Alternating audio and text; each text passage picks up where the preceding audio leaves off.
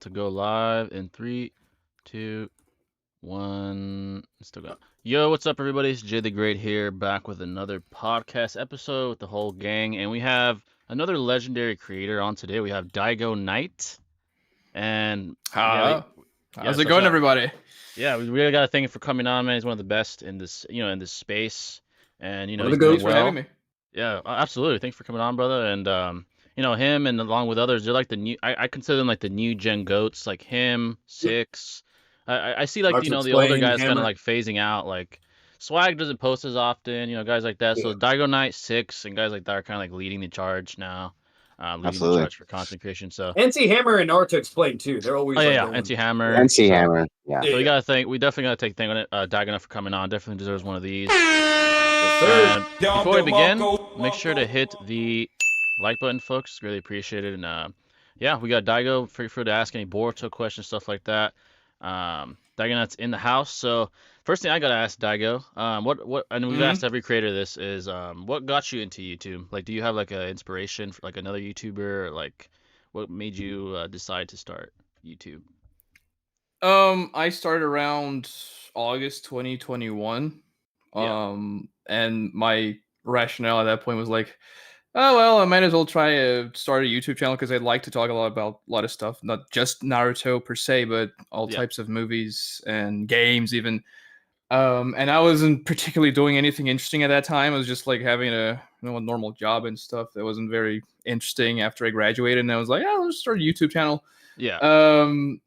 As for inspirations, I mean, I've watched a lot of different channels. I think for Naruto videos, when I started, especially, Swagkage was definitely the guy who was like, oh, this guy's cool. Like, I want to do videos like his doing.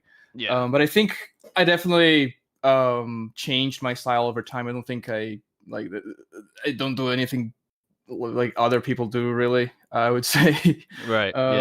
For better or for worse. But when I started my channel, most people don't know that, but I was like not a Naruto exclusive content creator. Like I used to make videos about like Star Wars, about games and stuff. Yeah. But then I did a Jiraiya versus Itachi video that kind of blew up. I mean, blew up with quotation marks because it was like doing 500 views or something. That was like, oh, okay, this is like working out better for Naruto. Yeah. So I started to I pivoted and changed my content to Naruto. I actually was thinking about because I took a break at around January 2022.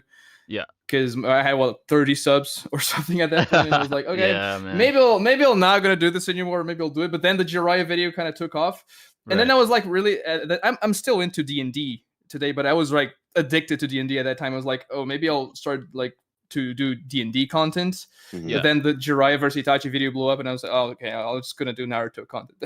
And that's the story, pretty much. That's crazy. Yeah, YouTube is so like, it's so random because like you said, like you have like 30 subs, you do one video, goes right, and then like boom, like you're in basically. There you go, you're in it. Yeah. It's like the stock market. It took me like, I think after that video started to get some traction, it took me like 5 months to get monetized, like to get 1,000 subs and 4,000 hours and stuff. But then I had like a couple of videos that went really well, so that helped to propel the channel too. Yeah, that's awesome though. Yeah, and that's impressive too. Most guys takes years like to get monetized. Oh, it takes them a lot. Yeah, no, they gotta grind that shit. Yeah, dude, so that's really impressive, and obviously speaks to your talents. But let's see what the chat says. Jay, what's going on? Prodigy, Legend, Steven, Noodles versus Swagkage. Noodles wearing clown makeup. Oh wow! Oh yeah, I heard that as well. Yeah, I don't know if his Hokage stuff is cloud too, bro. But yeah, better yet, you need some guidance. Watch Daigo Knight's go-to video of Coxie versus the summoning path. That shit was heat. That was heat. Another question. I didn't make that video for trolling. I literally believe that's what happened. Yeah, exactly. No, I believe I absolutely agree. It's absolutely agree. Truth, though. Yeah, that's facts. Literally facts. I was gonna ask, what's your favorite like Naruto arc in Naruto, like narratively? My favorite Naruto arc, I'd probably say Sasuke retrieval. That's based. Yeah, it's based. I don't blame you. It's up that's there, a man. very fucking good one now. That's Yeah, when that's where Neji out is like real shine, man. that's where you know? like the boys became men. Like Yeah, I mean, yeah, the tuning exams are amazing Yeah. too. There are course. many awesome arcs. I mean, the pain arc. I Oh, yeah. love some parts of the war arc too. Yeah. I hate other parts, but there are some really good parts in the war arc that people kind of I underestimate agree. because of the I bad agree. stuff. Yeah. Yeah. But I think overall, because of everything that it represents, like everything coming together with the finale and the Valley of the End, there, I think Sasuke Retrieval is the best arc. Yeah, it's really, really good. For me, it's definitely top 3, easy. Pain arc, Top 3, Retrieval yeah, arc. yeah. Definitely really good. Even the Land of Waves, I really enjoyed, to be honest, as an intro. Oh yeah, it's like I so think good. a very underrated arc that people don't appreciate very much is the Five Hokage Summit. I really like that arc, but a lot of people just kind of dismiss it or say it's not very good. But I think it's because people either didn't watch it as much back in the day or they just don't like Sasuke. Yeah, exactly. No, that arc was fucking peak. What the the battle, battle, like that man wanted to smoke. The coldness of Sasuke in that arc is peak. Yeah, he was so cold in the summit. So I mean, and how he's growing and more power, like hatred, and he's just like his Susanoo's developing further. Like it was so good, but like he was there to throw down with everybody. He didn't even care if he was weaker or not. He just wanted to smoke, bro. Yeah, literally. I'd say there's just one big missed opportunity in that arc, which is the Kakashi versus Sasuke fight, which should have been a major event in the story. But it was like it didn't even happen. Almost like it was like 2 pages. It's kind of boring. Yeah, that actually would have been pretty cool to see. I'm not gonna lie. That would have been not only that. I don't know if you remember Daigo, but we even had a moment where we could have had the side characters actually had an interaction with him, but Sakura had to drug them. It was like, why are you drugging them? We could have saw Rock Lee versus Sasuke rematch. I even get that, but I thought when Sakura drugged him that she was actually gonna go and fight Sasuke for real, just the 2 of them. But like she just can't do anything. Like she's just frozen. Yeah. Just cuts off more hair, probably, Let's be real. Kiba would have got slammed. Sai would have got slammed. The only one that would have been relevant would have been like probably Lee because you had to go. Lee would have to open the 6 gates. Yeah, literally, dude. It would have just been peak, bro. It would have been like, part 1 OG vibes. Let's go. Yeah, literally rematch, tuning exam rematch. Yeah, literally, bro. But someone asked Daigo his opinion on Boruto. Oh yeah, a couple people asked. What do you think about? Well, including the 2 blue vortex. What do you think about Boruto now, like currently overall? You're over here baiting Daigo right now, bro. I do not enjoy Boruto whatsoever. Yeah. Did you like the plot twist, or did you think it was? Well, I saw your video. Oh no, I hated it. Like it was completely out of the blue. That's my main problem with it, and also it's like way too much power. If that makes sense. Cliffing. Absolutely, yeah. The only thing we've seen at that scale was Madara's Infinite Tsukiyomi, and it took him like 80 years to accomplish that plan and a lot of different steps. And Ada's just like, she looks at Kawaki, Kawaki says, "Do it for me, Ada, go!" And then boom, everybody's Kodomatsu. It's just so weird, Like not only that, let's be real. Like if we compare the plot twist from Naruto, like Itachi, you know what I mean, so on and so forth, etc., to what we have, even like Obito being Obito. Yeah, definitely. Yeah, the crazy thing is with Ida and Damon, they're literally fabricated cyborgs. You know what I mean? So it's like, how are they this powerful? And they're just made out of someone's like closet or basement, if you will. You know what I mean? Yeah. I mean, it is kind of funny. It's the Shinjutsu, bro. Yeah, I guess so, bro. It's funny because like Madara is like this super like Chad, took years to get to this level, and then we have like this 8-year-old toddler Damon that's like stronger than everyone in the verse. Like, whoa, dude. Oh, what's even more fucking crazy is Boruto. He's just a fucking genius, right? Like he doesn't have to work for anything. He learns everything instantaneous. Then there's a combination of Minato, Kakashi, Sasuke, Naruto, Jiraiya. Like, it's like, what the? It is kind of crazy sometimes. Like, given a curse mark in a tail beast, Momoshiki, and a curse mark. So basically, the plot twist. If I'm being real, I'll admit this: the catalyst for the plot twist was simping. Ida's like, "I got you," and like changed the whole world for simping. So I mean, that is kind of like I understand the result of the plot twist is an interesting choice, like having Boruto become the enemy of every single person except for like a couple of people, but the way you get there is important too. And what they're doing with this changing status quo in Two Blue Vortex is, I mean, to me, it's absolute garbage. Like those 4 horsemen of the fodder lips, as I like to call them, like what the heck? Horsemen fodder? What? I haven't read Boruto, so like I don't really know everything. Only like certain spoilers, because it's unfortunately inevitable and they're everywhere. people suck. But Yeah, but like the only thing I did hear is that Sadara's MS Awakening was trash. I heard that was trash. So I don't know. I mean, she cried for daddy, and then she awakened it. Yeah. Oh my gosh, it's always Sasuke. What the fuck? Oh, that's how she awakened her Sharingan in the beginning in the novel, and even the anime and whatnot. I don't know how the manga, or if that's even in the manga. But either way, like she awakened it because of him to meet him again or some shit. Yeah. It was that was actually Kishimoto who drew that Naruto guide and stuff, which was the best part post the end of Naruto, I'd say, because it was him drawing it, but like it was still terrible. Like Shin Uchiha. What the hell's that? It's like, I guess this guy is stronger than His ability was trash. Let's be real. Controlling weapons? Come on, bro. Like, for an Uchiha, bro, it's like, come on, man. Like, they were doing great at first because like we see Naruto there, and then like Shin he activates his MS, and then even Naruto doesn't even underestimate. He's like, oh, you have a Mangekyo too? Okay. He goes in his form, like his KCM shit, and like we're like, okay, here we go, and then it's just trash. Yeah, I'm not gonna lie. And think about this. Yeah. Somewhere in the Leaf Village right now, there's like an army of Uchihas with the Mangekyo Sharingan, because like Kabuto took them in. Oh, those clones, and like they've never mentioned after that.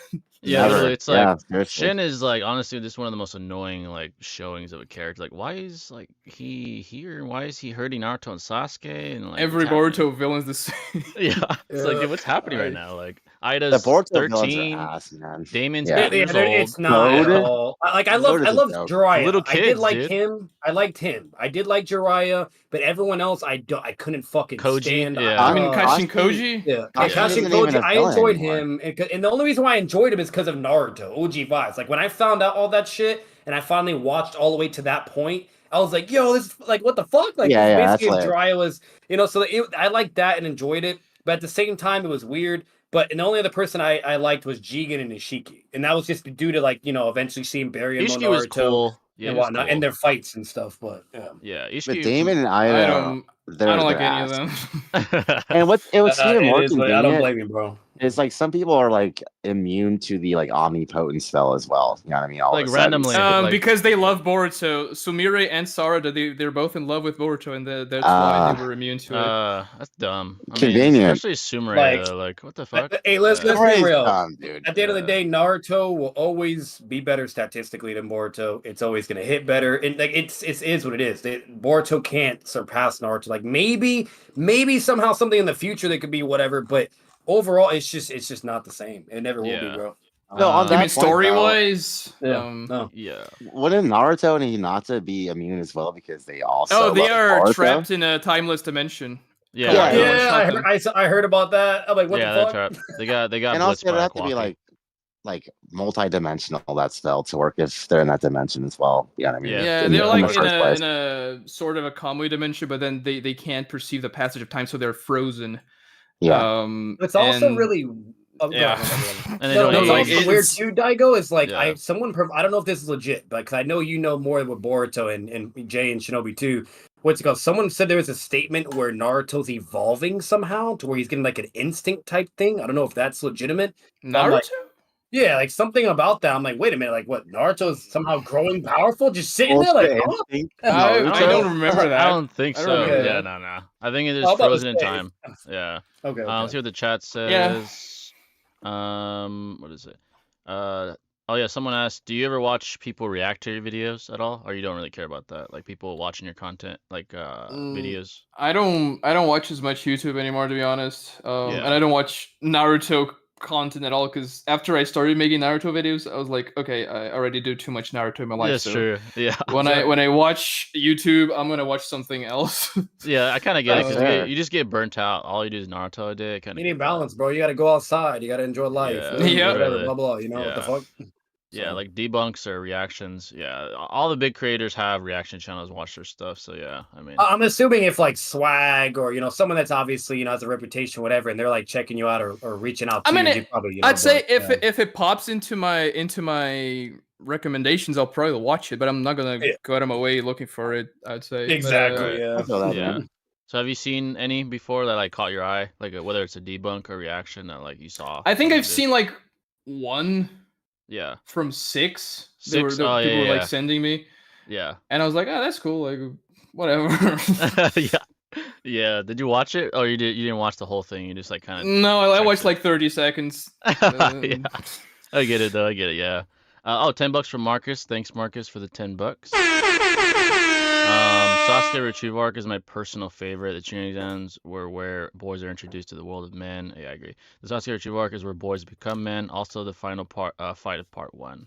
Yeah, I agree, man. Absolutely, I do think that's where boys became men for sure. After the Sound 4. I think Naruto versus Sasuke in the Valley of the End part 1 is probably the best fights in Shonen. I mean, I haven't seen all Shonen, but it's the best fight I've ever seen. I don't know about you guys, but I thought it was better than the 6 Pass one too. That's just yeah. The second fight in the Valley of the End. Yeah. I mean, it was much better than that one. Yeah, that fight was rushed. Absolutely. No, I agree with that. Yeah, we kind of already saw before too. Yeah, they could have at least was way better than the manga too. At least the final one, but I kind of feel you. No, yeah, the anime improved those fights, especially the second one. Facts. Yeah, I do agree because like Modern Hashirama had like a 12-hour fight, but like Naruto and Sasuke have like I didn't even see that long in the final valley. I mean, like I think their first fight was like 15 chapters long, and their second fight was like 6. Yeah, they could have made it 5. a little longer. Yeah, I do agree with that. It's because Shonen Jump wanted Kishimoto to finish the story in chapter 700, so he had to really rush. He said he had like more story to tell. He would probably have gone like 20, 30 more chapters. Makes sense, yeah. But Shonen Jump was like, no, you're gonna finish at 700. Doesn't matter. Yeah, that's unfortunate. I should have just let him cook, man. That is kind of messed up. Speaking of the tuning exams, though, they missed out tough in Boruto, man, with the tuning exams. Like, oh, dude, it's so ass. In comparison, I was like, ass. I mean, everything about the tuning exams in Boruto is wrong because they begin the story with them. I mean, at least the manga. And it always gets interrupted every fucking time, bro. That shit can never go. At this point, it's something to be expected. Like, the only one we saw was like, and I think this is either like an OVA or a filler, whatever. It was like the tuning exam when Naruto was trying to become a tuning against the Konohamaru when he fought him or some shit. But that like, was OVA. Oh yeah, that's what it was. But other than that, it's like always something, bro. There's that filler one too, where it's like Sakura and Choji, and they're a squad, and then there's like at the Rock Lee fight against Shira. I think that's the guy's name. And that fight was cool. It's actually well animated. For whatever reason, they choose to use good animation in the filler. Literally. But that was also interrupted by that guy playing like a banjo. That he was trying to capture Shukaku from Car. Oh my god! Yeah, you're right. That was also fucked. Literally, the tuning exam at this point, Naruto lived long enough to be like, is it worth it, man? Something's gonna happen. Like, literally. Like I was a kid, got fucked up. My son, he tried to take it, got fucked up. Like. Yeah, I don't know about you, Daigo, but like what's really cool about that, those filler for the tuning exams is like there's even manga references to that because we see in the beginning of the manga where Shikamaru says, "Hey, we're all tuning now, we're to Naruto. You're the only one that's not." Yada yada yada. So it's like, wait, were they referring to that filler moments? So it's pretty cool. So, but I don't know. I mean, yeah, like you can imply they take the tuning exams during the time skip, but like. Yeah. I don't think Kishimoto had that envisioned when Shikamaru said that to Naruto. Exactly, like, I think it's chapter 4 of Naruto Shippuden. Super early, super early. Because it's not a very good arc. The only highlights really Rock Lee versus Shira, but the rest kind of everything was trash. It was just Rock Lee and Shira, like a Dragon Ball Z fight. It was so cool. That was badass, man. Definitely. Let's see what the chat's asking. What the fuck was Motherfucker is Batman too. He's over here doing fucking pressure points on Lee to stop him from using the gate, and he's like, "All right, I'll be fair. Let me let you go." And then he gets slammed. I don't remember that. Yeah, why was Shonen Jump rushing one of the biggest shonen of all time? Yeah, I don't know, man. That's weird as fuck. Because they wanted a sequel, obviously. Yeah. They should have done a prequel. Like, I actually have a question for you, Doug. And would you have rather preferred like because I always like there's a video I started. Eventually, I'll do like a series, but I started with Sakuma Hatake, where I feel like Kishimoto should have made a series right after Shippuden and prepped more for Boruto. And then what they should have done is did like a Naruto Shinobi Legends type series where it talks Exactly. about that would have been great. You know, Hanzo, Yeah, exactly. cool, like we're seeing more stuff with fucking Fugaku, like things that we just don't have, and to get more answers, more scaling. I thought that would have been an incredible business move to go instead of going right into the sequel. But that's just me. What I don't know. You know. I mean, it's the problem is like Kishimoto was tired, I suppose, because he's been doing that for 15 years, sleeping 2 to 3 hours a day. So probably wouldn't draw anymore. Like you can see that he still like has it when he drew the Minato one shot. Yeah. But he probably wouldn't be drawing consistently again because like almost nobody does that in Shonen Jump. Like when you finish a really long series like that, you usually just retire or time consuming, man. Yeah, or you just write. It's what Kishimoto tried to do with Samurai 8, which flopped catastrophically. He was just writing for that, and he wasn't very good. I mean, I read 2 chapters and I just forgot I was reading it, so it wasn't very memorable or anything. But I have to read the entire. I think it's like 50 chapters or something that they released until he got canceled. Yeah, kind of. Like, absolutely. Yeah, no. Realistically, it's just like it's kind of like I don't know if you like the MCU, but it's kind of like with the Marvel, the OG, the originals. Like they can't act forever and ever and be Iron Man and Captain America. I mean, there has to be a point where that's it. But eventually they put down the pen. Like I kind of get it. After a decade plus, like time to put down the pen. But I would have loved it though, dude. But speaking of that too, who did you want to win for the popularity poll thing? Yeah, like who was your guy? I mean, I wanted Moderate to win. But he was in top 10, right? When I think so, I think it was like 6 or 7. Oh damn! But like when I was watching the thing coming out, and I saw Hikaku Uchiha at number 78. Yeah. Oh god! Because because of my video, I was like, "Oh, that's hilarious, dude! That's insane." Then I got this regret because if I had made videos campaigning for Hikaku, like telling people to go vote for him and giving like explanations, because I think a story about Hikaku would be really cool, like a Warring States period Uchiha that's not one of the main guys. But anyways, I like number 20, which was the last one Kishimoto was going to draw in that the art that he made for all the winners. Yeah. I think he could have gotten into the top 20 because number 20 didn't have a lot of votes. Yeah. If I campaigned for Hikaku, I could probably have. I could have probably made Kishimoto draw Hikaku with all the most popular characters. Oh my god! What do you think about? What do you think about Sakura being number 3? Did you think that? That's what I was gonna say. Yeah. I mean, I actually like Sakura. I don't hate Sakura. I mean, I think she's a big missed opportunity in the series. Oh yeah, for sure. Yeah. 100%, dude. Yeah, of course. But I don't hate her character. I think, I mean, a lot of people are just like, oh, let's make the girl number 1. And I guess it almost worked at the end of the day. I thought it was a troll because actually, like, in Japan, a lot of people actually like Sakura a lot, especially here in Japan. Of course. Yeah. And it's like that's the thing. It's like in part 1, it was really rough. Even Kishimoto said like he wasn't really that good at like fucking writing about girl characters and shit. But like it's just like part 1 was rough, but then like I feel like it starts to make up like for Shippuden because she's at least going the route of Tsunade, yada yada. And we all know and can agree Tsunade was a fucking badass. Like she was cool. But like I mean even in part 1, Kishimoto wrote her art really really well. Definitely. Her backstory was like when she goes with the whole I think she started to have that spark right during the Forest of Death when she's deciding to like I need to get my shit together. That was a pretty cool moment too. But, it's just like the problem with her is just like it was always either her crying or this or that or always saying Sasuke blah blah. It's like it just gave like a vibe where people are like, oh my god, she's fucking annoying, But and the main problem in part 1 too is that she doesn't have any powers. Like exactly, she doesn't have a jutsu. She's just like nothing. She's not like Rock Lee when it comes to taijutsu. It's just not as like aesthetically pleasing, And then like when it comes to Naruto Shippuden, like. The first arc, Sakura's pretty much the main character of that arc. Yeah. And I'm like, oh, okay, now she's gonna kick in. And then Kishimoto just goes back right to writing her into anything. Makes everyone else backpack, Yamato or Naruto to attempt, or Sai, and she's just, once again, just... she did punch Kage, though, so it's like... Her war shit. Oh, wow. She nice. It goes from...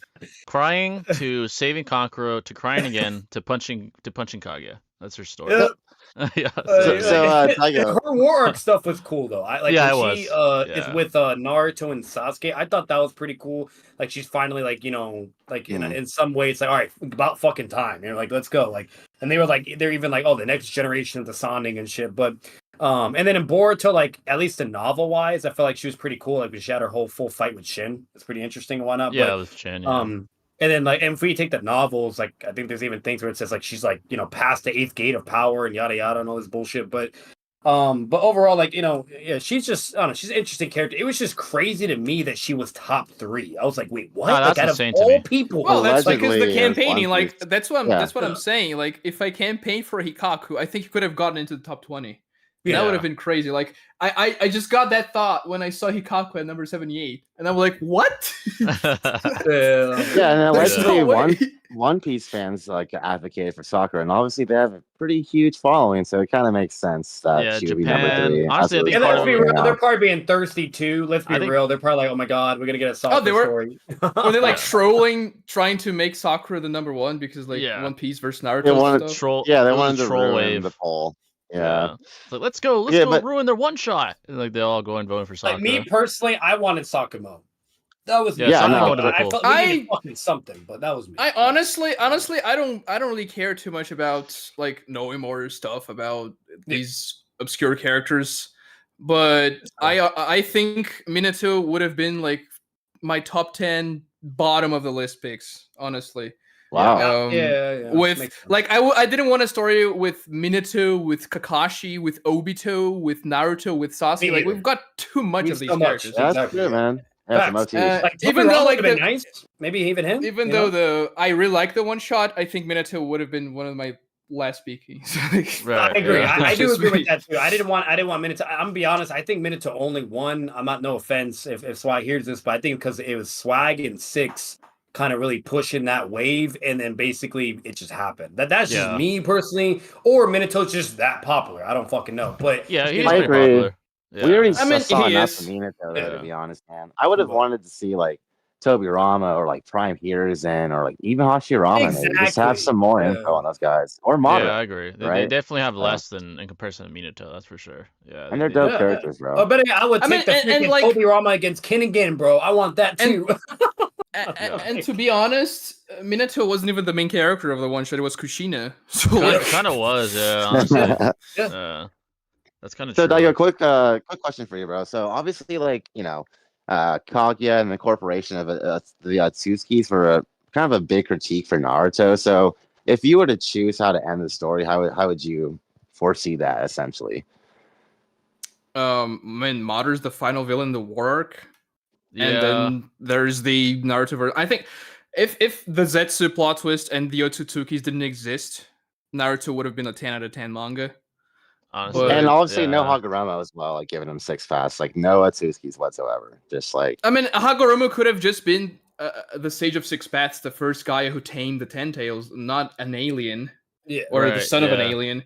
Like he was, like the legend was when we first heard the legend, the Pain arc, it was like, oh, this guy, he created the moon to seal the power of the 10 tails, and then he created the tail beasts to spread the power around the world. And it was not a lot was known about him, but you could have gone many different routes other than having him being half alien. Right. Yeah. Yeah, I agree, dude. Like introducing aliens just like it like invalidated all the work Naruto and Sasuke did. And Boruto, like getting fucking slain by Ishiki, Jigen, like and it's like it's so cheap. I don't wanna really talk shit about Dragon Ball, but like isn't Dragon Ball's story kind of like, oh, this arc, a powerful alien came and fought against us. Next arc, a more powerful alien came. Yeah, basically. Boruto's like that, but it's not even well written. So like it's so easy to come up with those villains. Oh, it's just a more powerful alien. There's no need to make him compelling, to give him any interesting character traits, to give him interesting jutsus. It's just, oh, it's an alien. Like there's no even like usually the Akatsuki created a lot of stress around the world, political issues in the Naruto verse. But these aliens, they're just like a threat that everybody can try to deal with together. Like there's no tension other than the fact that they're really powerful. Yeah, exactly. Which annoys me. I agree. And like with Dragon Ball, like they did Majin Buu way better than these Otsutskis, man. They're kind of similar in nature. Yeah. But it's like, I just like Dragon Ball wrote that kind of like substance a lot better. Not only that, look at Thanos' look at Thanos' writing when he's the first alien to be introduced, or look at Darkseid or Brainiac, like and things like that. Like if the writing is there and unique level of it, etc., it can work. But it's like if it's just a certain it's understandable for people to be like, okay, it's just all right, like it's And those characters, they're actually interesting because the Otsutsukis are just like, I just want to be more powerful because I am a god. Yeah. And I'm going to get your chakra. And that's it. Yeah, Thanos is actually bringing like morality, philosophy, you name it. Like even Dragon Ball, even the Dragon Ball villains are cooler than like fucking Ida and Damon. Like Damon's 8 years old. All his fucking like his motive is to like shit on people. He doesn't really have a reason to do anything. Like he's just like, I don't like you. Like okay, like I'm very. I heard about an ability where like if he just thinks like something, I don't fucking know, like where you can't fight him or something. Like, he can reflect. He can reflect your intention. Like you can't even have a thought because he'll reflect. Like what even is that? He has Genjutsu. And then Ida's like 13. Like she has like global Genjutsu in her hand, and she's simping over one guy. Like oh my god, he noticed me. And like, she can literally charm anybody that looks at her. Literally. Oh my god. And then we have Madara. Madara. But now the horseman that's after Ada can actually touch her. So she's in danger now. Oh no, Ada, please don't die. I'm gonna cry. Yeah, literally. Honestly, if she died, I'd be like, that's a dub. But I mean, it is what it is. The Shinju are like. I don't know. I just don't like Ida and Damien. They have no development. It's like, dude, none. They're just there to be there with crazy crack powers conveniently. Like Madara's like turning in his grave. Like, so I worked 80 years to build this plan, and this little kid can do more than I can. Like, it's crazy. Like, it's Daigo, what do you think about Shikamaru being the Hokage now? Like, it's dumb in so many fronts. Like, yeah. You know what's funny? It was that one chapter where he was telling Kawaki, he's like, you better watch on the Hokage. I'm like, first of all, dude, what the fuck are you gonna do against Kawaki? Like, please relax and take a seat, buddy, because like you're weak as fuck. Like, stop. The obvious choice is to reinstate Kakashi as the Hokage. Yeah, like, exactly. That's what I'm saying. Yes, thank you. Absolutely. Yeah, shit. Tsunade might even. Did you guys know that Kakashi has literally 0 panels in the Boruto manga? It hasn't appeared at all. At all. Yeah. Like that would have been the perfect moment too. Like, now I could be wrong in this, but I did hear there was an interview. Unless this is bullshit or it is legit, there was an interview statement that apparently Kishimoto gave. They said like he has a big event planned for Kakashi because people question him about that. But I don't know if that's legitimate. I'm not sure. I'd have to look. Also, the Raikage and Killer Bee, like where are they? You know what I mean? They're nowhere to be found, like at all. Yeah, like they're all in the anime, but they're just not in the or the movie, but they're just not in the fucking. Yeah. Kakashi does appear in the anime. He even fights against Kashin Koji. Exactly. Yeah. That's all. Like, I mean, if it's not in the manga, it doesn't really even matter much. Yeah, like Kakashi, he's only been shown during the Academy arc for Boruto, which is basically way before, because the manga, I do know this, has like a big time skip. It's right when they're on the team with Konohamaru. That I do know. So it's like, that's basically what it is. And then Kakashi's seen with Kashin Kojin, things like that, whatever. Like, he comes at like certain big events. And then he also had like the novel. They did the novel story with him, Asuma's daughter, and Guy. I know that's a thing too. They animated that too. But other than that, that's it. You know, in the movie. $10 from Sir Goats. Oh, I appreciate that, brother. I just came from the Swag versus Noodles debate, and apparently Noodles doesn't know what recoil damage is. Oh, it's still going, huh? No. They've been debating for like 3 hours, dude. That's insane. They should have stopped it at an hour or two. Like, come on, bro. It's not that that's too long. What are they debating about? Sekitachi, which Noodles has, versus Pain, which is Swag. So it's Sekitachi versus Pain, yeah. And, I was just telling these guys, they're debating over like, is the lightning cloak a ninjutsu? Yeah, they were talking. The last time I looked, they were debating about is a lightning cloak a ninjutsu or some crazy shit? I'm like, how is that relevant to this? I don't know. Yeah, literally. I like, it's so weird because there come times in those debates where like you're arguing over the definition of words. Yeah, literally. That's what they're doing. Oh my god. It's so amateur. It's like, let's look up what nullifying means on Google. I'm like, what is happening right now, dude? Like, what is that like? What I will say is like fucking like, especially Noodles, but like he just I don't know. This is I swear to God, it's either he's just blatantly trolling or he's purposely being delusional. Like let's be real. Recoil damage is blatantly in Naruto. It's even in Boruto. Like when you use the Rasengan, the Chidori, yada yada. Like what are we doing, bro? Like yeah, then they were debating like the Russian Shuriken speed versus Naruto's physical speed and stage mode. Yeah, There's a bunch of like random stuff they were debating. Like Naruto throws the Raisen Shuriken. It's like how are you gonna say the Raisen Shuriken can't scale to Naruto when he's throwing the damn thing? It's like throwing a frisbee. You name it, whatever. Like I don't know. Like they just be talking some wild things. It's like basic physics, man. Yeah, literally, man. Let's see what you guys are saying in here. Naruto was a Genin and still wasn't a Chunin even in the war. He's the strongest Genin ever, dude. He's doing crazy. He went from Genin to Hokage. That was Sasuke, technically, yeah. Sasuke. The two most cracked fucking like the moment they get six past matching, we're still getting, but we're gone. Oh, it's hilarious. Like they're both like the fate of the world's in their hands and they're Genin. Like nice. They're Genin, bro. Yeah, literally. Isn't A out of shape in the Boruto anime? Why'd they have to do the series bodybuilder like that? Yeah, it's kind of true. Oh my god. He was in shape, man. That was his Killer Bee. They pissed me off with Killer Bee. They fucking bitched him in the movie, bro. He got bitched in the anime and the movie. Like they fought, and then he's just like done. Like he didn't die though, right? Or did he die? No, he didn't. That's the problem, Daigo Knight. Like they don't even show what happens after that. They just show them extracting all the chakra or whatever, and then that's it. And then we never see him ever fucking again. Like, what movie is this? Naruto, the last, it's I think I do remember. Okay. I might have remember seeing him. It's been a while since I've seen the movie though. Oh no, my bad, not the last. I'm freaking stupid. It's Naruto something Boruto. It's something with like whatever. It's the Chunin exams movie. Yeah, literally, exactly. Yeah, gotcha. Yeah. The Momoshiki movie. Yeah. Oh yeah, and it's so sad because when they bodied Killer Bee, it was in the middle of nowhere. So it's like he doesn't have to hold back. There's no excuse. Like he's just in the middle of nowhere with water and like some fucking random, rocks and shit, and he's just getting bodied. I'm like, okay. Yeah. What's Daigo's opinion on Sasuke and Itachi versus Kabuto? It's one of my least favorite fights in the story. Damn. Also, if Ishii really did want Kawaki as his vessel, why didn't he just go himself? Convenient plot. So that probably would say. Yep. Jay, can you? Okay, that's a must. Let's see. Let me go down here. Jay, who's a more poorly written villain, Momo or Kaguya? I personally think it's Momo. They're both pretty bad. They're.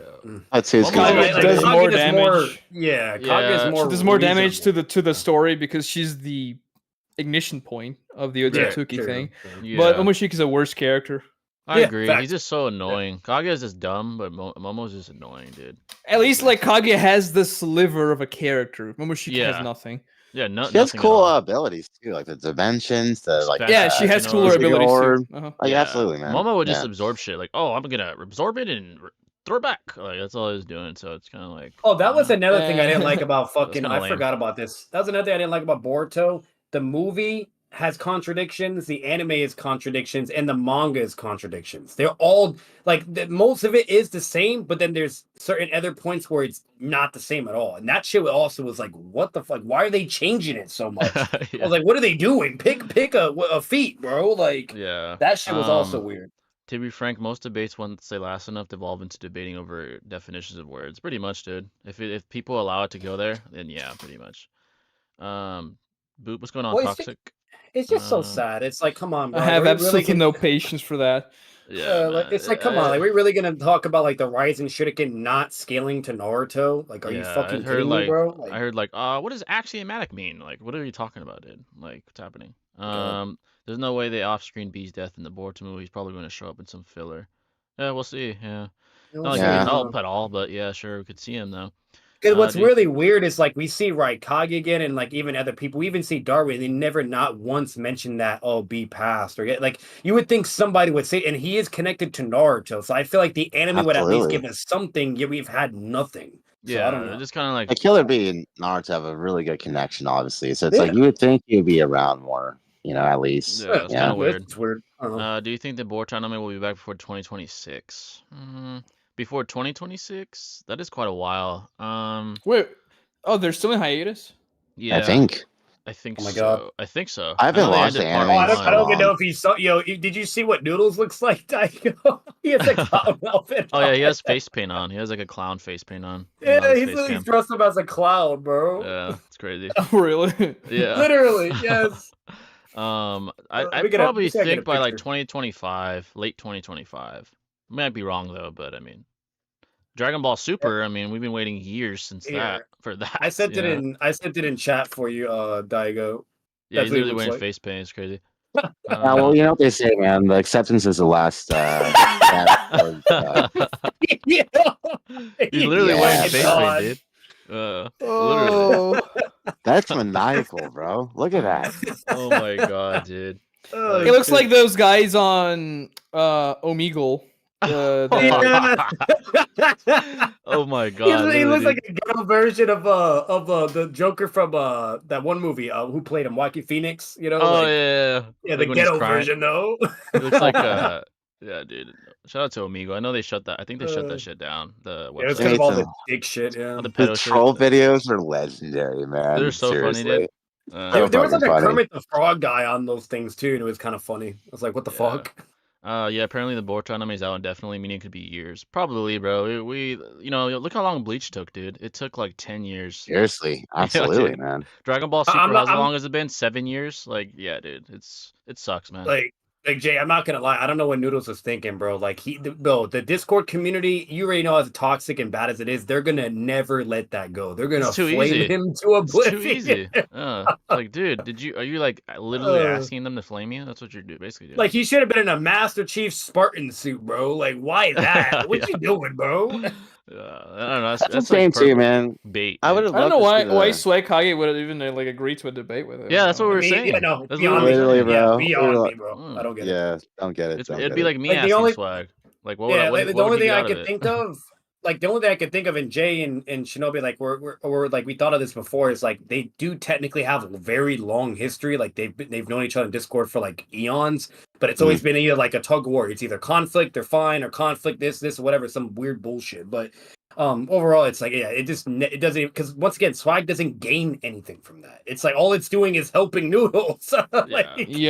It's kind of like it's kind of like he's just a nice guy. I think that's what it is. He's like, Swag's just nice. He's a good guy. He's a good guy. Him and TG are probably the most humble, very nice people. Yeah, they're just nice. Like I know on Twitter they were talking shit to each other on like Twitter, but he still said yes. I mean, see, that was Noodles though. He started. Oh, yeah, that was Noodles. It wasn't even Swag. Yeah, Swag wasn't even doing anything. Like Swag was just texting normal crap, and then Noodles just lost it. He just went off, and he still said yes. So I mean, yeah.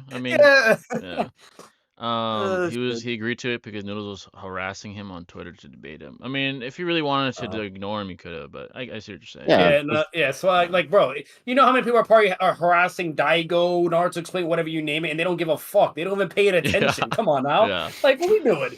Like, all the top creators, people are asking him all the time, like, let's debate, bro. Yeah, like it happening all the time. So it's like. Yeah, literally, I just want clout, they're too busy. They don't care. Like once again, I just think Swag, he's a people pleaser. He's very friendly. Or once again, they technically do have long history. But yeah. But I had another question, Daigo. What would you say is your hottest take on Naruto? If you had a hot take, you had to like choose like a hot take. Like anything. Yeah, it can be narrative or it can be like scaling, like someone, oh, this guy beats that guy or something like that. Or it can be a narrative one, like something. I like Danzo. Oh, you like Danzo? That's a hot. That is a hot take. Yeah, it is a hot take for sure. A lot of people actually fucking hate him. So, like, I'm not gonna lie, I enjoyed seeing him get run down. Well, I mean, Sasuke was walking, but I enjoyed him seeing him running away while Sasuke was following him, like at the fight. I think he's a very interesting character. I like him. Yeah. He's like the only complex. Like real. Yeah. He's like the only like real evil person in Naruto, minus like Hidan or Gaara. Like, obviously Madara had like evil doings, but like he had like good intentions to some degree. But for the most part, like Danzo was just like the ultimate, just fucking douchebag. Bro, you know what I mean? Like, and in Boruto, he's still fucking shit up. He's like a hard ass. Yeah, that's the thing. He was like a hard ass that had like he was complex to where he was interesting. which probably was Kishimoto's goal for us to hate him because that's like the whole point.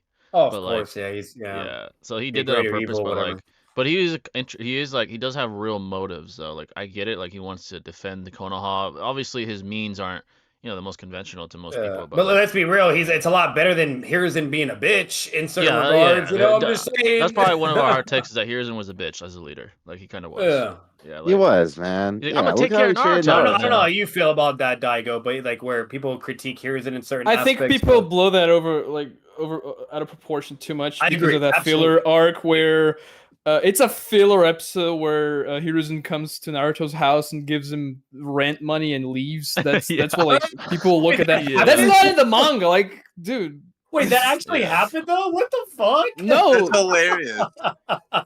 You've never seen that filler? Like I've seen a billion reels and memes and everything for that meme. Like that's hilarious. He comes by Naruto's house when Naruto's like 7 or 6 or something. That makes so much sense why it's always everywhere. And two, like there's this one guy that made he made a YouTube video. He's pretty big, but it was about like when Hiruzen gets to heaven, and it's like him like interacting with Minato and shit, and they're pissed off. But and he like it shows like a flashback where they snap their fingers, and he just throws the cash at Naruto and smacks him with it. The funny memes was like when Hiruzen is like, "I'll take care of Naruto," and then it shows like a second later Naruto crying on the swing by himself. It's like, "Oh, you did a good job there, buddy." Like, like I'll say this, Daigo Knight is correct. People do blow that shit out of proportion and like go beyond. And it's like, come on, like if we actually analyze it as a whole, even like right after the war, they even show Hiruzen interacting with Naruto when he's like a very, very young child. He's over here like going out in the woods. He's hanging out with him, spending time with him, giving him love. You name it, the whole nine. So like there is a lot of good Hiruzen did do with Naruto, and so on and so forth. Like, but people like to cherry pick and focus. I mean, the only thing he didn't do for Naruto was to adopt him, but people never say anything about Jiraiya, who literally vanished from the Leaf Village for 12 years, and he was the godfather. That's the purpose of a godfather. You take care of the child if the parents die. He was too. He was spying on woman. He was spying on fucking woman. He was too busy. He was too busy doing research to like literally, bro. That's a fair argument too. Yeah. And also with Hiruzen, like people also like shit on him for like like allowing Orochimaru to do his experiments and stuff and not outright kill him. But it's like if Orochimaru died, like the story would be completely different. Just being honest. You know what I mean? So even though his actions were really like morally right at the time, at the end of the day, it kind of did save the world. So in a weird, twisted way, it kind of was the right decision.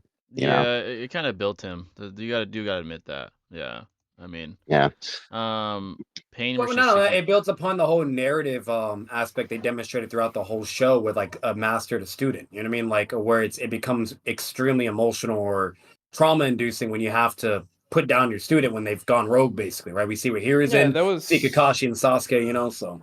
Yeah. That was an interesting character moment because Hiruzen couldn't bring himself to do it when he found out because Orochimaru was his prized pupil. So he's like, I can't kill him. But then it came back and killed him in the end. So. Yeah, literally. Yeah, that is. Wow, yeah. That's kind of messed up. Kedrick. Thanks, Kedrick. Jiraiya versus Danzo. I would say if it's Danzo, the one that fought Sasuke against base Jiraiya, I'm actually might lean towards Danzo. If it's Sage Mode Jiraiya, I think I would lean towards Jiraiya. That's a Sage Mode with Mom and Paul. That'd be interesting. Yeah, that is an interesting fight. People, I would say, people scale Danzo too high because of how he did against Sasuke, but a lot of people don't. They either just disregard or forget that Sasuke literally killed him like 9 times in a row. So he kind of is like significantly above him. If you can kill someone 9 times and not die yourself, and he was never like morbidly wounded either, he's significantly above Danzo. So I do think Jiraiya and Sage will probably take him at least a few lives away before he like falls. So it's a very interesting fight. Like I've seen many people like go devil's advocate on it, or just say like, oh, they can like it's either he's not with Sasuke or it was actually a very close and very competitive fight, so on and so forth. But yeah, I think Danzo's really interesting. He's correct. I mean, like he has Izanagi, he has Kodo Matsukami, he has Hashirama Kodo would cells. be interesting, actually. Yeah. Like he's like that's the thing too. Like he could have done that at any point in time against Sasuke, and what the fuck does he do? What does he do? Yeah, you know what I mean? Like, exactly. But unfortunately, I'll say this. Convenience. For Danzo, I say this to give him some benefit of the doubt. If Jiraiya's not aware of the Izanagi, that might catch him off guard. He might die. Like if let's say he thinks. let's say he thinks he kills him, and all of a sudden there's like a fucking shuriken through his chest. Like, I mean, so I mean that's possible. It kills everybody. Like, it's never failed. Izanagi's never failed. Yeah, we see what Obito, Shisui, we see what Danzo, Shisui up. Like, so that is a win, con. I must admit that would be like the only reason why Sasuke survived is because he conveniently still had Susanoo activated. At that point he was so cracked at that point. Like Danzo just couldn't get him. Like he was just too cracked. His position of dominance. It was too in that defensive position with his Susanoo. Danzo just honestly, there's nothing he could do. Like there's nothing. Really like Danzo did scale to his body speed. Like that was very apparent. Like he was actually even like beating Sasuke to the punch before he could land anything on him. He was relative enough. I mean, if Sasuke hadn't gathered his hatred, he would have lost when Danzo put the curse mark on him. And paralyzed his movements. Yep. So, which is broken. That's pretty cracked. It's like Minato marking someone, but the only difference instead of teleporting, they can't fucking move. That's crazy. Bro. That's exactly. Yeah. Hot take. He's strong, bro. I think Danzo's underrated. I feel like a lot of people either don't give him the benefit of the doubt, or they just shit on him, or they overrate him to oblivion. Like it's a kind of no winning thing. People forget he was like the second in line for the Hokage position. Obviously, Hiruzen got it. Yeah. Like Hiruzen got it, but Danzo's like, he's not far inferior to Hiruzen or anything like that. So he is kind of like unfairly scaled a lot. So I do admit that for sure. I don't think Jiraiya's or even Mom Pod's stage mode would be able to detect Danzo coming out of the Izanagi per se. I doubt that. Yeah. I mean, if they weren't able to detect the Asura path. Exactly. So exactly. Yeah. So that would be problematic, man. Imagine he does Izanagi and he grabs both the frogs and just crushes their necks. Like, literally. And I think he has a high enough.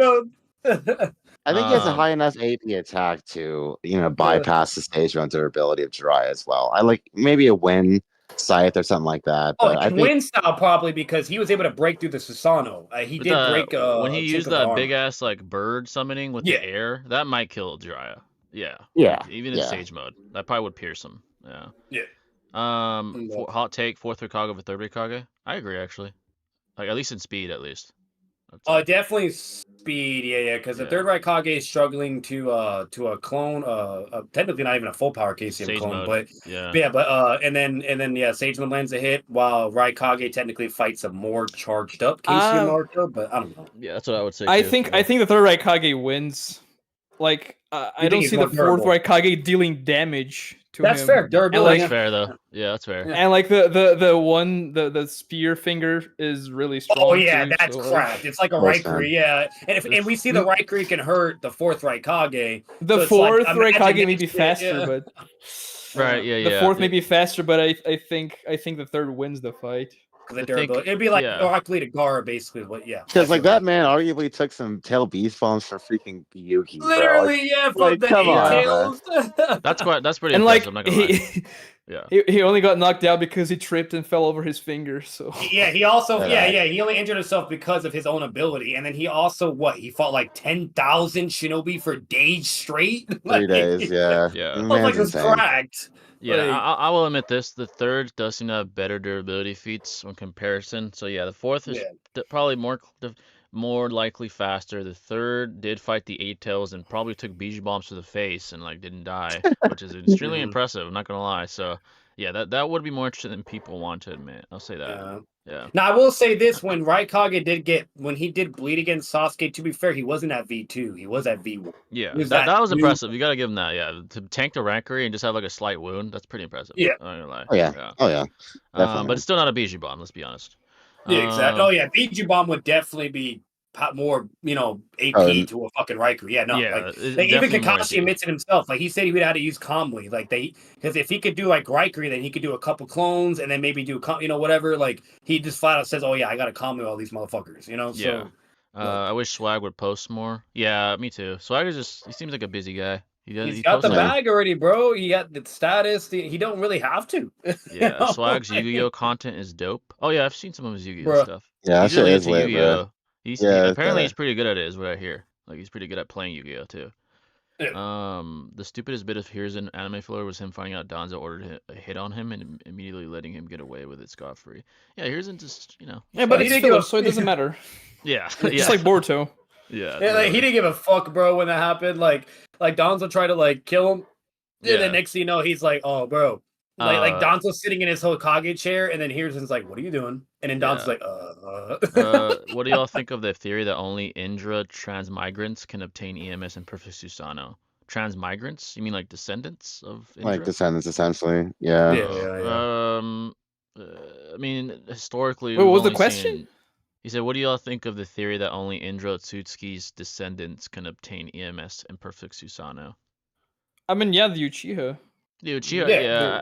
Like, it's history. I mean, it's the video. That's a good point. Yeah, literally. Yeah, like, they're is just he they're all Uchiha are all his descendants. Yeah, so like isn't Uchiha? that's correct. Like, yeah, exactly. Like a direct descendant. Is that what you mean? Because Itachi's not a direct descendant. But they are all his direct descendants. The Uchihas are all Indra's direct descendants. Yeah, Yeah, he's the one Hashira that is like Sensei he clan, started the you know? bloodline, basically. Yeah. Yeah.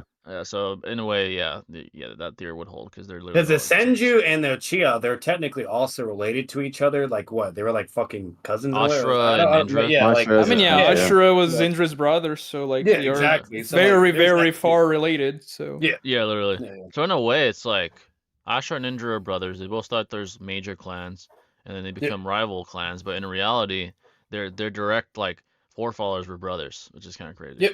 Yeah. So.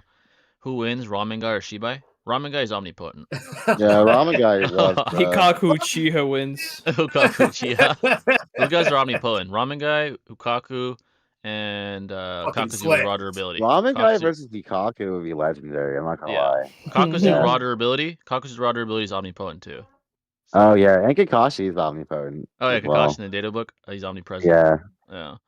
The third rate Kage stamina is insane. He fought Yuki and in another fight 10,000 ninja for 3 days. Apparently, apparently he didn't even die due to injury. It was due to like malnutrition.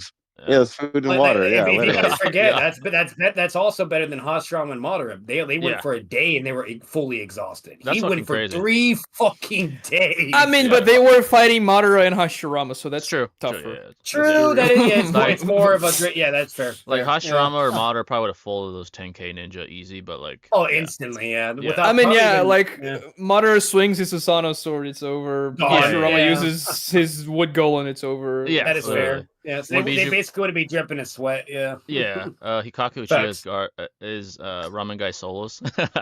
All these guys are omnipotent, man. They're top of the verse. All these guys are top of the verse people. Raw durability, Kakuzu, Kakashi in the data books.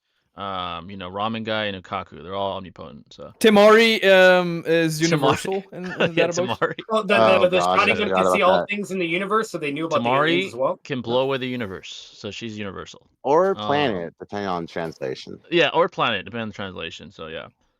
Who deserves to get a one-shot manga after Minato? My opinion, Tobirama would be great. Sakuma would be great. Hashirama would be great. Even Hiruzen, like to actually get scaling on him, like was he really stronger than Hashirama? I don't want Hashirama though. Yeah. Hiruzen would be dope. I agree. Yeah. That would clear up scaling too. Like there's this inconsistency where like at first he was stated to be even above Hashirama, and later on he's not. Like that one shot would like answer the question, I mean, it was a retcon. Like exactly. Hashirama and Tobirama were supposed to be that powerful in the tuning exams. Like that was supposed to be their power, but then Kishimoto chose to make Hashirama the god of shinobi, which I prefer. Yeah, I kind of prefer that too. It makes more sense being like a direct descendant of Ashura. But let's be real though, too, Daigo. How this is funny. Like we go from Hiruzen being goated, right? And then we go from Konohamaru, bro. He's so bad. He's such a disappointment. Konohamaru's a filler. He's a filler character. Like most of his scenes in the anime are not in the manga. Like he's barely in the manga at all. In the manga, he looks horrible too, right? From what I've heard, dude. I'm talking about Naruto, not even Boruto, because like the only actual fight he has in Naruto is against the Naraka path. The Naraka path, exactly. Naraka path. Yeah. That's the only fight he has, which should have gone to another person, to somebody in the Konoha 12, not Konohamaru. Literally, bro. Like anybody but Konohamaru. Nobody cares about Konohamaru. Seriously, he's such a horrible replacement for Kakashi right now. Dude, it's just sad because he doesn't do Asuma and Heroes Injustice in Boruto. Like he's just fucking, I don't know. He's like a rip-off Naruto, bro.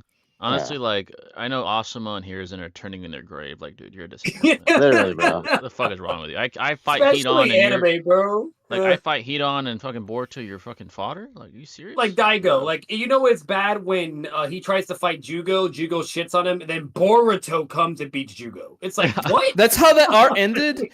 I dropped the anime in the middle of that arc. Anime is so bad, man. It's seriously, so ass, dude. There is a whole episode on that one nerdy, like annoying ass kid making a fucking hot air balloon. Airplane. Yeah.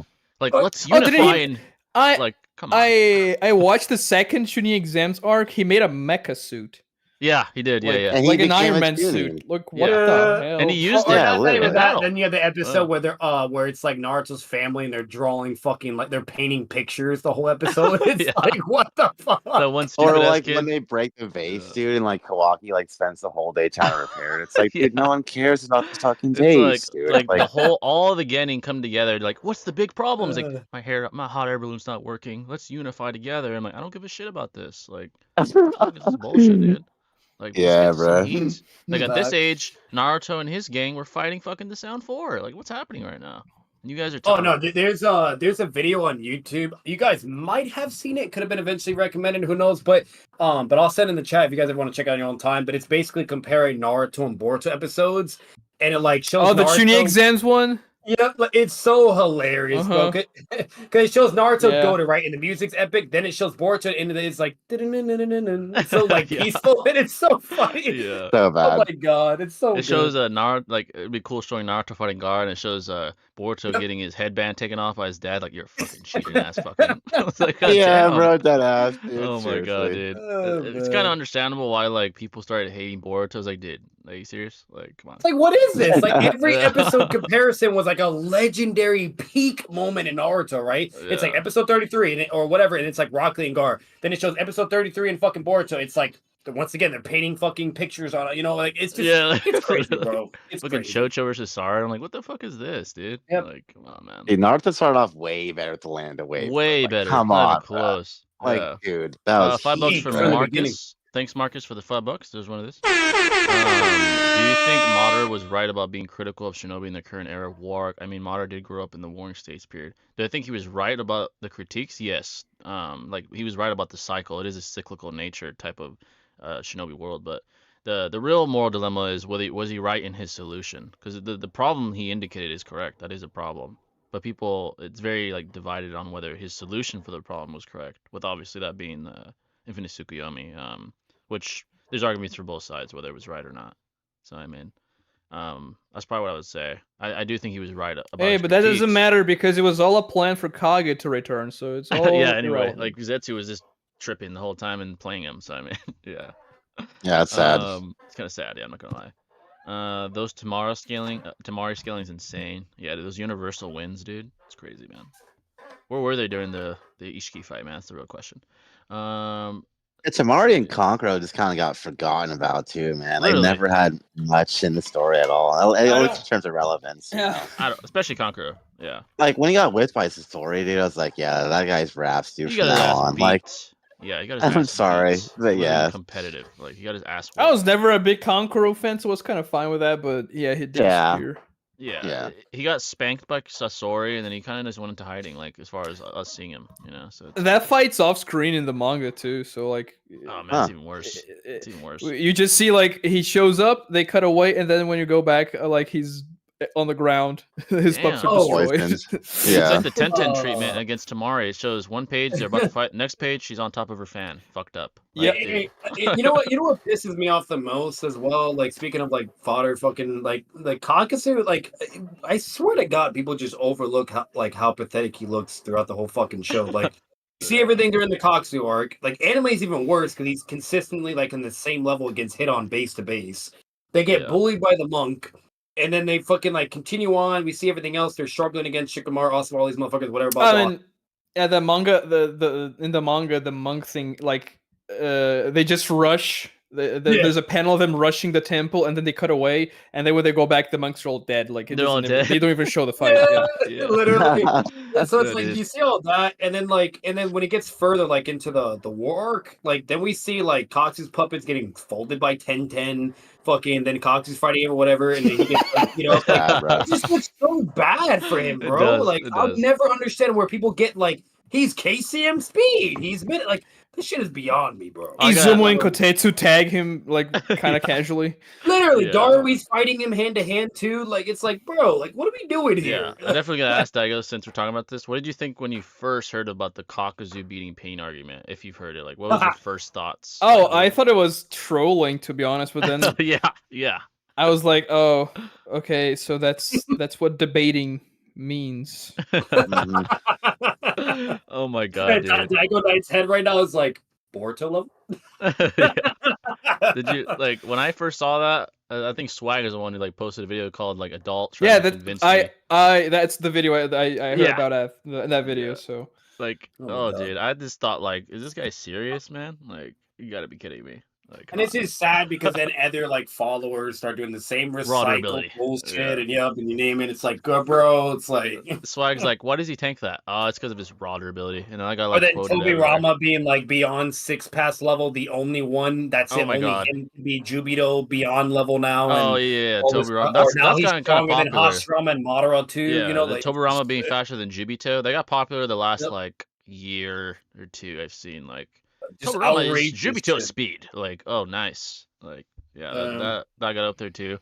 And it's like that's not even like the full problem too. It's like, okay, like let's say we even grant that, it's like, so what?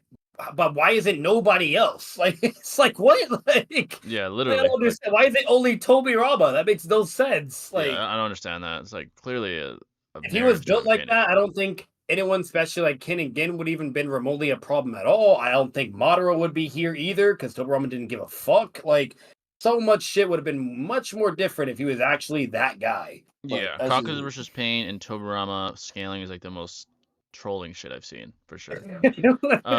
So Sori beat the relevance out of Kankuro. Facts, bro. Literally. Like, if you guys actually want an unbiased, like pretty competent video as well, Daigo actually did a Minato versus Tobirama too. Probably the most like normal fucking scaling I've seen in who knows how long, bro. That has to be done. That's a really old video too. I think it's like almost 2 years old or something. Oh yeah, I reacted to it a while ago, but it's like it's just crazy because it's very rare to see like some form of like equity or competence. It's like it's either someone's just slurping Minato to oblivion or someone's doing it to Tobirama. Yeah, literally. It's like one way or the other. It's like either Tobirama's getting fucking like slammed and Minato's getting glazed, or it's vice versa. That's usually what we see. Like Minato's like, dude, come on. Like, people have so much bias in who wants to win the fictional battle. You know what I mean? It just ruins the whole like lopsided as far as the logic. Like clearly you're favoring one or the other. Like very rare to see a video like Daigo's where they're actually fair. Like it's not like blazing. Yeah, and if you're at least just being objective or whatever you name it, blah blah. Like it's like, come on. And then at the end of the day, if we're really being transparent, even Daigo, I don't know if his mind has changed because that's an old video, but his conclusion, and like for the majority of people that it's more reasonable to me, is they can either be similar in scaling, but Minato still takes it because of like narrative and this and this and this. Yeah. He's just more of the upgrade version, right, of Tobirama. And that's basically what you're working with. Or it's more of like, oh yeah, Minato should just be able to low diff or whatever, right? Which, however you want to take it, but overall, like that's just kind of what you have. It is what it is. Yeah, you know, like, I don't get it. It's like Orochimaru also to Tobirama. He goes with the Edo Tensei, more beyond, even Kabuto. Like it's just they're all upgraded versions or just surpassing the previous generation, which is aka Tobirama. You know, like that's what it is. Let's see what else you guys are saying. What's your thoughts when Frieza fought Piccolo, Krillin, and Vegeta? Piccolo, Gohan, Krillin, and Vegeta while waiting for Goku to heal. Frieza was just playing around, and he still folded all of them. Dude, Krillin got destroyed, dude, man. That's what led Goku to become Super Saiyan. Like he was trying to break his spirit. Instead, it infuriated him. That's what Frieza was trying to break him. Yeah. Gohan had a cool little amp with like the potential, you know, and like he actually became a little bit more relevant even at such a young age. But I mean, nonetheless, Frieza was a menace, dude. He was just a menace. Like he was so far beyond. The gap between him and them was like fucking Madara versus the Shinobi Alliance. Like it was a huge gap, dude. Hey, all I'll say, his one hand Kamehameha, bro, that shit was heat. That shit was heat. Yeah. Oh, with Cell? That shit's heat. Yeah. Conqueror is so trash that he uses Sasori puppet to fight a nerf Sasori using Sai's fodder brother. He's fodder. That's true, man. And it was a stalemate. Exactly. I mean, they kind of made a big deal of Kankuro getting Sasori as a puppet, but like he didn't do anything with Sasori. No, he didn't not, bro. at all. That Sasori coming back was a big disappointment in the war. Data too, like he didn't do anything with those two. I mean, Daigo Knight, like that's another thing. Why the fuck was Data not just like exploding himself, that massive thing, spamming that shit? He should be spamming C4 Karura. He would have won the war in 2 seconds. What the fuck is it? Like, bro, I'm sorry. When I first saw it, because I saw the anime first. I never read the manga first, because I'm just an anime person. I saw that first, and the moment I'm seeing it's even worse in the anime because they show more shit. I'm like, what the fuck is happening? And then it's even worse when like it's stated they're all like technically supposed to be close to the original power too. They're not like the fodder Edo Tensei we see like in Konoha Crush. So it's like they're clearly close. It's blatantly shown with feats too, even if you don't take the statement either. Like we see Dataro with Inoki can keep up, yada yada, like the whole nine. Overall, it's like that shit was beyond me. Like this motherfucker is just taking it in the ass for some reason, or just getting beat up by these sorry ass motherfuckers. It made no sense to me. Yeah, it made Hokage and Hedon too. Same thing. Dataro could have just nuked. I mean, Hedon was technically like buried, so they didn't bring him back. Yeah. But and like according to the data books, he died of malnutrition. But like in my head, he's still alive, which is much cooler. But Kakuzu, he was even worse, I would say, than Sasori and Dataro in the war. Oh, he looked like ass, dude. It was fucking Chunin tying him up. Thank you. He was so bad. Like, bro, if 10-10, I'm sorry. Like, don't obviously the tool she's using is fucking cracked. So, it is. We're not saying, but at the end of the day, it's still her swinging the sword, right? She has to move, swing. She's dodging. They're fucking 10-10 level, bro. I don't want to hear it. Dude. Oh my god. That's horrible. Dude, you know who looked really bad, and obviously Toriyama fans hate hearing it, was Kin and Kin, dude. They look dumb as hell in the war. They look stupid. Oh my god. Darui and shit struggling with the other Jonin. Then they go into their V2, like their epic legendary form. And it's only Kinkaku that goes V2 because Kinkaku got sealed by his own weapon that he knows exactly how it's used. And the first word he says after he's tagged, he says the word he's not supposed to. He says Kinkaku, and then he gets sealed. Like, you should know that's how the weapon's gonna work. And then people say Tobarama's Jubito to be like, all right, he lost to these guys, but yeah, that makes sense. Yeah, so but actually, it was 20 guys at the same time, and then S plus ranked. So S plus. I'm like, oh shit, I forgot about how the fuck does it even matter with literally Madara and Hashirama? That's nothing. Minato, nothing. Like Pain, nothing. Like who cares if it's fucking 20 plus Jonin or? I mean, Obito, when he awakened the Mangekyo, he was slaughtering S-class Anbun. Literally, dude. What the fuck? So it's like, what's the excuse? And he wasn't like fatigued. Like, come, let's be real. Kishimoto, at least in Shippuden in part 1, he would emphasize it. Nowhere did it show like he was like heavily fatigued. He had some black marks, but like I don't even think like he didn't have that many of those like marks and stuff. Like, he seemed pretty fine. He looked casual. Yeah, he seemed fine. He was calm and collected. He's talking. He stands up. He's like, I will hold them off. Whatever, you guys go. And then that's it. He has no one says, oh, but you're out of chakra. Like remember in part 1 where they blatantly say, oh, we lost to the Sound 4 because we were very low on chakra and just came off a mission. Like, whenever there's normally some form of information, whatever, blah, blah, or it's visual, and there was nothing. So it just looks so bad, bro. Yeah, literally. $2 from Kedrick. The worst violation in Naruto. You mean like the coldest moments? Coldest moments in Naruto? Probably Sage Naruto appearing in the Pain arc. That was cold. What else? Another cold moment. Might Guy and 8 Gates, cold. Oh yeah, absolutely. I think when Sasuke uses the second stage for the first time against Naruto, like that was cold. Standing there. That was sick, dude. Yeah. Yeah, that was really dope. Another violation would be like Kakashi using the 10,000 years of death on Naruto. Oh my god. Yeah, that was That's cold. A That was a violation. Bro. More than one way. That was a violation. Code red, bro. Yeah, that was definitely cold. Let's see. What else was cold? I like when Naruto does the same thing against Gaara with a kunai. Oh yeah. Oh yeah, that's fine. Fucking Minato when he like gets in front of the true seeking orbs. That was kind of cold. I mean, it was perception feat. He didn't physically react. He was flying Raijin, but that was kind of cold. I'm not gonna lie. So yeah, there's a few of them. $5 from Kedrick again. Appreciate that. What's your thoughts on the Kate Williams interview? Dude, that thing got like 50 million views? That shit's crazy. Yeah, on Shannon's internet. Yeah, shout out to Shannon Sharp. Yeah, for real, dude. He's a W goat. Cat Williams is a real individual, and Shannon Sharp deserves the success he's getting for sure. I agree, 100%. Awesome, yeah, super talented guy. And besides football, like he's a talented like actual entertainer. Personality. Yeah, exactly. So shout out to him. Kate Williams is real as hell. I haven't seen the whole interview though, but so far from what I've seen, it's like he just seems like a real person, like a real guy, you know. But yeah. Kishimoto just realized a full power data was too much and wrote him out of the story. Yeah, dude, he literally could have nuked. He literally could have nuked the Shinobi Alliance like 1,000 times if he wanted to. Dude. But like, let's be real. Like, I don't know what you guys think about this, but do you think that Sai and the other people could have even been able to do that against Hebi Sasuke?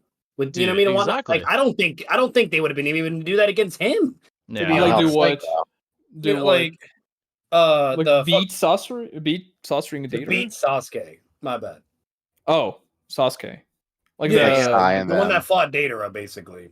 Are you talking about the squad that was sent to fight Datara in the war? Yeah, that squad. I mean, Sasuke's destroying them. Like, yeah, exactly. Exactly. So like, what the fuck? So it's like, what the fuck? It's Omoi, Kankuro, Sai, and a bunch of like random characters that we never see after anything. You know what's funny is they ass pull the good side for that part, but then they ass pull fucking Haku and fucking Kimimaro for on KCM on Naruto. I'm like, dude, and Chio. And Chio. Yeah, like, wasn't Chio struggling with Sasori? What's happening? It was a clone too. Yeah, it's like, what the fuck? Like, I don't understand. It's like pretty crazy because the clones are slamming mid Kage level people. Like we see Inoki fucking equal to Sage second Mode Shizukage. Naruto beat fucking the third rate Kage. Yeah, we see that. Like it's like, what is happening? Yeah, yeah. So it was very inconsistent. Yeah, literally. Bro. That's why certain people use the argument like, oh my god, Kakazu is KCM1 level because Yugito was able to fight KCM1 Naruto. Like, come on, man. Seriously. Even though it's a blatant false equivalence. Rayon, Sharingan being amped by Obito's chakra, yada yada. But yeah, it's like I get Kimimaro healthy now, like when he's resurrected, but it's like he's not going to be like that. I mean, KCM1 is too much. Like for Kimimaro, and he doesn't even go curse mark. Like he's in base. He's in base. That ass, dude. He should have get fucking base. That's hilarious, dude. Honestly, but I don't know, Daigo, if you agree with this, but the most annoying person to me in Naruto, besides like Tenten and Sakura, is fucking Kiba, dude. Like when he tells everyone's like, "I'm gonna be Hokage," and everyone looks at him like, "Shut the fuck up!" Like, dude, what the fuck are you talking about? I find those scenes funny, but I'm not a big Kiba fan. Yeah, dude, he's just so annoying, dude. He's just like, who loses to a fart, bro? He's shart. Yeah, we were saying he's shart level. He lost to Naruto shart level. Yeah, he sharted on him. I mean, I like the Sakon fight. I think that fight's cool, but that's like cool too, the only good moment he had in the entire story. Yeah, it's like he says, "I'm gonna be Hokage." Everyone looks at him like, "Dude, did you not forget we saw you lose to a shart, buddy? Like, please stop." Yeah, literally. Like, nah, Kiba was trolled the whole time. And even in Boruto, like he's the only one with no wife, no kids. Yeah, fucking... He relies on Akimaru, and it's like, dude, how strong is that going to get you eventually? Bro? Yeah, like, I think there's like a filler or something. Like he's trying to. Yeah, but the only goated moment for Kiba was literally, I kid you not, when he was fighting Naruto in the tuning exams, when he kind of takes those pills, he's like double, yada yada. It was cool in a way. He's really fast and whatnot. I was like, okay, we see you.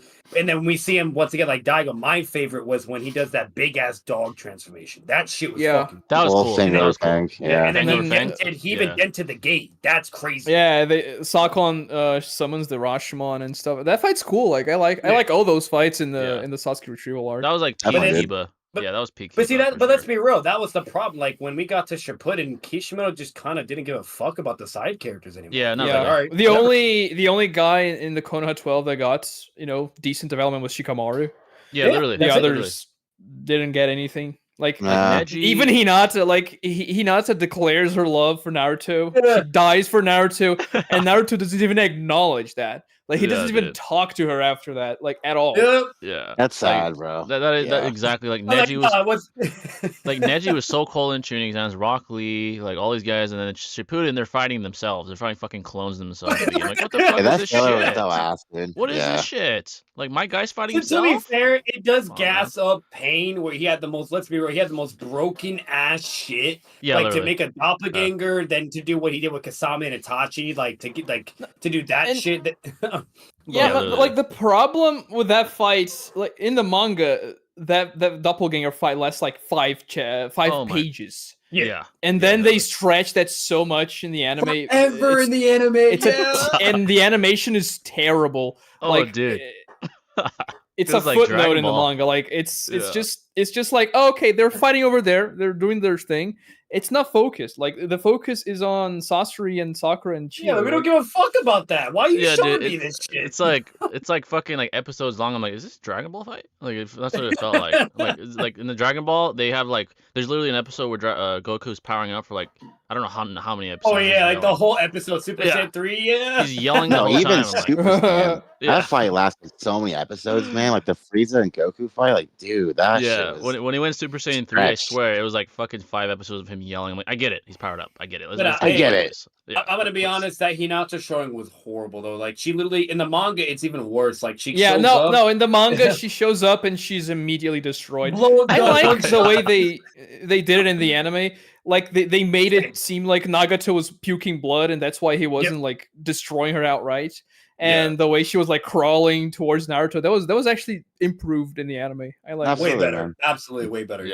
Yeah, exactly. Like she got so bitched, and that is true. Like after the fight, and after he beat Pain, quote unquote, talk no jutsu, he didn't talk about it. He was just like continued on. Like Naruto didn't talk to. I don't think Naruto and Hinata have a conversation until the war arc.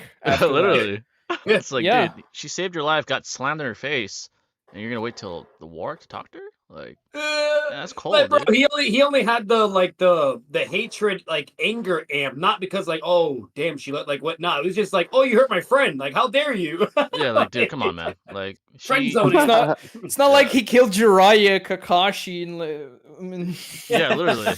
Like, dude, come on, man. Like, why did I go in Six Tails when you see the motherfucker after he killed those two? It's like, huh? Like, it's like you're chasing this girl that literally doesn't give a shit about you, but the girl that died for you doesn't matter to you, I guess. And then in the last, they have to gaslight Naruto into thinking he liked Hinata all along. Yeah, that's why they get together. Literally, dude, they had to like fucking force him to go with it. And like, this shit was such an asshole, bro. It's like, come on, what we Sakura, doing? honestly, Sakura and Sasuke was an asshole. Like he treated you like shit, tried to kill you like 2 times, and you guys million times to be fair. fair. I mean, but at least for Sakura and Sasuke, there is some subtext here and there. Naruto Shippuden, like even Sasuke, there are some moments where he kind of looks at Sakura, but there's nothing for Naruto and to Hinata. Like Hinata, just out of nowhere. Yeah, that was even crazier. Yeah, like at least Sasuke and Sakura, once it happens or whatever, regardless if you want to nitpick or not, like at least like now they're being romantic. If you actually like watch the novels, it's actually really awesome between them two, their love stories and whatnot. But if you look at all that, whatever, it's really good. Even in the anime, it's really good. So it's like, I mean, there's also like the final scene when Sasuke taps her forehead. That's a really nice scene. That's a good scene. Manga, yeah. I agree. And then Naruto holds Hinata's hand in the war, and Hinata's like, "Oh, his hand's so big and warm." But Naruto's just like, "Oh, let me give you 9 Tails' chakra. Let's go." Neji just died, and then like it annoys me so much because when Minato arrives in the war, he literally arrives right next to Naruto. Naruto asks, and then Minato asks, "Am I late?" And Naruto says, "No, you're just in time." Man, Neji died 10 minutes ago, but I mean. That's fine. You could have been here before, I suppose. It's like, well, not over it. Minato's like, "Is that your girlfriend or whatever?" And he's like, "Yeah." That seems so stupid. Like he just held Hinata's hand. They were all like, "Oh, Hinata's giving Naruto this motivational speech because Neji died," and then Minato asks if Sakura was his girlfriend. Naruto says yes. That's so dumb. Like, dude, did Hinata not just like break you out of like you giving up, dude? Like, what the fuck is happening? Not only that, like in the fucking Dreamscape world, like apparently the mom said find someone like me or whatever, and we obviously know Sakura would be the most similar to Kushina. And then like we see her whatever, and like it's there, and then basically she's like, "Oh, is there someone in mind?" mind, whatever he thinks of soccer. Like the whole time, it was just so weird, bro. Like I didn't get the whole fucking soccer and Hinata shit. I really didn't, bro. It was just like messy. Like Kishimoto just literally kind of like, all over the place. Like let's do this, let's do that. Like like I guess like it was crazy for sure. Kiba's lame as fuck. He lost to a fatigued, sealed Jiraiya pre-Jiraiya train out. Kiba is like Yamcha. Yeah, I agree. Kimcha, that's a good comparison. He's kind of like Yamcha. Yeah. Which is basically like the fodder of fatigued, sealed. Yeah, that Naruto was really heavily nerfed. Like, holy crap. And all he had to do was shart on his face, and then he died. Like, dude, come on, man. Oh yeah, you just reminded me, Doug. Yeah, he couldn't access no Ninetales chakra. His normal chakra is all fucked up. Like he's fatigued. Yeah. Literally. Yeah. Like 5 Namek minutes are 10 Earth hours based on the Frieza fight. Dude, yeah, dude, literally, dude. Seriously, man. Literally, dude. That was like so many episodes. Yeah. Oh, you know what's funny is the Tournament of Power. What is it, like 48 minutes? But it's a whole like shitload. Oh of gosh, yeah, bro. No, the worst in that regard it has got to be the Chimera Ant arc. I don't know if you guys seen Hunter x Hunter, but like I think it's like 10 episodes for like 2 minutes in universe. Oh my god. Or something. Oh my god. There is an entire episode that they start when they enter like a mansion, and the episode ends when they start to climb the stairs. That's like what, like 10 yards in front of them. Like, oh my god.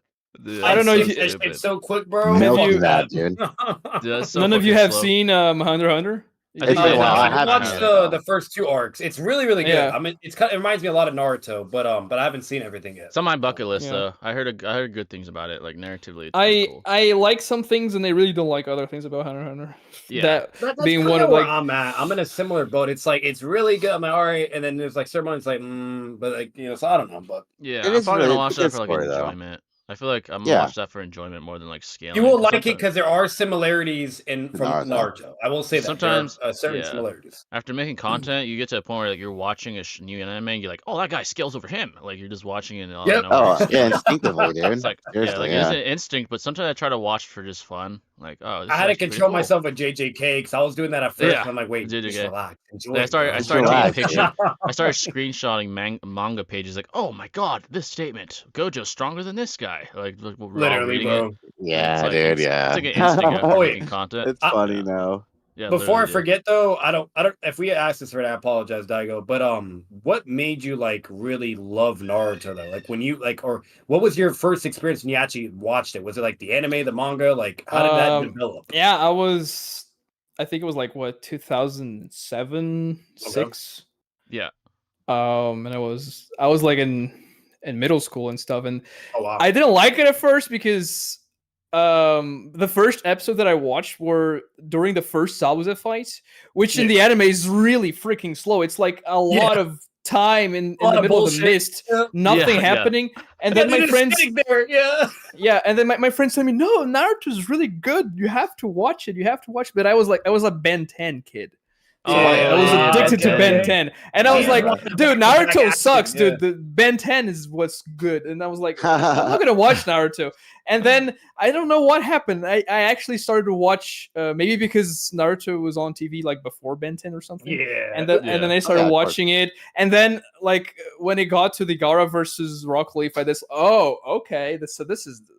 actually good. Right, it's gonna heat. Yeah. But then every time the story got to the point where Jiraiya was introduced, they would go back to episode 1. Yep. Because like the TV didn't have like the rights and stuff, so I think I watched that section of the story like 20 times. Wow. I don't blame you, bro. Hey, like, and then not only that, like fucking I thought where it really picked up too was the Forest of Death. Because when we started, like that's where it got really pretty crazy. Because like let's be real, like Orochimaru fucking when Orochimaru shows up, like, Sasuke has the curse mark. And then like there's the Gaara versus Lee fight. And okay, this is actually really good. Peak, dude, yeah, like just like Ben 10, also fucking peak. Like this shit's good. I grew up watching that, man. Shit was pretty sick. Yeah. I started watching anime. It was Dragon Ball, either Dragon Ball, early Dragon Ball Z. I was like a little kid, and like I was a teen. I was like in high school. I think when I started watching it, like fucking Naruto. So and I was a Ben 10 kid too. I used to watch a lot of fucking Ben 10. Like it was good, bro. Yeah, the Cartoon Network always goated. Was lit, man. I would watch Ben 10. A lot fucking better than just sitting in a goddamn mist for 10 minutes. Yeah. I think the first Naruto shit I saw was, what was the first thing? It might have been Line of Waves too, actually. It might have been Line of Waves. Yeah, I don't remember, but yeah.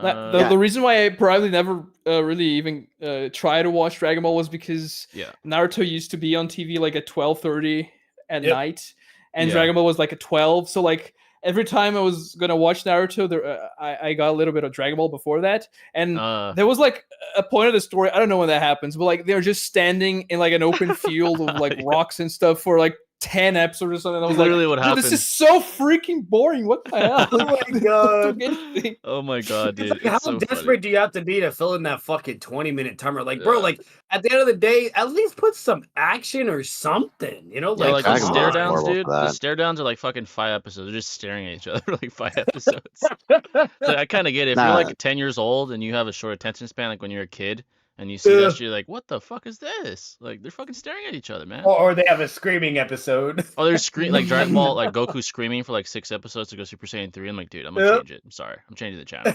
Like, I'm doing this shit, man. That was me when I was a kid.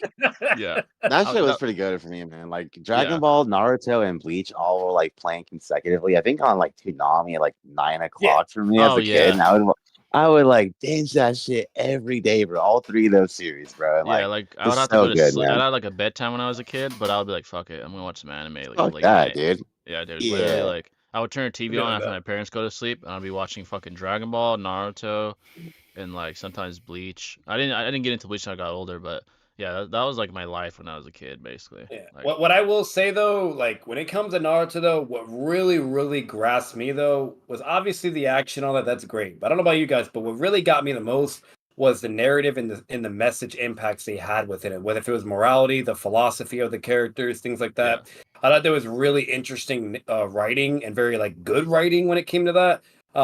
Instead of just typical like, oh, it's just characters throwing fucking hands, right? You know, whatever. So it's like that's what really got me into it, especially the whole pain narrative and cycle of hatred, yada yada, and how much that relates to our world. I was too young to like even conceptualize like the philosophy and the writing of the story. Yeah, same. When I first watched it, I was just watching that shit. It was my third time when I'm watching it, like after college. When now I'm like, oh, okay, I know what's happening. Yeah, it's funny because the same thing with me. The first show that I think was so good with the like ideological part was Naruto for me, because I wasn't like a little kid, but I was understanding the message by like age like 13. I was like, holy shit! Like the pain arc, I remember seeing it and reading it. And I was like, damn, this shit hits. It was hitting me, and I was a kid. I was like a little, like still kind of young. So I mean, that's how you know. It was the QB Naruto moments, Kakashi moments, and then when I got to the pain arc and all, like everything with do with pain, with the driest shit, you name it. That's where it's like I was just hooked. I was like, yeah, because Dragon Ball is more, it's more subtle. Like you're not gonna really catch on till you're older. Like once you understand more stuff. Like I didn't really understand the ideology of Dragon Ball until I was almost like high school or like I was an older kid already. Bleach is pretty good with his ideologies as well. Like. Yeah, absolutely. Yeah, really animation's beautiful as well. Animations, I understood. Oh, Harrison versus Orochimaru, that was peak too. That was peak. Oh yeah, 100%. So that just shows how good Naruto's written. Like it appeases like audiences from like young to like adults, because they do everything pretty well. Like besides just the battles, obviously, like the writings. Dragon Ball, you got to be, to understand the ideology at least, you got to be a little older. Like you're not gonna really catch on. Most of it's just them fucking yelling and fighting, which is not bad. But, like, well, OG Dragon Ball is quite immature, though, I would say. It's definitely more like for a kid audience. Well, like Dragon Ball, like that is more like kiddish. Like it's wasn't the manga he's ripping fucking panels and shit. Yeah, like, and it's like pervy scenes with Bulma and stuff. You know, it's kind of fucking Master Roshi being perv. Yeah, literally. Dragon Ball Kai, it's just it hits on a different level though. For sure. that is more like child, because he's literally a kid. Goku's still a child, so it is more like a kid audience type of thing. Dragon Ball Z was a little bit more like for older, like teens and stuff. And Dragon Ball Super, it's a little bit of both. I feel like they kind of have the humor in there, but they also have like the Dragon Ball Z kind of vibe. It's kind of like a combination in a way to me. Like, at the end of the day, Dragon Ball is just basically dessert for action fans. Anyone that just blatantly loves just nothing but throwing hands and fighting and blowing up shit, that's all it is. That's it. So. And then Death Note shows like that, like are not even proud. That's you gotta be older because like you want if you're a fucking 7-year-old watching or Attack on Titan, that shit's fucking dark. Oh yeah, that shit you better read it. That shit is fucking. Death Note is so intellectual though, bro. And it's such a mind game. I love that shit. Like at 7 or 8, I would be like, "What the fuck is happening?" I wouldn't know. Yeah, shit if I was young, like Daigo, he said, like, I'm over here watching. I'll just be bored, or I just like immediately fall asleep. Yeah, I'd probably fall asleep. But now it's like, oh, dude, when you're an adult and you watch Death Note, it's like, dude, that shit is fire. Like it's pretty fire. And Attack on Titan, I definitely recommend. It is until it isn't. Yeah. Yeah. Yeah, and I would say Daigo's like, oh. Attack on Titan, yeah, you definitely Bakuman's better. Have you guys seen Bakuman? I have not. No, I actually heard of that. I've heard of that. It's from the same guys that wrote and drew Death Note, but it's actually better. Oh wow! Yeah, check that out. It's a story about two guys that want to write manga for Shonen Jump. Is it Bakuon? Is that what it is? Bakuman. Okay. Bakuman. Yeah. Nice. Okay, I see. Yeah. But yeah, Attack on Titan, definitely don't watch that if you're a fucking kid. That's like brutal shit. So aesthetically pleasing, dude. Yeah, fuck yeah. Yeah, it's definitely brutal. It's definitely like an adult. I heard Full Metal Alchemist was also really dark. Oh, goated. I think you haven't seen it. No, I'm going to watch. I haven't seen it either. Yeah, I need to check that out. Oh, okay. I watched that when I was howling. It gets really dark on episode 2. Oh, what shit. the fuck? That early? Damn. Absolutely, bro. Yeah. Check that one out. Naruto was bad, or fucking Attack on Titan, like right off the whip. I'm like, bro, this shit's like. Nah, it's fucked up, bro. It's really fucked up shit. Yeah. You know what I heard? What I heard was dark as fuck was what's the anime called? Is it called Berserk? I think. With the huge ass. Oh, Berserk. Yeah, Berserk's famous. But the anime is not very good. Especially the CGI one that they made in 2016. Damn. Yeah, I heard that story is like the darkest shit ever. Yeah. Yeah, with what Guts, the fuck? I think is his name. The main guy, Guts, I think. Guts. Yeah, Guts, yeah. That shit I want to check out, like, just to see what they're talking about. Like, just to read it and see. But I heard it's good. That's what I heard, at least. I have to read that too. Since it's been since it's been very relevant for the animes recently, what's your thoughts on JJK, Daigo? Do you like it or no? I haven't seen season 2 yet. I saw season 1. Action. Season 2 is nothing but action, by the way. Facts. Yeah. I liked season 1, but I was gonna watch season 2, but then everybody spoiled the manga. Like I've never seen a fan base spoiling the manga so freaking heavily. I was like, annoying, bro. It's like, come on. Yeah. Literally, I go on fucking Twitter. It's like right away, like, oh my god, look what happened. They're showing like the panel. I'm like, dude, relax. Like, dude, I want to read it. I was like, I don't even want to watch it anymore. Like, that was literally me too. Like that us, yeah. Yeah, dude. Like, who's your favorite character? You'd say, Daigo, in so far in JJK? I mean, I guess Gojo. Yeah, exactly. Yeah, he's a goat. Like most people say. Aries that. I don't remember anybody else. That was me kind of early. I'm not gonna lie. That was kind of my thing too. Like they don't develop shit in the early. I'd say JJK. Yeah, like, second season they do. Yeah, then Yuji starts to get his moment. Yuta, Hikari. Guys like that. Yeah, but what's even more crazy, Jay, is they start developing everyone in season 2, and then everyone just starts dying. It's like, dude. What the fuck? This is one thing JJK does. Like they're about death. Like Naruto, they undo it. Dragon Ball, they've undone deaths many Literally. times. JJK though, JJK doesn't give a God. shit, dude. Like you're dead, you're dead. Like that's raps. You know, like that's I respect that because it's like. That means the tension's real. It's not like Dragon Ball. Like, oh, he'll come back with the Dragon Balls. Like, or Naruto when Nagato's like, oh, talk no jutsu. All right, bro, I got you. Let me bring it. Oh, don't worry. Yeah, Rebirth. I don't know why. Like, oh shit. Yeah, I feel like Kakashi was never gonna get actually die when that happened, man. You know what I mean? Like, yeah. I think that's because of Dragon Ball. To be honest, is that kind of biased? Dude, Kishimoto probably saw Toriyama with the fucking Dragon Balls. He's like, you know what? Let's get a Rebirth in there. Let's get Kakashi back in here. Daigo, like, did you when Kakashi died? Did you want him to stay dead for it to be more better, or no? You actually were fine with him coming back. I actually like the entire Rinne Tensei thing because it actually makes Naruto feel like this messiah that literally brought people back from the dead. That's a good point. Yeah, that's fair. And saved the village. He was kind of the messiah. And also the Rinne Tensei is important later for Madara being revived and stuff. Yeah, so definitely. I think the Rinne Tensei should have been foreshadowed before that. I think it would have been better. Yeah. But I am not against that. I actually like that. The Taco But Jutsu, Kakashi that's Dine would have been very impactful. Like the fights That'd been sad, with bro. Pain. I mean, it's a good fight, but it doesn't feel like a fight where Kakashi is gonna die. Like, it's not like that's what I'm saying. Yeah, Pain versus Jiraiya. Like, oh, okay, this fight. Well, see, here's my problem. Serious. Like, this is my fucking problem. When come on, I started with anime first and manga. So when I'm first watching the anime, normally, I won't say for everything, but normally when you see an anime and they start like doing flashbacks or like really emphasizing the character, whatever, I'm like, wait, no way, is he gonna die? Like, wait a fucking minute, you know, like, and then next thing you know, it does all that, he dies, and I'm like, what the fuck? And then I'm like, nah, he has to be alive, But then Tsunade confirms that. I'm like, what the fuck? And then it goes on and on and on. I'm like, yo, what's happening? And then they finally brought it back, and I was like, yes, I was fucking cheering and shit. Yeah, I'm not gonna lie, I was happy Kakashi came back. I was. He's happy. my favorite character, Kakashi. Yeah, it was sad when he died. I was like, fuck. But then I saw him come back. I was like, thank God. So I do admit, I'm glad he came back. The Talk no Jutsu kind of annoyed me. I'm not gonna lie, with the Naruto Nagato. Like, come on, bro. Like, you just slaughtered a whole fucking village, and like, come on. But I mean, I am happy Kakashi didn't stay dead. I'll say that. Like, I'll admit that. So I mean, it's.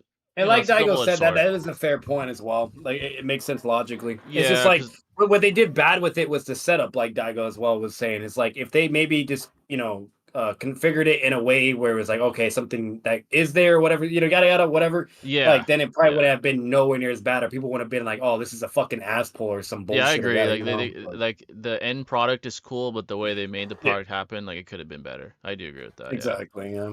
Does Chainsaw Man have deaths in it too? I've heard that anime is good, and I'm pretty sure if it's called Chainsaw Man, there's probably death. Yeah, I haven't seen it. It's pretty good. Yeah. Okay. I've heard it does have like the people do die a lot in that anime. Yeah. Okay. Oh, absolutely. Yeah. The main guy looks like a fucking saw. So yeah, I'm pretty sure. Like... Yeah, the main guy's like life goal is to touch boobs. What the fuck? Nice. Nice. Yeah. It's like fucking. Hey, you can't blame the guy. Nice. Yeah. It's like a fucking fan service death fucking anime. On God. Have y'all seen this anime called Darwin's Game? I've heard of that. I haven't seen it though. I've heard of Darwin's Game. I've not, no. I've seen it. I didn't finish the first season. It's mid. I've only heard of it. But I don't really know. Daigo, have you seen Demon Slayer or My Hero by chance? Yeah, I've seen the first season of Demon Slayer. It's the worst thing I've ever seen in my life, except for Boruto. Damn. Okay. And all right. My Hero fell off a cliff after All Might lose his powers. Damn. It was good until that point. I'm gonna be honest. I really feel that in a way. Like when I was watching that shit with my girl, dude, like I was loving it. I'm like, all right, just peak, whatever. The moment he loses it, I'm like, okay. I was really, really mad, right? I'm like, man, I don't know if I'm gonna like this now. And then I'm like, oh wait, hold on. Naruto, at least, they did good, right? They passed the torch and it worked out in that. All right, I'll give it a shot. It goes. I'm like, it's not the same, bro. I mean, All Might not being powerful is not even the problem. The problem is how they choose to write the arcs after that. Like, everything sucks. I think even the Dark Deku arc, like, oh my god, I was like, what I liked was before the Dark Deku arc. I like when it leads up to like the main crazy event, and then when like that one dude that's similar to Obito, I like that. Yeah. I mean, it was so convoluted, and like, if I was the guy writing that thing, I would have killed like a lot of people. That's fair. But he just kills Midnight, and it doesn't feel like a war. You don't see like the people struggling or anything like that. It's just, oh no, we have to be. Keep that in mind, Daigo. Keep that in mind. Basically, in JJK, there's a similar event, but the difference is what you just wanted and what you actually wanted and said. That happens in JJK. Literally. So it's like, it's just crazy. It's so good. Yeah, I have to watch season 2. It's so good. It's fucking good, man. It was so fucking good, bro. Many good fights too. Many. Like, I'm really hoping the other seasons will keep on that same level. I'm sure they will, bro. I think I will watch season 1 again to remember what happened. Toji was the best. Then I love. And then I'll watch season 2. Oh, dude. Did you like Toji, Daigo? I thought he was also really fucking good. Who? That's just me. The one that fought Gojo and killed him. Or almost killed him. Yeah. Almost killed him. He's like Rock Lee. He's only tied you to only no curse energy. He's fucking. I haven't seen that yet. I think that's season 2, isn't it? Is it? I don't remember. Yeah. Yeah, I'm not gonna lie. I think the Shigaraki like war arc in My Hero with like Endeavor and Aizawa losing his powers and all that was pretty damn heat in my opinion. And even like the Vermilion arc was pretty good as well. Which one was Vermilion arc? He was like the guy who's had like the like calmly, if you will. He's like the guy who's like intangible. You know what I'm saying? Mirio. Yeah, he lost his powers as well. I thought all that was pretty good. Like Mirio's just he's the same person as Deku. He's like the same guy. Yeah. With powers. Yeah, I gotta check. And his fight was like a slideshow. It was terrible. A slideshow. The guy I really like. He was next in line for My Hero, All Might's powers as well. You know, like I'm not gonna say too much. I don't want to. Well, I'm not gonna say anything because I don't want to spoil anything for. Cause I know Jay hasn't seen it, but my favorite guy was the main, antagonist, like the bad guy. Where if he touches, it's to me he's the most similar. Yeah, he's the most similar to Obito because basically that's just kind of how he works. If he touches you, you're fucked, right? You know what I mean? Like, so it's like things like that. Like I really enjoyed him to a certain regard. There was certain other aspects that was really fucking cool. And then with Deku, what I really liked about him is he's like a combination of Naruto and Rock Lee. And that's why I kind of like it in a way. That's a good comparison. And like my favorite episode was when he fought Muscular Man. That was peak for me. That episode was great. Yeah. No, that was before the All Might fight. The story was really good up until that point. Like the Stain arc was good. Yep. The muscular fight, even the Chunin exams were good. Like exactly, dude. When they invaded the academy as well, all the freaking villains, dude, that was pretty peak too. Yeah, it's so fucking good. Like I said, Jay, you're gonna like it, but after the All for One fight, then they start doing like provisional hunter license exams and festival exams, festival arc, and like what? Yeah, Jay will more likely skip all that bullshit. But like, yeah, fuck this. I usually skip like bullshit. Doesn't matter. I usually skip. Yeah, I usually has its peaks and valleys for sure. Hey, but let's be real. All Might and the one I've already forgot his fucking name, but he was also All for One. So cool. All for One, yeah, bro. Those two are like Hashira and Madara, fucking peak. So good, bro. I didn't put my back into it. But did you watch Attack on Titan 2, Daigo? Have you seen that? Yeah. What do you think of the ending? Because I know that was big last year. I really didn't like the final chapter. Yeah, you not like the Eren stuff, like how that all ended with the. No, I'm fine with the rumbling and stuff. Just the way, literally the final chapter, I think it was terrible. Like, yeah. Would you say the best new gen right now is probably like JJK? You think like the ones you've seen, like the new gen anime? Like for shonen? Yeah, you mean shonen? Yeah. Yeah, probably. Yeah, I'd say to be honest, JJK and Chainsaw Man are pretty much like they have very similar feels. Like they feel they have the same tone. I think it's the new the new type of manga they're releasing, Shonen Jump, now is going to be this darker, more grounded, like it's in Tokyo, it's in the real world, but like with some powers and stuff, more bloodier too. I think it's going to be the new trend. And there were only like 12 episodes for Chainsaw Man, so like it's way less, but I think they're pretty comparable to me. I really hate Demon Slayer though. I hate it so much. Yeah, I definitely gotta check that one. That's on my bucket list. But yeah, I agree. So far, the best I've seen is probably JJK 2. I need to check out Chainsaw Man 2 though. But I do see like the new trend, like a darker, more grounded, like less comedic relief type. Like, and I like it. I think it's cool. It's like raises the tension. It's still in there. There is comic relief, but it's like less common. And what's more common is like legitimate threat. Where if you're dead, you're dead. Like it's literally life and death for most of these guys. Like even Gojo. I mean, like even him against Toji or whatever. Like even the threat for him is real. Like, and I actually like it. I think it raises the stakes. I think like it makes us want to like read or watch more because it's like, oh, what's gonna happen? Like it's either win or die trying basically. So that's a good point, man. Yeah, but yeah, that's why I think Black Clover, at least in my opinion, of course, is just ass because like they have too much of that unnecessary, like comedic relief, if you want to call it that, but it's not really like humorous in my opinion. At least it's just so much filler and unnecessary stuff that's not relatable to the main plot at the end of the day. So that's why it fell off heavy for me for sure. But nowadays it's all about faster pacing, and even the new Bleach anime, it's just way faster paced than it used to be, and I love it. You know what I mean? So, I mean, yeah. When they start to adapt the anime like the manga's supposed to be, then it's going to be faster paced because now you don't have to release an episode for every week until like the end of the times. Yeah, that is an advantage. Like Naruto used to. Yeah, exactly. It is kind seasonal of anime is so much better. Like, yeah, exactly. Yeah, I do think that is an advantage as opposed to the other way that they usually do it. So, Bleach, yeah, I do say I really liked the way they did in the anime. Like, I haven't read part 2 in but the way they did in the anime with Bleach, yeah, same. It was well done. Like, the pacing was good. You know, it was done. It was well done.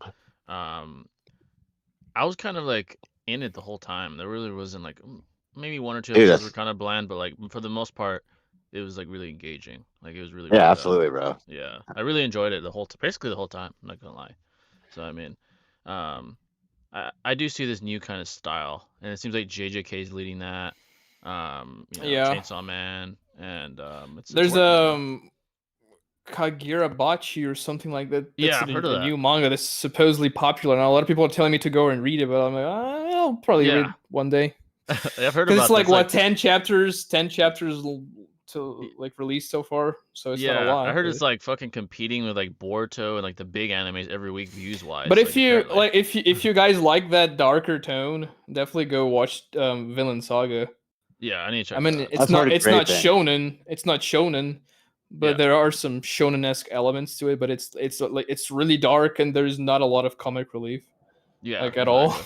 Yeah, it's comic relief is useful at times, but like when it's overbearing, it's like, dude, like come on, like fucking, it's too much. Like there's a balance that has to be done. Like I like the balance in the new darker tones. It just seems more serious. Like you're more involved if you know it's not going to be like a joke like the whole time, you know. So it's a different flavor. I think honestly, I think even Boruto with the Two Blue Vortex, maybe they're taking a page out of it because it's more serious. I feel like now.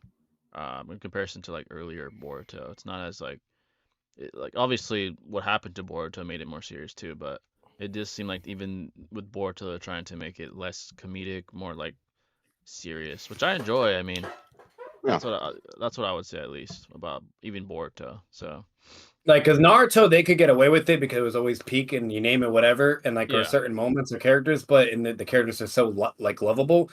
But in Boruto, it's not the same. You can't. They just need to stick to the serious shit, or try to really develop and get something going to where it's at least either mid for people or if it's really good for people. Because me personally, the way I gauge Boruto, the only points that I've really liked, at least for me, was whenever it's the OG people. So if it's like Naruto, Sasuke, whatever, blah blah, or even Mitsuki's Sage Mode, I really enjoyed that. But things like that. But that's just kind of how I've been. Everything else is basically mid to me. I don't really, it's whatever. Or there's certain things where it's like, I don't fucking like this, But that's just how I am in Boruto. But Boruto, like majority of it, like now through Boruto, in my opinion, it's cool, it's good. But like, what they're doing so far with the earlier Boruto shit, a lot of it was just like we don't give a shit about this. It's like it's definitely trying. It's on a good trajectory now, but we'll see what happens. I mean, we'll see what happens. Yeah, it's gonna take a while for the Two Blue Vortex to be animated now. It seems like it's disappointing. At least a couple years, minimum a couple years, I'd say for sure. So no. No, I was actually about to say something. I'm like Daigo's mind. He's like, make that shit 30 years. Let's see. That's why I fuck with Darwin's game because it has powers, but people also die. Hey, I have a feel. Imagine this. We see everything happen in Boruto. The next thing you know, it's all of them in Infinite Tsukiyomi. That's his theory. It's like, oh, this is all just a dream. Just imagine, bro. That'd be hilarious, dude. Madara did win, I guess. Bleach's new significantly improves the manga, which was rushed because the author was sick. Oh, you mean the manga was rushed? Yeah, I heard that. Naruto was. Bleach was, definitely. Yeah, the final Bleach arc. Apparently, the guy was like really sick, had to rush everything. Dang. Hopefully, and then they're like doing the final season of the anime like how he wanted it to be in the manga. If he didn't have to rush it. That's good though. He has a chance to right the wrong. That means So even if it's a contradiction, that means technically you could say. Yeah, the guy. I think the guy said that like the anime version is going to be the canon version.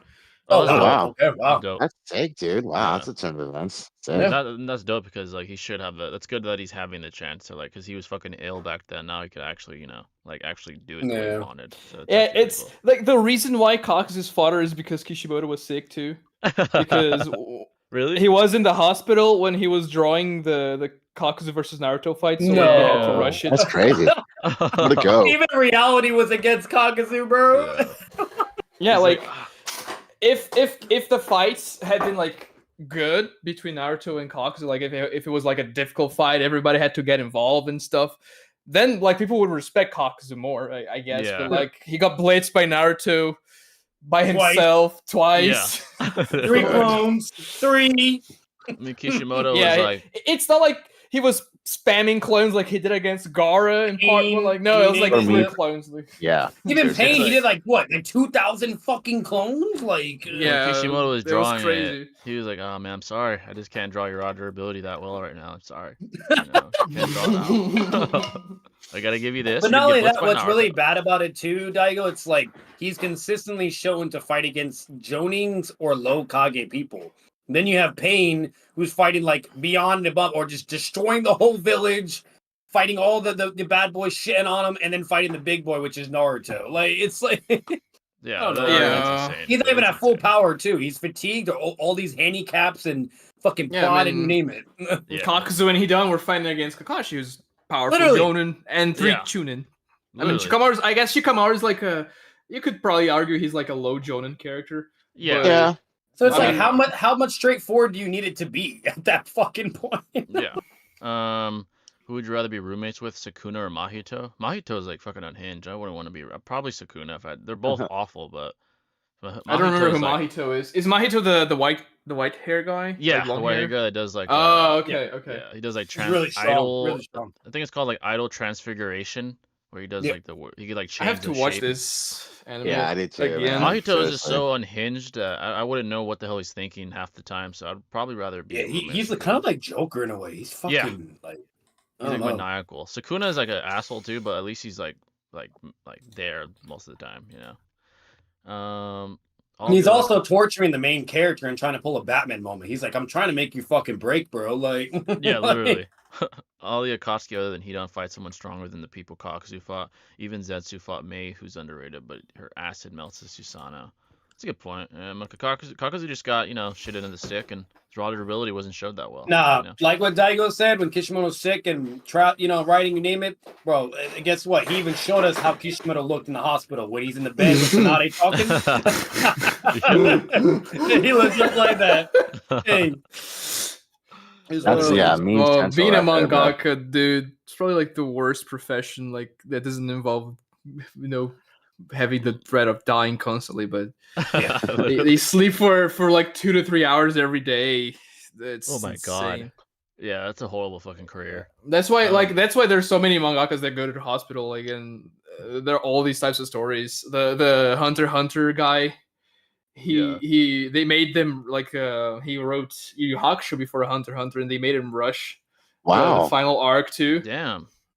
And that's like, because I think he was in the hospital at the time, and he has like a back problem, so he can't write and draw for too long. So now for Hunter x Hunter, he made a different contract with Shonen Jump, a contract that said he didn't have to release it weekly. Yeah. So like he releases whenever he wants to, and then there's been more hiatus in the manga than there have been like weeks that the chapters came out so far. Bro. Damn. Well, I mean, that's good for him, because that enables him to have more like time to have more. Yeah, but like he doesn't seem to care too much about the story. That's fair, yeah. Dude, honestly, they should have like a fucking like they did here in Hollywood. All those writers should have like a fucking writer's strike. Like, bitch, we need more time off. Like, come on, man. Like. Yeah, it's kind of fucked up. Like, you can't kill the guy. Like, let him. If you want the work to make more money, let him rest. Yeah, you know, like, let and so on and so. It's kind of like counterproductive because you're fucking like Literally. working these guys to the bone, and they're not doing their best work after a while. They're burnt out. They're fuck. That's why they rush Bleach. Exactly, you know? man. It's like it's what it's expected at this point. Like if you want to write and draw manga, this is gonna be your life. Yeah, it's like, dude, like what the fuck? Like they should have like a kind of like Hollywood did a few months ago. Here over there, they should have like a writer strike, and all the writers should be like, fuck it. This is never gonna happen in Japan. Like it's never gonna happen. Yeah, it's hell no, out there. yeah. You know, like, it was such extreme. It's the same thing for the anime studios. Like the animators, they're also like almost slaves. And at least the mangakas actually earn money, but the animators they don't make anything. They make nothing. Yeah. It's kind of like that one. Like, look at JJK, how quick that's coming out instant. Dude, like fuck, they're working them to the fucking. Even the manga. Sometimes the manga comes out weekly, not just the anime. The fucking manga. I'm like, what the? Literally. Damn. Like they're fucking. I mean, yeah, it's like, in Shonen Jump, the manga comes out weekly. Yeah, 50 weeks a year. The man for it's real, bro. That's a crazy pace, man. That's why, you have to. I mean, sometimes that there's like a duo. One guy writes, one guy draws. Yeah. But like if it's Kishimoto or if it's like from One Piece, like Oda, or like they write and draw. Damn. Obviously they have assistants too. Like they have like 5-6 assistants each. But even still, like it's a lot. It's 20 pages a week, man. Yeah, dude. Like, that's tedious. Like that. Like much. I know damn well if somebody said Daigo Knight, I need you to drop a YouTube video this time, this frequency, blah blah yada yada. Right fucking at Daigo Knight, be like, fuck you. Like I need a weekly video. I need it this length every week. Thank you. Like no, dude, fuck that. That's not how it works. Imagine they're like, Daigo, we want you to do Boruto only too.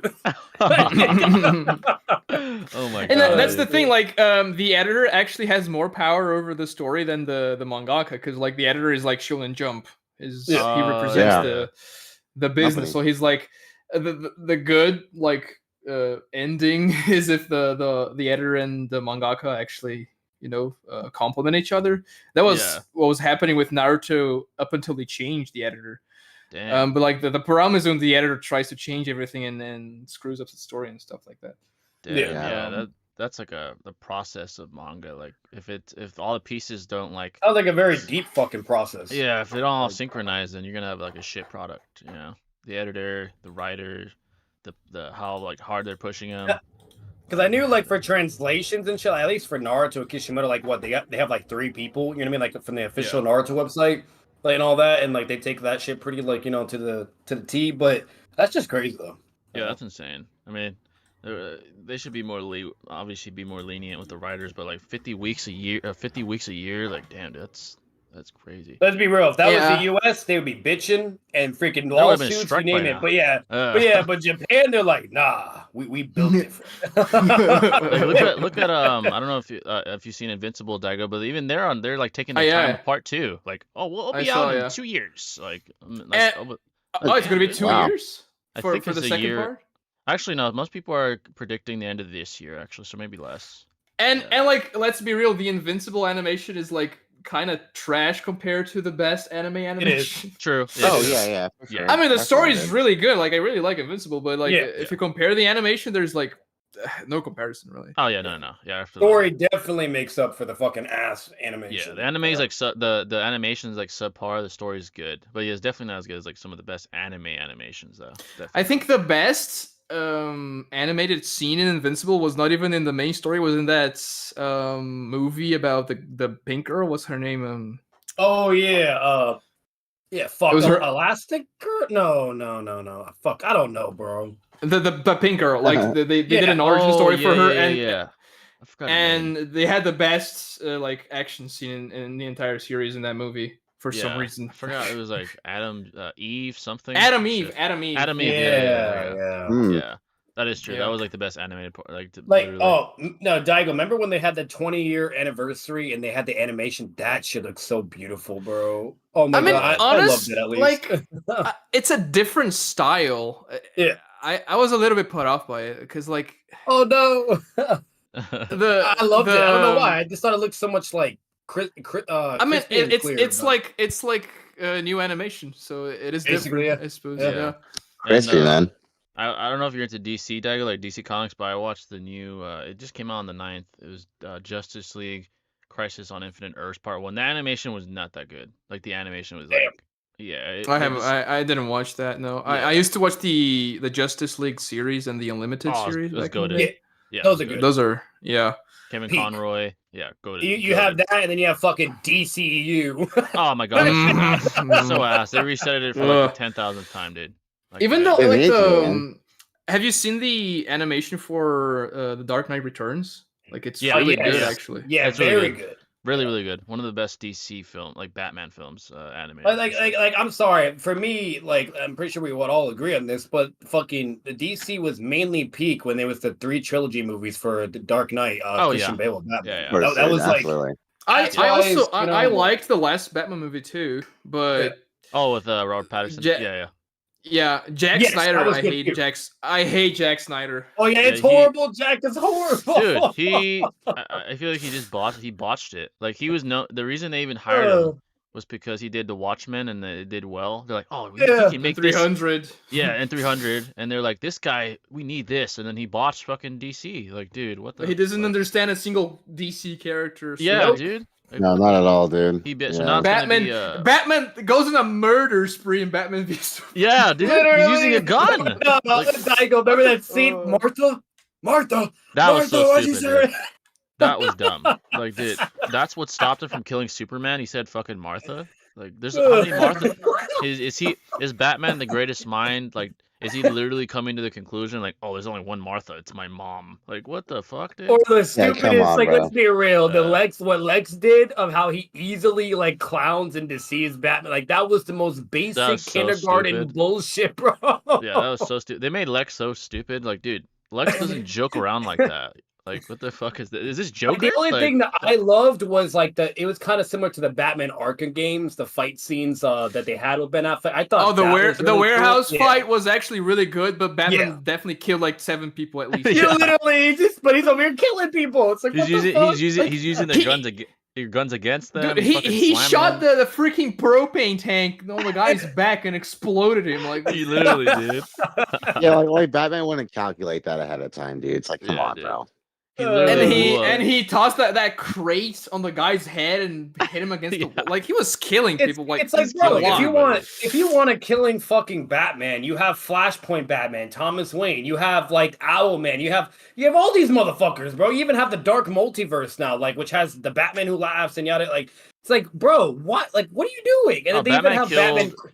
Batman in that movie killed so many people. Honestly, dude, it's when he was chasing the bandits that stole the kryptonite. Yeah, like he was shoving the Batmobile into their cars and exploding them and shooting them with machine guns, like rolling them over and shit too. Yeah, that wasn't rubber bullets either; those were like fucking missiles. Like, I'll say this to this day: I went to the movie when it came out. Right, I was so excited. Right, my name's fucking Batman for crying out loud. But like, I was so excited. I go to the movie theaters. I'm like, oh, this is gonna be great, peak, whatever. Right, you name it's Batman vs Superman. This kind of reminds me of Dark Knight Returns. Right, like I'm assuming that's the story they're doing. Yeah. I go, I'm like. What the fuck am I watching right now? And it's going, and then I start seeing Batman like going Punisher mode and slaughtering everybody. I'm like, what the fuck am I? When it came out, I didn't see shit. My face is just cold stone. My brother looks at me. He can tell like I'm not liking this shit at all, and I'm getting really mad. Like it was horrible, bro. Dude, like, this Batman came bullshit. Out. I watched the movie in the theaters too. There's 2. I finished the movie, but there was 2 moments when I almost walked out. It was when Batman had a gun. I was like, I'm about to leave. And then when he said, why'd you say that name? I almost walked out. I was like, what the Not only that, but like that movie was also so freaking boring. Oh my god. Yeah, so like the majority of it was kind of lame. Yeah, the majority of it. And also, the Doomsday ass pull, like Doomsday, dude. How do you fold Doomsday? Dude. How do you fuck that up? Doomsday has to be its own movie. Like it has to be a Superman movie. Why put him in there? I don't understand that. Why is he in there? Like, what the fuck? Why is Wonder Woman here? Like, why is she in the fucking movie? Doomsday. Let's make him a wannabe ass Justice League like tier villain or whatever. And then like fucking and just make him look like the Teenage Mutant Ninja Turtles and Abomination had a fucking baby and like okay, we have the kryptonite spike, so like let's go kill Doomsday. Just give it to Wonder Woman. She can shove the spike into Doomsday, and then Superman doesn't have to get weak because of it. Like that's such so an asshole, bro. Superman's like, you know what? God. Kryptonite hurts me, but I'll be the one to stab him. Like, yeah, that makes sense, buddy. You Yeah, know how to do that. like, you know, but mind you, she's at least relative to Man of Yeah, Steel. she was combating him and didn't give it to her. Instead, he's like, I'll do it. I'm like, okay. And let's be real. You think Batman would have proved that too? He would be like, no, what the fuck? Like, nah, this is gonna happen. This, what, you know, like There's so many ways they could have beaten him. They dude. could have tied him up and they could have thrown the spear. Like, they could have fucking thrown it. But like Daigo said, when what should have happened is when Man of Steel came out, I enjoyed it in a sense. I thought it was pretty good, but then there were certain moments. It was all right. It was like mid, but like basically, but when I saw the end, I'm like, what the fuck am I watching again? Why is this Injustice Superman? I know he just snapped this motherfucker's neck. The whole point of Superman is to always have like unfathomable will, you name it, not kill, whatever, blah, blah, and throw him in the goddamn Phantom Zone, bro. This motherfucker just snapped his neck. Like, what's happening? Even Superman was killing, like, usually what he does to Zod is he sends him to the Phantom Zone, but in that movie they fucking snapped his neck. I was like, what the fuck? I mean, I would be fine. Like, I actually kind of like the final battle in the Man of Steel, like the scale and everything, the destruction. I think it's nice. That was the flash of two Kryptonians fighting.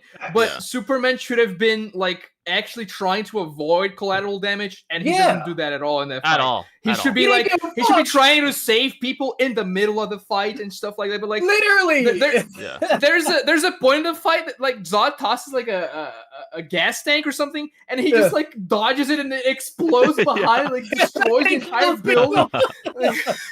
Just how people die, bro. When I was watching that shit, like I immediately go to the comics and the animated shit that's peak. I'm like, wait, what the?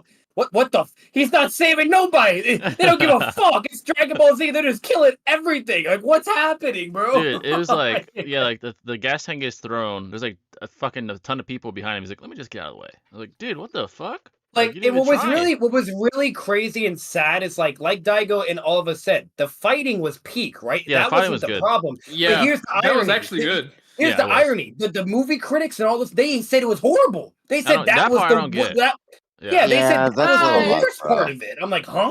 Like, nah, bro. Like the choreography for the Man of Steel fight with Zod, that was good. Like the choreography was good. They're attacking I even like the fight in the middle of the movie, like in Smallville. That was a good fight too. Yeah, that was a good fight. But still, like Superman's not Superman in that movie. He's fucking like. He was like fucking. It was more of an Injustice Superman route. Yeah, he was like Injustice Superman or fucking Ultraman or some shit. Like, he didn't give a shit about anybody. Like, he was just letting people die. Like, it was like, oh, I'm gonna kill Zod and whatever. Like, there was some core value of like his kindness or the restraint, whatever. But it's like I said, the vibes I was constantly getting is a darker toned, eventually breaking type Injustice Superman. I feel like that's what they were trying to build up and lead to. Yeah, and it was just weird. It's like once again, it kind of is like if you see the Flash forwards in Batman v Superman and also the Jack Snyder's Justice League, they were gonna do that. Yeah. So like, why would you do that for your like DCU cinematic thing? Like it's like you have an Injustice fucking storyline, bro. Make that a Justice League movie, you know. And if Flash is warning him, then what's worse than this? Like, what the fuck else are they gonna do? Like, what else do you need? Yeah, like it must be hell, like literal hell on earth. Like at the end of the day, he just could not and this is what pisses me off the most. If we gave Daigo Knight a script and say, hey, make a fucking DC movie or Justice League, he's like, all right, yeah, I got this. I'm gonna study the characters. We have the animated shit. We have the comics. I have all this reference and evidence and information I could use to make sure the fans are satisfied and to maybe even make it, unique or do what Marvel does, right? Mm-hmm. Just do completely whatever the fuck they want and don't give a shit about the characters, don't give a shit about comics, and just do whatever. Like, it was just crazy. They literally like especially Batman with the killing shit. That was probably the most annoying shit to me, was him killing people. Like, the reason why the MCU worked is like, we're not asking for a copy and paste at the end of the day. The reason why the MCU worked is like, bro, like fucking, they at least were like taking certain aspects in the comics or anime, whatever, and trying to do their own spin or twist or, whatever in story. Like, and it's like, all right, that's fine. I get it, And there were certain moments that would just go to, like, better yet, when they did the origin of Iron Man, right? That was pretty fucking cool. That shit was dope, bro. Yeah, like, I mean, it doesn't have to be a copy and paste, like you said. Like, you can adapt and do like an alternate universe too. Like, oh, things happen slightly different here because it's a movie now. It has to be a little different, but like, totally, bro. If you respect the source material and the core of the characters, like, you're gonna do well. Like DC, that's just a given. didn't. Like, yeah, you can't take that away. Like, it's like, what are we doing? Especially like, guys like Batman. Even Joker. Remember the gangster Joker? Oh my god, that was so ass, dude. I was like, is this Joker or is this Black Mask? Because he's acting like Black Mask, but he has clown paint on. Like, what the fuck is happening? That's not Joker. Oh, you have Heath Ledger, the GOAT, right? You know, whatever.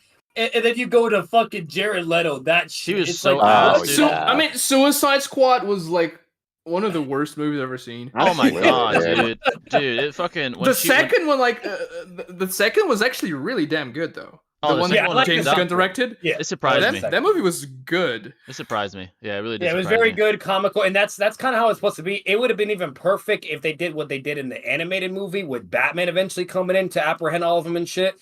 That would be pretty cool if they did like a little cool Easter egg, but it's whatever. Either way, it was still good. But but like, it's just crazy. It's like, how do you make that shit, right? The first one, and yet once again, you have a fucking animated movie right there, bro. Like, just take a little look at it, you know, and you don't have to copy and paste. Just you got this, you know, like Jared they Leto, do it. Jared Leto, dude, when he's like that Joker is like caring about Harley Quinn. Like, you guys realize he abuses and beats the shit out of her. Doesn't give a shit about her. Like, why would he go save Literally. her? That annoyed me. I was like, dude, he'll let her die. He doesn't give a fuck about her. Like, the Joker movie with Joaquin Phoenix though was really fucking good. Oh, that shit was good, dude. I like that. Was really good. Yeah, it was really dark, like it should be. I liked it, but I didn't love it. I would say. Same. Yeah, I thought it was dark, and I thought like this is what Joker is. Thank you. Like this guy's dark. For what it was a nice little introduction to his character. Like he's extremely like sinister. And they made it more realism. I will say that. Like they did take away a bit of the comic feel in a certain aspect of the Joker, but but they made it more realism. Yes, pure darkness. Yeah, I mean, blatantly mental health stuff. You know, but that it doesn't even look like a superhero movie or anything. It doesn't. It's realism. Yeah, realism. It looks like a fucking like serial killer. Like movie. Christian Bale's Batman was more superhero than the Joker. I mean, way more. Like way more. Which I fuck with because he still had like the bat plane and stuff in the third movie. Like it's like I fuck with it because that's Joker. Like he is different from every other villain because he's just like pure. He, like Alfred said in Dark Knight, he's like some guys just want to watch the world burn. That's Joker. He really doesn't have like a motive like money or like I want to achieve this. He just wants to fucking cause chaos and like break everybody. He's chaotic and he wants to break everybody else, and that's the feel I got with this movie with Hakeem. I'm like, that's Joker. Or like Heath Ledger, for example. What really annoys me is why the fuck, like, this is what also pisses me off about the DCEU. It's like, then they have the Batman, right? We all agreed was pretty fucking great, you name it, whatever. But, that's a separate universe. That's not kind of annoying. I'm actually okay with that. Like, if you don't know how to connect the movies into like a cohesive narrative, just do like standalone movies. Like, it's better than trying to do that crap Zack Snyder was doing. That's true. It is better than that. And the only thing I do wish is that they could connect this Batman with the Joaquin Joker Phoenix, but it won't add up because fucking Batman was like fucking 6 years. He was like 6 years old in the fucking Joker movie. I'm just desperate. That's my problem. I'm fucking desperate at this point. It's like, bro, we finally got to it, and then it's like, oh, no, it's not. It's like, oh, great. Yeah. I think the last superhero movie I watched was the Batman. So like I've been so like. DC and Marvel are so trash now. Like, right now, it's so bad, bro. Dude, Thor, whatever it was called, Love Story or some bullshit. That shit was ass. Dude, Blue Beetle, bro. Blue Beetle, Daigo Knight. I didn't watch any of those. I have to watch the Last Guardians movie. The Last Guardians movie. Everybody says it's good, but like I haven't seen it because Marvel's just discharging garbage against us. It's like, dude, like fucking, even most of the TV shows are ass. Like She-Hulk, ass. The only one the only ones that were all right was like Daredevil was dope, but that's already older. Daredevil. And that was Netflix. That was Netflix. That was Netflix. Yeah. Oh my god, it was so good. That shit was dope. Moon Knight was okay. It was all right.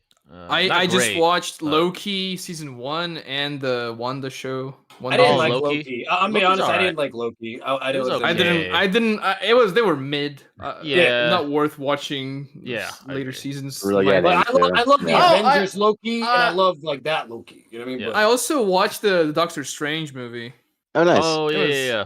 That most recent one. It was mid. It was mid. It was all right. The only Marvel movie that I thought was very great was Spider-Man: Far From Home. That was the last good one. Fantastic. Oh yeah, absolutely. Yeah. I didn't like it very much. Oh, really? I am not a big Spider-Man fan. This is probably very controversial. That's fair. I'm not a big Spider-Man fan, and I don't like Tobey Maguire and Andrew Garfield Spider-Man movies. Damn. You like Tom? I love Tobey, bro. I actually my favorite Spider-Man movies are the Tom Holland ones.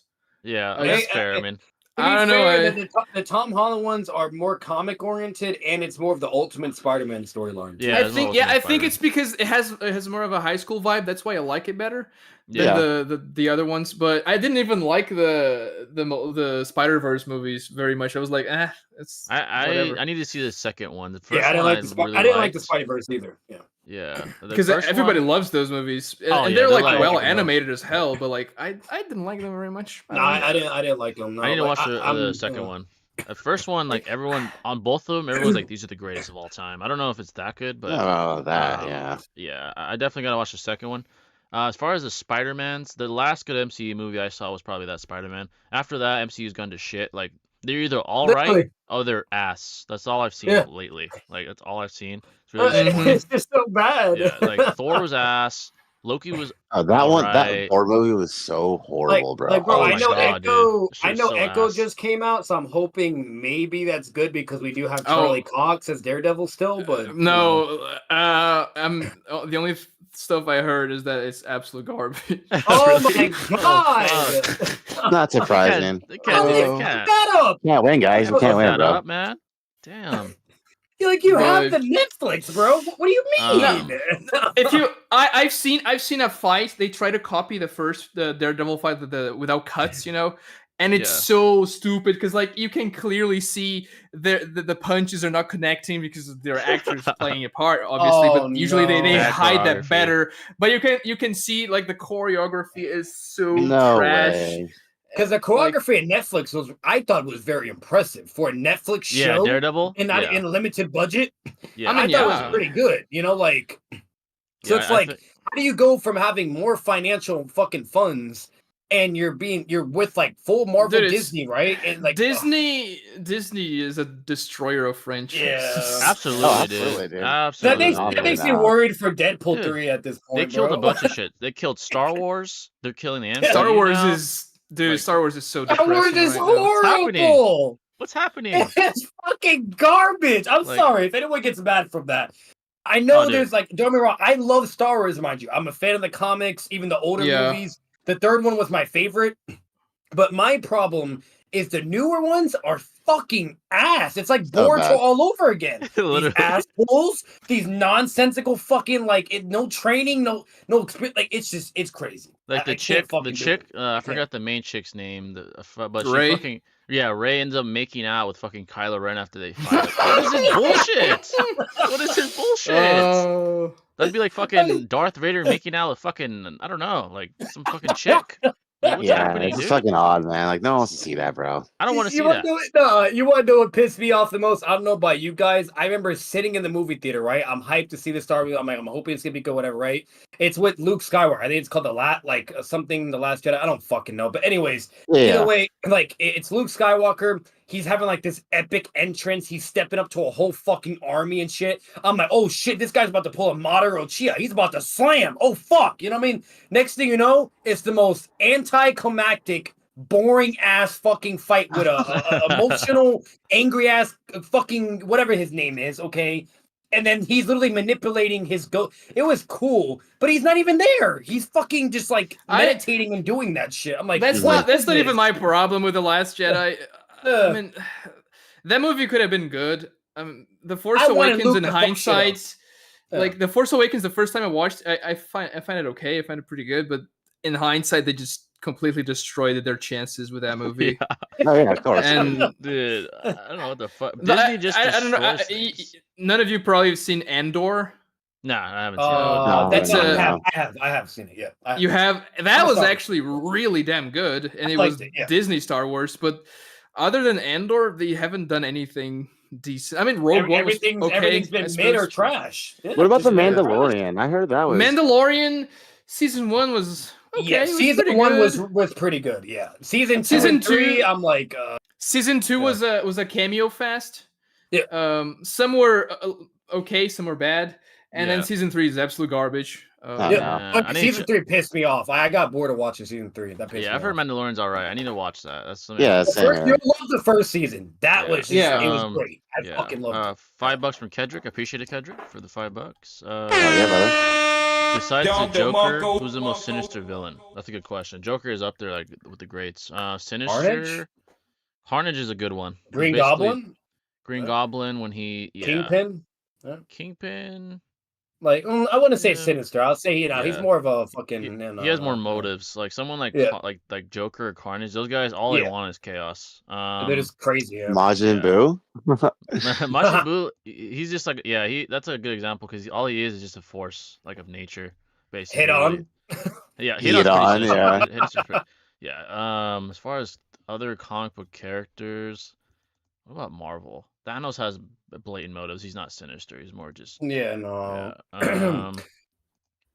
Anti-Monitor he's a force of nature. He done. I'd say Anti-Monitor, but again, he's kind of like Boo. He's just like a force of nature. He's not really sinister, I'd say. Like they are there in Marvel, but like my problem is I was mainly oriented with DC, so it's been so long I just can't remember all the fucking They don't have to be like serial killer guys, like fucking Zaz, Victor Zaz from the Batman Rogue Gallery. Things like that. Or actually, well, we do. No, not even Bullseyes like that either. You know, so it's hard. Like fucking trying to. It's hard to really top Joker, honestly. It really is. Yeah, Joker was just that guy. He's just like even like legacy wise, villain wise, he's like top like bro, you're talking about a fucking guy that like outsmarted Batman, okay, then becomes a multiversal threat. Like, come on, bro. It doesn't get any literally. better. He's become multiversal. He's caused Superman to break. Broke He's Superman. done so many shit. He's broke all much kinds of shit, bro. Like he's like the greatest rival of the world's greatest detective. So I mean, he's fucking crazy, man. How much for y'all to watch Ant-Man 3? I mean, we can't watch that; would get banned on YouTube. Ant-Man's trash. Dude, not a big Ant-Man. I've never been a fan of him either. It's just kind of corny. The power, in my opinion, it's like that. He's like the third one was, if I'm being generous, it's decent, whatever, but it's just I didn't like it at all. I never took him serious. Like I don't know. He's just like it made King the Conqueror look like a fucking joke too. It's like how the fuck is this guy becoming an Avengers when he's like literally it's like I don't know. He just seems like a sideline person, like a guy that's just not that important. Not relevant at all.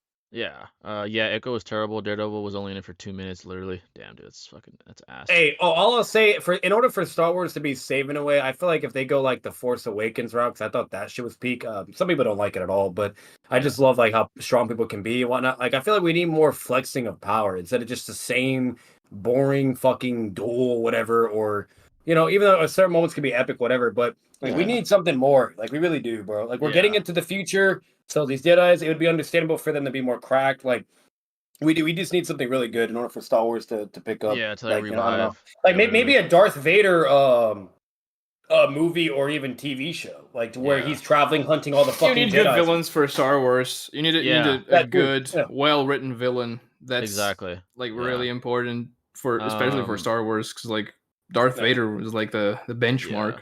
Like, wouldn't that be cool though, Daigo? If Darth Vader's traveling, like we have like a TV show or movie where he's just hunting all the Jedis and shit.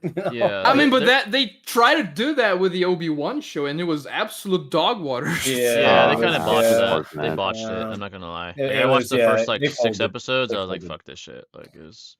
Like I only like I'm gonna be real. Like I had a weakness for it, and a little bit of bias because it's like I do enjoy the Obi-Wan and Anakin interaction based upon the third story. And all the older shit. Things, but like that's just me. But overall, it was just it folded. $2 from Kedrick. Appreciate that, brother. Once again for the donut. Thanos versus Madara's ideology. That's actually a good comparison. They're quite similar. Thanos wanted to. His whole ideology was to kind of like bring balance and like restore equilibrium to the universe. So his logic was if I destroy half the universe, the other half can like kind of be in harmony. Obviously, in hindsight, he was incorrect, and I think even he admitted that, he conceded that. Madara was saving the entire world from like its cyclical nature, and his ideology was the infinite Tsukuyomi to bring like eternal peace against your will, nonetheless, but to bring eternal peace. Madara's is probably more understandable because Thanos is killing, rather than Madara. Madara is just like forcing you to do something that Thanos is like, hey, we're limited on resources, bro. Like, we gotta do genocide mode now. Yeah, Like, and to him, it's like Damn. it was like fitting to him because it was random. Like he didn't choose who was getting erased. He's like, oh, nature will decide that. Like with the in the comics, it's even worse. Like in the comics, Yeah. Thanos just does it because he's pussy whipped. He's so Yeah, obsessed with this girl. it's even worse. He's Like I'm glad they with did it. death. Yeah, Yeah, literally. I'm glad they did yeah. it that way. I'm glad they did it that way in the Avengers because he didn't seem like such a pussy. In the comic books, it's because he wanted to rizz up death, which is fucking dumb. Literally, So, like the whole, like the gosh. entire Yeah. timeline, every major event, it's because he's trying to stop being friend zoned from fucking death. it's fucking dumb. Like I'm so glad that they didn't ruin that part. Like they didn't bring that into the Avengers shit. movies. I'm so happy because that would have been Like stupid as fuck. man went from doing the Infinity Gauntlet, accomplished that feat. She looks at him, He's like, what the fuck? Then he goes from doing the heart, stealing the heart of chamber that has the one above all's omnipotent power. I don't care. He's like, what the fuck? Yeah, that was a dumb Yeah. motive. Like that ideology, I mean, moderate, way better than. But in the movies, yeah, shit. it's a little bit. There is some parallels there, though. That's actually a good comparison. Star Wars is dead to me. I got my hopes up too much and was disappointed every time. Yeah, dude, Star Wars, it needs a revival. That's what it needs. It really does. Absolutely, Yeah, man. like there's a video game. I forgot what the main character's called in the video game. He's like canon to the video game only, and he's like really powerful. If they like brought him to the big screen. Force Star Awakens. Killer? Yeah, Star Force Killer. There Awakens, you yeah. go. Maybe if they could somehow adapt him That's what I want. somehow. Yeah, that would be a dope character. Because that's what I Very, was very expecting dope. Luke to do when he was out there, and I was over here thinking it's gonna be a Madara scene all over again. Like I was Yeah. expecting to go fucking Star Killer mode in that. Star bitch, Killer bro. would've been I was like, great. let's see this shit. Yeah, like But- he seems like he's promising, like a very polarizing, like Anakin type guy that was so much potential. You know, And it's so- not impossible because if you guys, even though I don't think it's actually considered canon anymore. But technically, when we had No, it's not canon. Legends, yeah, like when we had Legends back then, like fucking those motherfuckers are crap. Oh my, from like Luke from all the the way What from I've the heard beginning. too, yeah. So and then even towards the end, like they were just Yeah, I heard those guys are like fucking Universal or some shit in Legends. Yeah, like they're crazy, you know. But you don't even have to go that hard. Like if they just did what they did with Star Killer, I'd actually enjoy that. Or not even Commandos. I don't know if you guys like that. I don't know if you ever heard of it. But Commandos was basically Master Chief, but Star Wars, basically. Oh yeah, And yeah, they're- yeah, I know what you're talking about. Yeah, they're Yeah. like they're in Spartan suits, but they're just as powerful as Jedi's, and they strategize. They use guns, gadgets, Oh, that's you name lit, it. dude. Yeah. And it's so fucking. You know what they cool. could- I think it's really unique. Yeah, if they want to get into the was goated. history, they could literally Yeah. get into the clone troops sort of history. That would be a dope, like kind of like Yeah. movie, like with like where they really get into like the camaraderie and unity of the troops and like where Yeah. they actually get some humanity. They're not just like Oh, random. they did fodder it to that Star in Wars the movie. Clone Wars. Yeah, Clone exactly. Wars. Like that. Yeah, like they The brought it to Order like the 66. Yeah. yeah. If they brought it to like live action and they did that That too. right, it could be like dead ass like a war movie, like fucking on some Jarhead type. That would kind of vibes remind me of the there. show that Daigo Knight was talking about for Disney. I'm already forgetting the fucking name. Starts with an E. You know, like just we need something unique and, There's so much shit. different, or just Yeah. some dark element too. Like find something. I don't care about this, rainbows and sunshine shit, or just weird like. We Literally, need some bro. heat, bro. Yeah, like it's like the ideas are there. They're just like picking the wrong ones. Like it's Yeah. a problem. Like I don't know, man. It's like did you know what Commandos was, Daigo Knight, or no? You never heard of that shit? No, I haven't. Do a Google, and it looks pretty fucking badass. yeah, And it's but, canon too. It's legit. It was also in the animated Star Wars, you name it, blah blah. It's never in the movies though. Yeah, but we've been going for about 2 hours and 30 minutes. Yep. We want to respect Daigo's time. We know he's busy, so Facts. we'll go about 5 more minutes or Alright. so. All right, man. Reverse Flash was a menace. Apologize for going over 32, but No, don't Yeah. worry. We weren't trying to do that. Yeah, Yeah, we thanks wanna for respect- coming on there, brother. Yeah, Kinda it was paused. definitely a goated creator we needed to get on, man, for sure. Reverse Flash was a menace. Oh, that's a good villain. Reverse Flash is a really good villain. Ooh, yeah, that's badass, dude. He's definitely. very he's not like sinister, but he's very just like cruel. Like when he's talking to Barry a lot of the times. A good scene was in Flashpoint, the animated series, when he's talking to Barry. He's like, "I'm the villain. You went back in time to save your mom, and because of you, Hitler lived, and now look at where we are now. The world's ending. Like it's Superman Yeah. was never found by America. He was found by the Russians or something and kept in a fucking cave, so he never got his powers. But I'm the bad guy. Okay, like, that was a cold scene. Like, he's a good villain. He actually is. Did If you they guys brought watch the him to the Flash big movie? screen, yeah, By chance yet, Flashpoint. or? Oh, I haven't seen that No. one. I need to see it. I heard Okay, it's. gotcha. I heard it's good though. I heard it's good. Yeah, Have you seen the Flash movie? Yeah, I need to see that. Oh one, my though. god! Live action. Don't.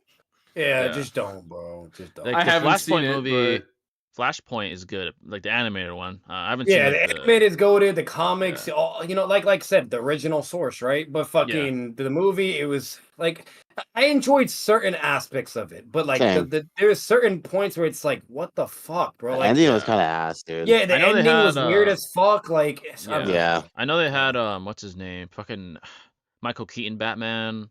They had George Clooney. George Clooney. Yeah. Oh shit! $10 from Marcus. I appreciate that, brother. They did the Batman. Really good, that was actually really cool. And he like that was I like what they did with him though. That I enjoyed.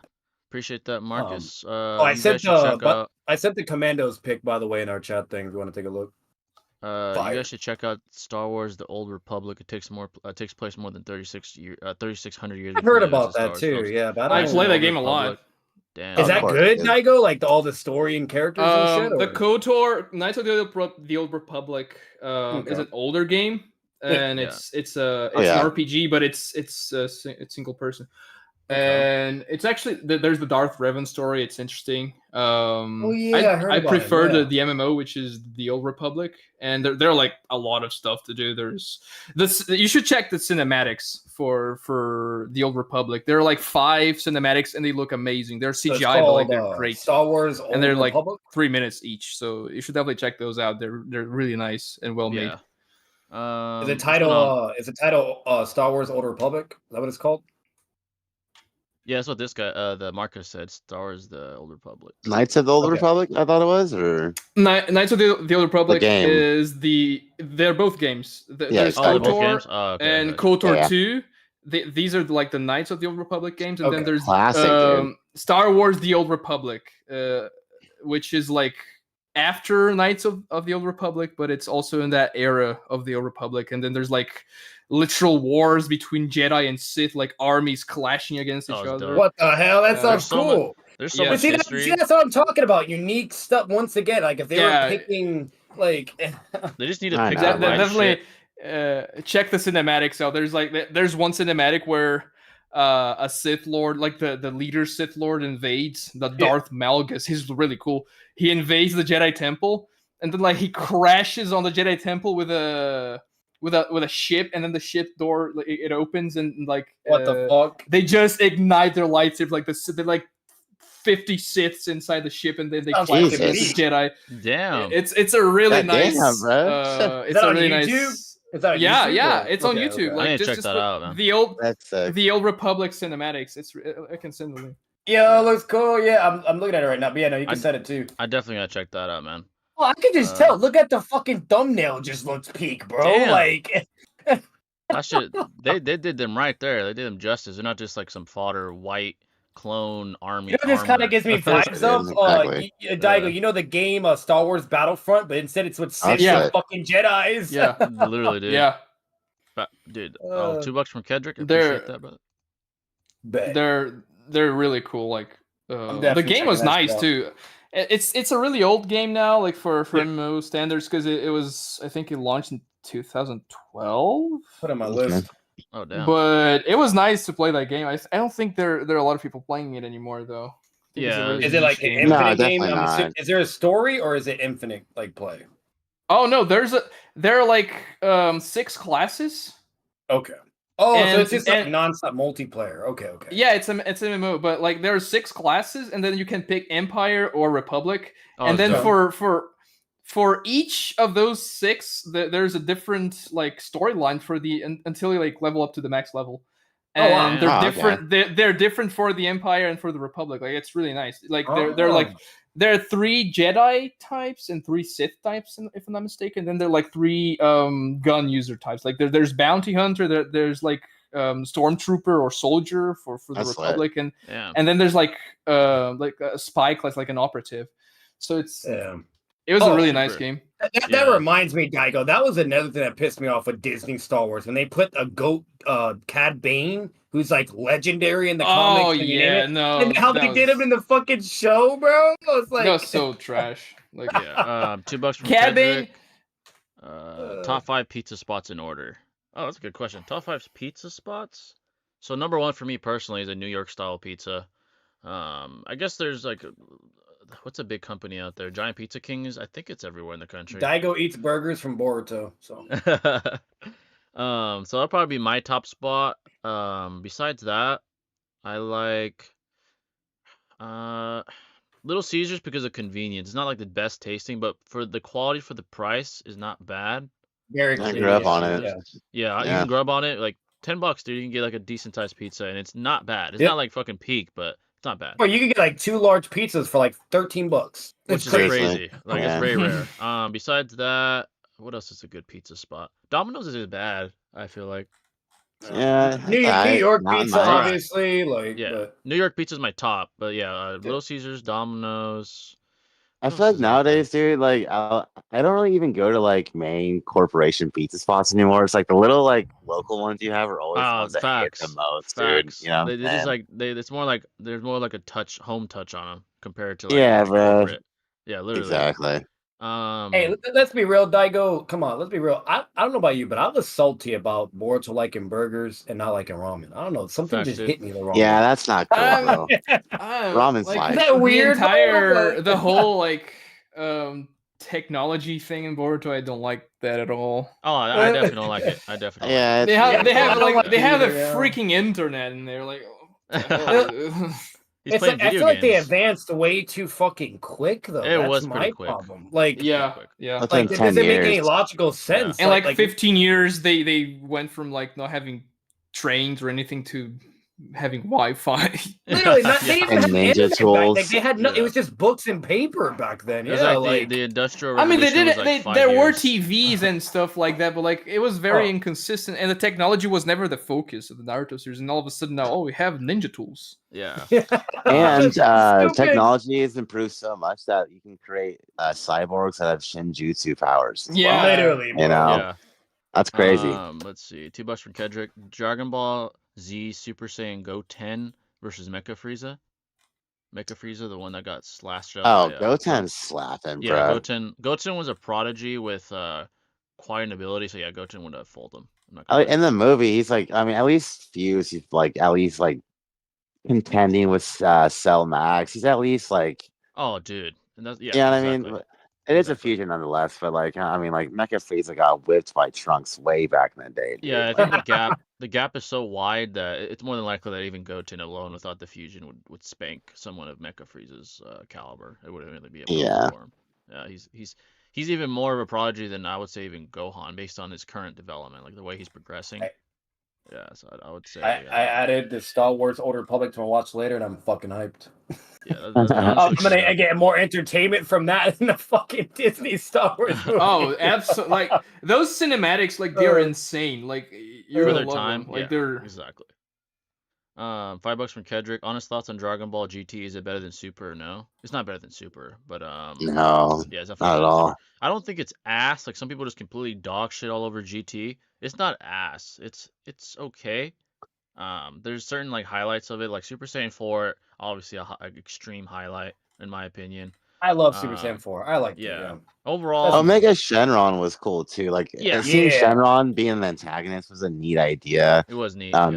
Baby was powers were broken too. Just being he's like basically Captain Ginyu, essentially. Yeah, if he was a canon dude, that'd be a huge problem if that guy was canon. Like, no, seriously, it'd be a huge threat, bro. Like, if he gets a hold of the wrong person, like in current Super, he's a fucking. I mean, dude, I don't know how you're gonna stop that. Like, just like takes control of Whis or something. Yeah, you know? exactly.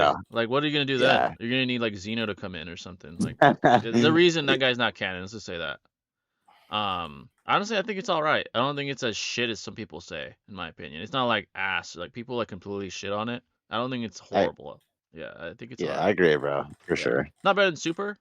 Super has its problems, obviously. I think Dragon Ball Z is the best overall, but Tegan hit. Come on, bro. Exactly. You can't. No one, nothing in GT is topping like Hit or Jiren or like. Oh yeah, Ultra Jiren, my Instinct, bad. Emergence, Yeah. guys like that. So yeah, it's all right though. I'll say that. But yeah, we're probably gonna continue on, and Daigo probably has to go. Daigo, if you gotta go, it's all good, brother. We appreciate you coming on. Oh yeah, brother. Yeah. Legendary, Thanks for having brother. me. Absolutely, we could definitely gotta have you on again if you're down in the future. It's Yeah, for definitely sure. yeah, definitely a legendary content creator. Go show him some love, folks, and go watch his. Yeah, if you he's guys, really if you good guys don't know content. who he is, you're fucking And like everyone He's knows got who he is lots of probably in this videos. chat. But go check him out. Go show him love as well. He's a legendary content creator, and thanks again, man. We definitely gotta have you on again for sure. Yeah, much love, brother. Nice- Thank you yeah. again. Nice to dude. be here. Be safe, Right. man. Yes, sir. See you guys. Peace Take out, care, brother. bud. There you guys have it, man. That was Daigo Knight, one of the coolest dudes. I gotta say, one of the coolest dudes we've met in this space by far. Very funny too. Very funny. His talent speaks for itself. Like, there's a reason why he's killing it. He's making bag because he's a talented guy. He just came on here. You can't hate, bro. It's Yeah, not, you you can't know, hate it is what it is. Literally, you can't hate. the guy bro. is Absolutely, talented. dog. Like, when you bring on a good content creator, that talent starts to like irradiates. Like TG when he was on, or Daigo when he's on, like that. The talent radiates just through like talking to them. You know. So he's definitely a goat. Definitely. So shout out to He Daigo Knight, beating folks. 6 in the race too right now. Oh, Six dude, trying to he's keep killing up. it. He's killing it. Oh yeah, he's doing hella good, man. He Yeah. deserves it as well, bro. Definitely. He definitely puts in the work, dude. He's always posting. Like and it's goated content. It's not like him posting just like filler content. It's good content. But isn't it really cool though how like way back then we had like Swag and then Seth the Pedo back then, but we had like all that whatnot, and then now it's like the next generation. It's like fucking Daigo and 6 coming in as big boys. Yeah, literally. Yeah. Like TG, Daigo, 6. Yeah, TG2 he's rising. NC Hammer.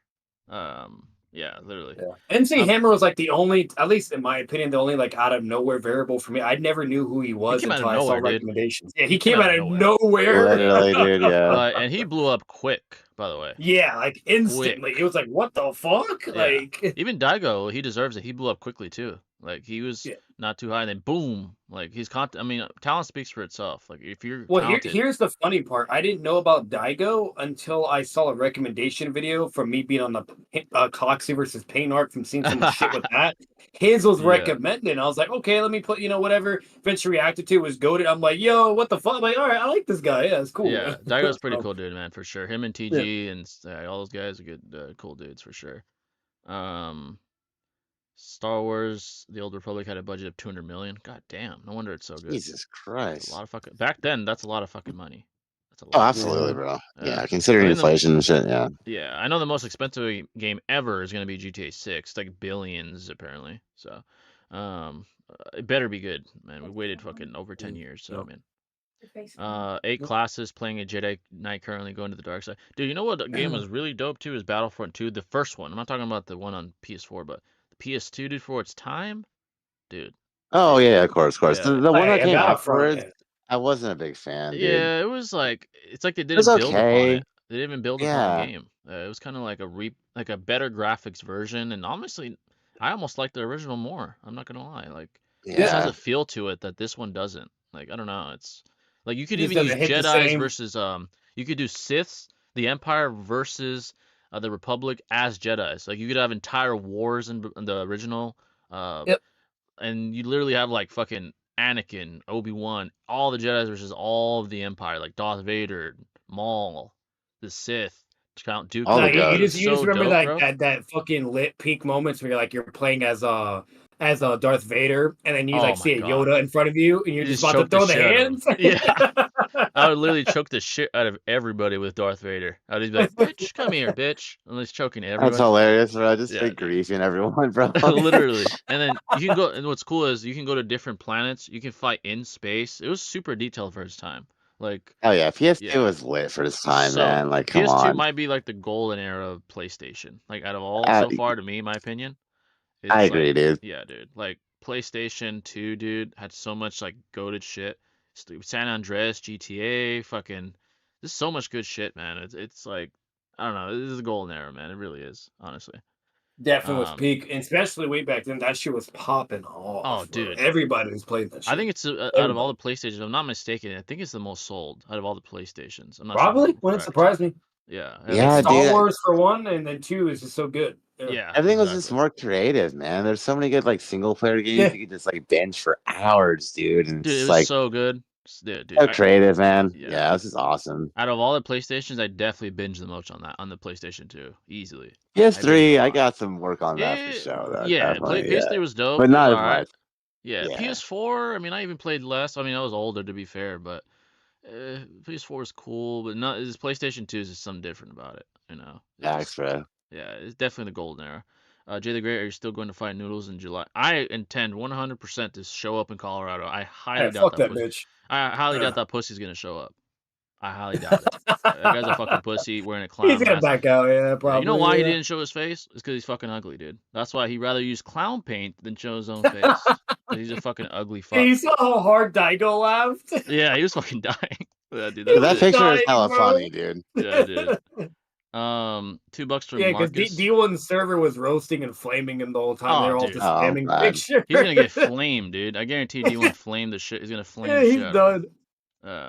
Apparently D1 talked in the chat, and then like I think Noodles like said, "Oh, is D1's toxic bitch out or some shit?" And then D1 started spurging apparently. Oh, really? That's awesome, dude. Oh my god. D1's funny. $2 from Marcus, appreciate it. Jedi or Sith, light or dark, color lightsaber. What's your preference? Good question. I like purple or black. My purple and black and color, white. Yeah, purple's pretty dope. Not gonna lie. Mace Windu's lightsaber. Mace Windu, yeah, it's my favorite for sure. Absolutely. If I had to choose out of all, I'd say black or white though. This is me. Yeah. As far as Jedi or Sith, I mean, I'm naturally gonna side towards the Jedi's. I mean, Jay. Look at this picture in your chat real quick. It's another one. Oh god. Oh my god. That's scary, dude. It's lard ass, bro. Fucking double chin, fat fuck. Oh shit. Light or dark? I would say the light side. The only guy I think is dope in the dark side is Anakin. I'm not gonna cap. He's kind of dope. Like he's cold. Darth Vader's cold. Darth Maul kind of lit too. I'm not gonna. Oh yeah, that's another good one. Darth Maul's kind of cold. Like I'm not gonna cap. Like sometimes I'll be rooting for him and not the good guy. Not, like to be honest. Yeah. Yeah. He's cold. Him and Vader are like the coldest. Everyone else I don't really fucking like. I want to see him get fucked up by the Jedi's, but those two are like they're cold, man, for sure. Like, what was that guy's name? Palpatine or whatever? Like, Palpatine, Emperor Palpatine. Yeah, dude. Fuck him. Like, he was, I don't know. I never really fuck with him like that. He's just Yeah, weirdo. Count Dooku, weird ass fucking old man. Like, fuck him too. Like, yeah, most of them, nah. They don't hit. Yeah. Parts of GT are really good. Yeah, I agree, for sure. It's definitely underrated, mostly. I agree. Are you ever going to watch One Piece and make an honest video versus Naruto versus Luffy vid? That is either going to take a long time, or to be honest, someone would have to donate like a considerable donation. Yeah, like a 6 moment and pay to make the video. If someone donates like several $100s, I'll do it immediately. Like I'll prioritize it, or eventually I'm going to do it. Like I'm eventually going to read it, but yeah. It's just a chore. Not that I'm not saying One Piece is going to be ass, but it's just so long, dude. 1,000 fucking chapters, like.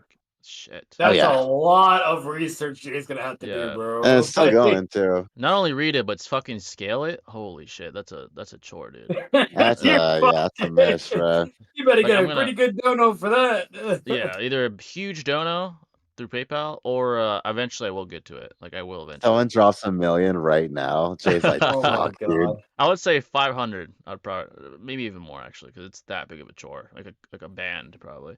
I'm not even like 6th level. It's just that big of a chore, honestly.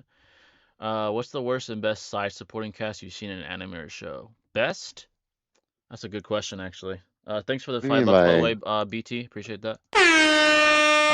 The best. Let's actually start the worst. The worst side supporting cast in anime or show. Okay, so or show, so it can be a TV show.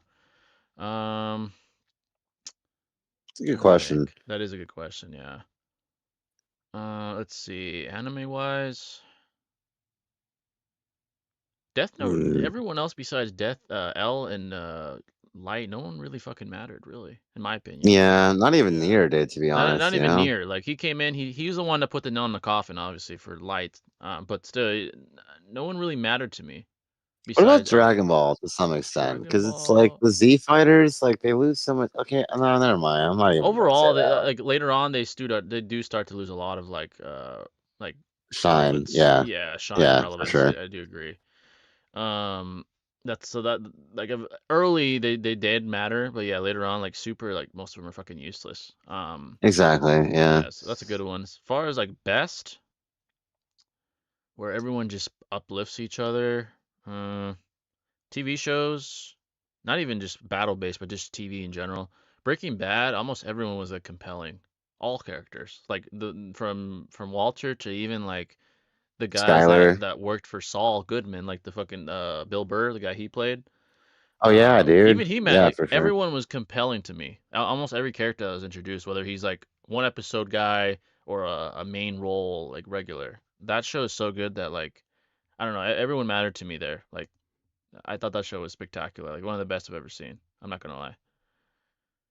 Yeah, I really liked Ozark too, man. That was a really fucking good cast of people. I know it's recency bias, but like, I really enjoyed that cast for sure. Yeah, definitely a great show. It's another good show with a great supporting cast. I guess you could say, well, I mean, it's not a show, it's a movie. Avengers, all the superheroes, well, not all of them. Ant-Man was ass, but the OG Avengers shit was goated, yeah. Yeah, that was really good. I think maybe that one would be up there as well. Let me see. Give me a second. Oh, did I put the same dono twice? My bad. $5 from Kedrick. I appreciate that. Hulk is still a bitch this day, but whatever. Oh, that was a huge ball. Like, the way Hulk was great in Avengers 1, but everything else just fucking like. Dude, they fucking dropped the ball with that. I don't know what the fuck. Dude, Django also had a great cast too. Daigo would have said, bro. We forgot to talk about that with Daigo. Fucking Hulk. Yeah, we should have asked him about that. Yeah, he probably would have flamed fucking Hulk. Literally, like it was so bad. Yeah, Daigo's definitely like the funniest. Yeah, fucking World at War, you fucking Hulk and shit, and you fucked that up, like. Literally, dude. That's what literally could have went there and said he made him a pussy. Like, come on, man.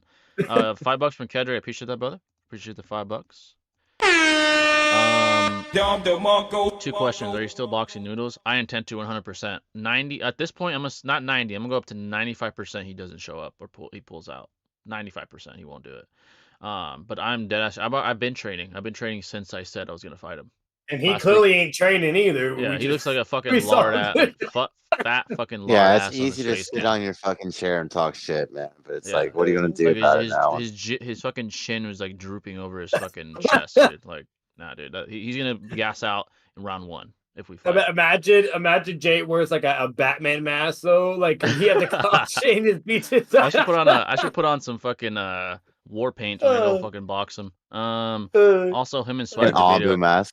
An Ambu mask. I'm gonna wear a fucking Ambu mask when I beat his ass. Ambu mask. Yeah, dude, that'd be lit, bro. That'd be hilarious. Also, him and Swag debated, are you gonna react to it? Yeah. And I'm gonna be fair because when I react to that, I'm gonna keep mine and Noodles beef out of it. So if Noodles won, he won. I don't know who won because I didn't see it. I'm not gonna lie, I didn't pay attention to it. But I'm gonna react to it, and whoever wins. It's fucking 4 hours. I might do the one. That's fucking long, dude. I'm gonna be honest. It might not be 4 hours. It might have ended around the 2 or 3 hour mark bare minimum. Yes. Because he probably like kept streaming for a bit to interact with his fans. Because he did say he was gonna read all his chats and yada yada. So there's probably a lot of killing time. And when I was at least reacting to the debate, there was a lot of points where they had to look for shit. So yeah, I'm definitely skipping all that shit. But yes, I'm definitely reacting to it. And I'm gonna be as objective as I can. I'm not gonna be calling Noodles a bitch and shit like that on the fucking reaction. So we always keep it real, even if we don't like the guy. That's only gonna happen here, or if I see him in person when I beat his ass. It's the only time I'm gonna talk shit about him. So, despite how Daigo comes off in his videos, he's pretty cool when you get to know him. Dude, he's dope, man. Oh yeah, he's a really chill guy, dude. Absolutely, man. He's really dope, and he just seems to love anime. Like I reacted to his main GOAT videos that I originally saw. I think it was like 2 or 3, and then like I only saw like 1 or 2 Boruto videos because a lot of people were requesting it and were mad about it. And then when I saw it, it kind of gave me some laughs, and I was like, nah, either has to be trolling or this is some funny shit. But either way, he's funny. At the end of the day, he's funny as fuck. He's a great person. What it is with Daigo, what I'm getting from the vibes is he's very strict when it comes to certain things. You know what I mean? Like. He has like a higher standard of shit, and it's fine. You know, I mean, it is what it is. You know, it's not a bad thing. You know, no, not at all. At the end of the day, he doesn't have patience for the mid shit or trash shit. He's real. Like, I think. He's real. Like he doesn't bullshit. He stays away from the bullshit too, man. You know what I mean? Like not being on YouTube and like paying attention to all the people who are hating on your content, perhaps. Yeah. That's look who came in at 6. Oh shit, man. Stream. Yeah, you got good for him for being stoic, man. Yeah. But yeah, shout out to What, 6 Daigo, is man. here? Let's get 6 in here. By the way, my Oh, bad. no, Last no. time 6, I didn't see you request. We were debating a bunch of people like at once. So let me get you. We That was got a the noodle Goat stream, bro. Daigo. We got That the was a Goat noodle Daigo. We stream, got Goat 6 too. Holy shit. So this is a 2-parter. We're doing. Speaking of Let's 6 though, go. hey, they're having There that he is. legendary race though through the YouTube algorithm right now, bro. Yeah. Like, Oh, they're yeah, fucking yeah. going. All right. Let me check Yo. if 6 is in here. Oh, what's up, 6? Going on 6? What's up with y'all, bro? Yeah. What do you think Chilling, of man. the? I heard that the noodles debate just ended. Was it really 4 hours? Did they actually debate for like Yeah. 4? Yeah. Damn. Oh, gosh. Oh my god. I thought it was That's only insane. 2 something. Oh Wow. shit. No. 4 hours. 4 hours. But to be Yeah. fair, it is a contentious. Like, well, it's Itachi and Pain is technically contentious. Not, I don't think Sick is, but either way. Yeah. And then What do you all of think, that, let's be real, it's Noodles, so it's gonna take Yeah. that long. What? Yeah. Who do you think won? I mean, you don't have to answer, but who do you think won that debate? If you want to answer. No, actually, you know I'm gonna fuck with that. Okay. Swag. Okay. Swag? Okay. Yeah. It's fair. I did 2 reactions to it so far. From what I saw, like this is once again, you guys know how we don't give a fuck. We keep it real as fuck, even if we Yeah. don't like fucking Noodles, whatnot. And obviously we like definitely Swag don't. and fuck with him, but me, what's it called? When I was first watching it, it was Noodles, Swag, Noodles, and then just Swag. Yeah. The Do you moment think it was, Swag got do a rhythm and just checked it, that's me from what I Yeah. gave. Do you think it was close, or was it not? Like in your opinion? Sick? No, yeah, it was definitely high def. Definitely high def. Yeah, Yeah. it was Oh, wow, competitive. okay. Yeah, it was Damn, I competitive. gotta check were- that out. They were going back and forth. So like towards the beginning, I Yeah. had to like Swag all the way. Like Swag was clearing them for like the first hour, right? Right. Okay. Yeah. And then around hour 2, Noodles start bringing it back a little bit because they start getting deeper into the points. They start trying to like point out contradictions in each other's argument and whatnot because it had been going on for Yeah. an extended period of time at that point. So Yeah. it was like more equal at that point, leaning towards Noodles. Yeah. Hour 3 was like, hour 2 is when I started like leaning back more on Swag, and then like Right. same goes for 3, and then 4, Yeah. like Noodles was pulling it in a little bit, and then towards the end, Swag again. So Damn. Interesting. yeah, And that's was what I've been close. hearing from everybody too. TG told me that as well because I was curious what he was thinking, but fucking so that's Yeah. so I don't know what to tell you guys. The- Would you say that Swag's a better debater overall than Noodles? Would you say? Like overall in general, I mean. Or maybe just more Competitive. knowledgeable, Yeah. perhaps. Or maybe yeah. I don't probably know. wouldn't say either of those things. Yeah, no, I don't know. no. Yeah. Like okay. they're very competitive. That's the problem. Yeah, they're competitive. Yeah. Like when I was seeing it the whole time, like they were being- both have their weaknesses. Like Right, Noodles, right, Noodles towards the end, he started. I feel like anyway, he started getting caught up in trying to like just gain points on Swag for ego points, Right, rather right, than yeah. actually like debating him. Yeah. But then like Swag kind of had that weakness too, right? And then like another weakness of Swag is he doesn't know anything about the game aspect of debating, like the Right. meta. Yeah.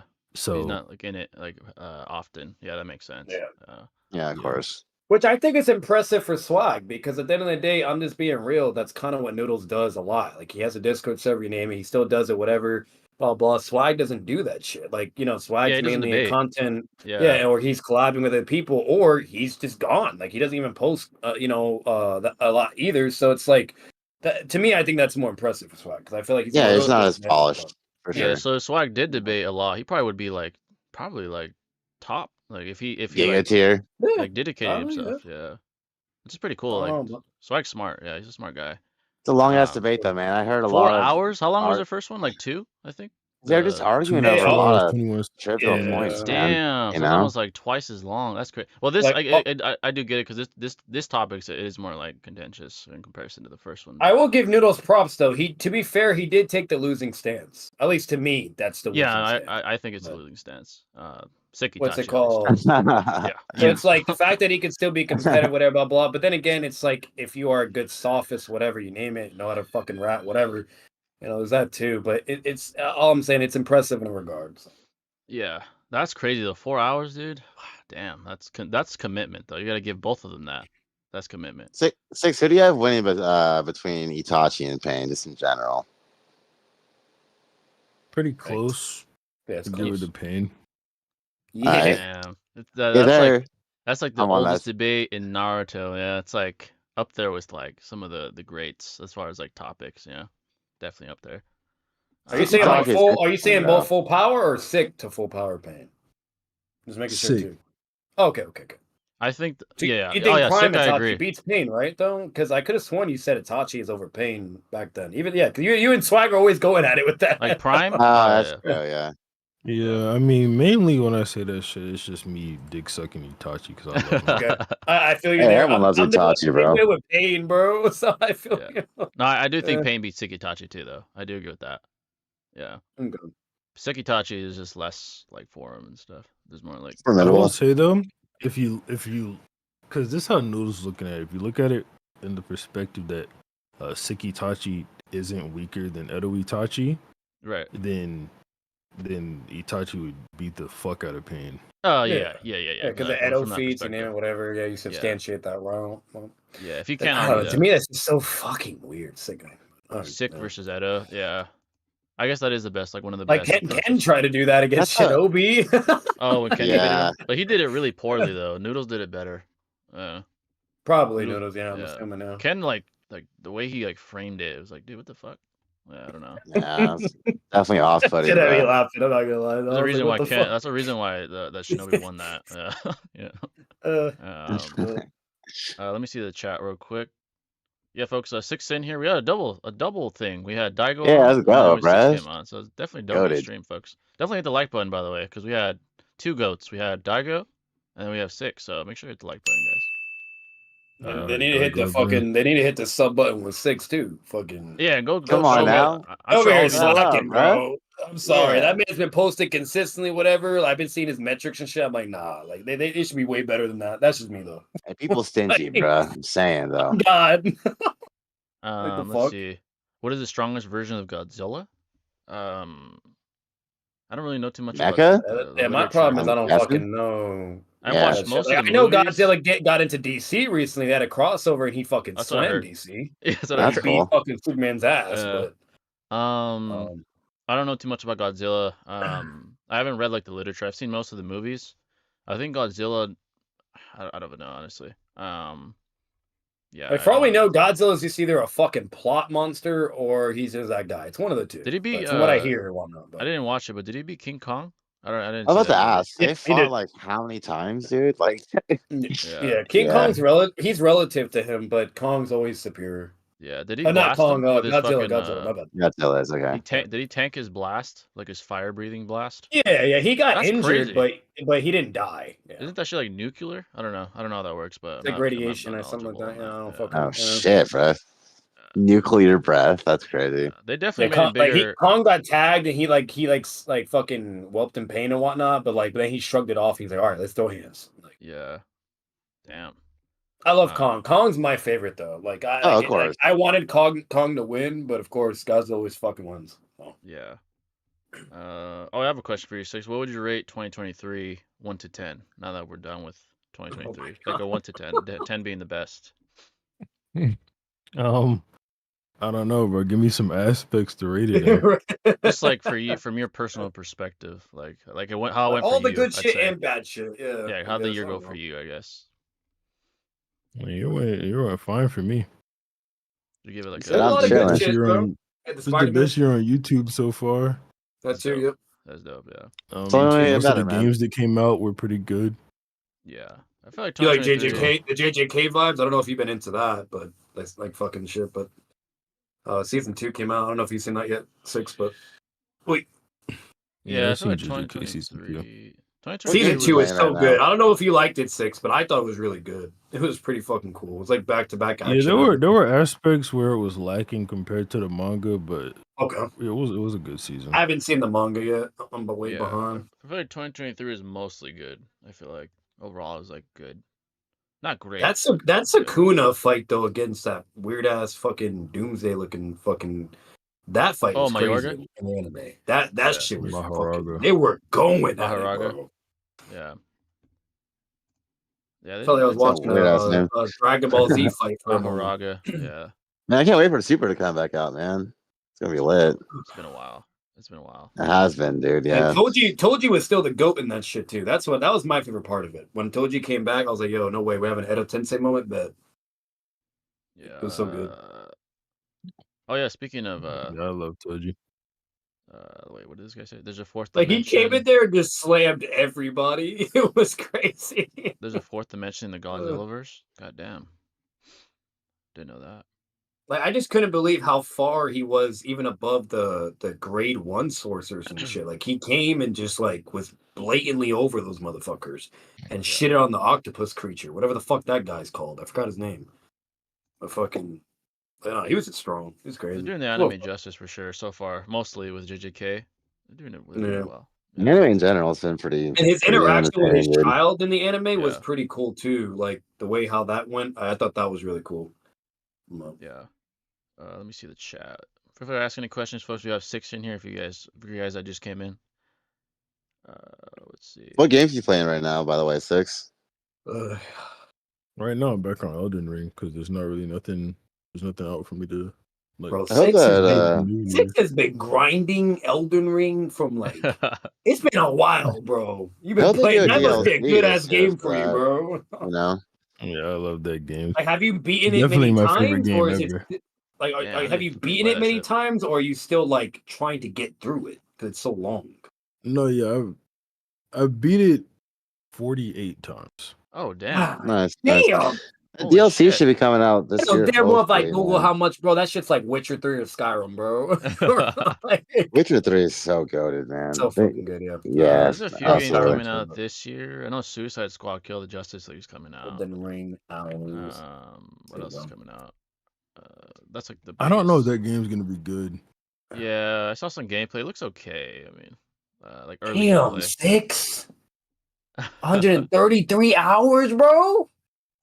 Shit. 133 hours of what? Well, actually, no, that's everything though. If you only do the story, then it's like fucking. It's not nowhere near that. It's about 58 hours the story, but that's pretty long. I heard this gonna be a new. That's if you like don't skip cutscenes and all that shit. Like a few of the runs I was doing whenever the game was like kind of new, like I was using skips and shit to skip bosses. Oh, nice, so nice, yeah. Get to the game. Yeah, I don't blame you. Let's go. Like I'm excited to play. I'm eventually gonna play it, but like I already know I'm probably gonna be fucking ass at that shit. Cause like that I've never played Dark Souls. I've never played Bloodborne and whatnot and things like that. So if it's kind of similar to that shit, I'm probably gonna get folded. So I don't know. Dude, I know it's Tsushima, bro. Wait, what's that? Like I had never played that stuff either when I first got on Elden Ring. Maybe I'll be fine there because I'm good at games, but it's like I'm worried because I've never played a game with those type of mechanics before. Oh, don't be worried, man. You're gonna enjoy it thoroughly. I did do Witcher 3, and that's third person and shit, you name it. So it's like, I'll probably. I need to get on Elden Ring too, man. I haven't played it before. I heard the mage build is freaking broken in Elden Ring too, bro. Like the Kamehameha, essentially, dude. Just fucking one-shot people. Yeah, dude. It really it's not like that no more. Oh, it is made nerfed. No, of course it's not, bro. I was watching Jacksepticeye. I don't know if you guys know him, but he was doing like this build, fucking, and like it was like a weird ass crack fucking build where he'd slice shit and like could steal fucking health and what. Like it was a broken ass melee build he was doing. Yeah, like, I don't know. It was some weird shit, but it looks cool. But yeah, speaking of video games, I guess GTA 5 is coming out in 2025, right? So that's crazy. As of now. Oh, GTA 5. I mean GTA. They could do a potential plot twist. You never know, bro. They could be like, "Hey," and then, you know. Yeah. I wish it came out this year, bro. Like, gosh, that would be so cool. That'd be lit, bro. Yeah. I guess they want to make us wait another year. I mean, I made us wait this long. So. I guess it makes sense. At least we have Baldur's Gate, Game of the Year. I don't know if you guys heard, but you know, already won like rewards, and it's not even fucking out yet. Damn, it's already winning awards, bro. Like, how is that even possible? Yeah, like, PS5 just doesn't have too many games yet. That's the only thing. Not yet, at least, like exclusives. But hopefully that changes. I think there might be a JJK game coming out this year, though. I think it's called like Clash or something. Oh yeah, that's gonna suck. Okay. Yeah, I heard rumors about JJK game, but yeah. What I'm hyped about, because it just looks so beautiful. I don't know if it's gonna be good. What's it called? But the new Dragon Ball game that's coming out, that shit looks cool. Yeah. Oh yeah, Budokai. Yeah. No, not even Budokai. It's something else. The one you showed me. Yeah. What was it called? Like Sparking something? Sparking Zero. Yeah, Sparking Zero. Yeah, Sparking Zero. It looks beautiful. It looks cool. And all the characters that are in it, it's like all the people that we know so far. Broly, Jiren, you name it. Like they got everybody in there. Yeah, that's gonna be lit. I still haven't even touched Kakarot, to be honest. So, I really didn't play it, bro. Yeah, I really didn't play it that much either. I played Kakarot. I'm playing that first, and then I'm gonna play Dragon Ball Sparking Zero. I played the shit out of Kakarot. Fuck yeah! I can't wait to play Kakarot. I saw my brother playing that shit like on PS5, bro. He was grinding that shit. I'm like, what? I'm like, yo, it looks so good. I played it a little bit, but at my friend's house, but I just never. Yeah, I don't have it though. It's a long game, from what I heard too. It's like the whole story, bro. Yeah. Oh, do you guys remember that one game? I think it's like Jump Force or something. It was like, how that game was so fucking bad, bro. Like, yeah. What was really funny for me is how they had to make Goku only have Super Saiyan 1. I thought that shit was really funny, bro. Like what? Like the idea was there, the execution wasn't. It was a cool idea. It was a cool idea, but yeah, the execution, it wasn't the best. It was cool seeing like that, like Light Yagami interact with like fucking like with like Naruto Yami from Yu-Gi-Oh. Yami, yeah, dude. Yeah. And I'm assuming it's like obviously like non-canon. It's like DC and Marvel's crossover. Like even if it happened, it's not a thing. You can't use it. But of course not. No. It's just like fan service. Yeah, basically. Yeah. But yeah, folks, any questions you may have? We got. What did y'all have Daigo Knight up here talking about? We talked about. So first, we asked him about his opinion on Naruto, his opinion on Boruto, and then we asked him about what did we get after that? We started talking about DC. Oh, kind of shit, bro. It was like anime, Star Wars. Zack Snyder leaving DC or the DCEU rather. Yeah. And then what else did we talk about? What did he say about Boruto? He said he thinks it's ass. Yeah, he thinks all of it. He thinks that he thinks that Two Blue Vortex is ass. Like he makes me laugh though. It's funny. He's actually pretty funny. He's really funny. He's just blunt, you know what I mean? Yeah, straight up. He's direct. He thinks that Boruto overall is ass. He thought the plot twist was ass.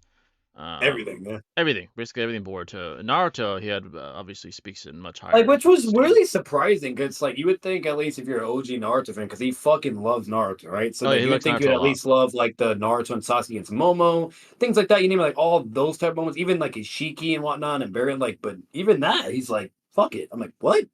What? He didn't fuck with it. He doesn't even like Ishiki. He doesn't fuck with Ishiki. Yeah. I get like the cyborgs, like Ida and Damien. They're just like.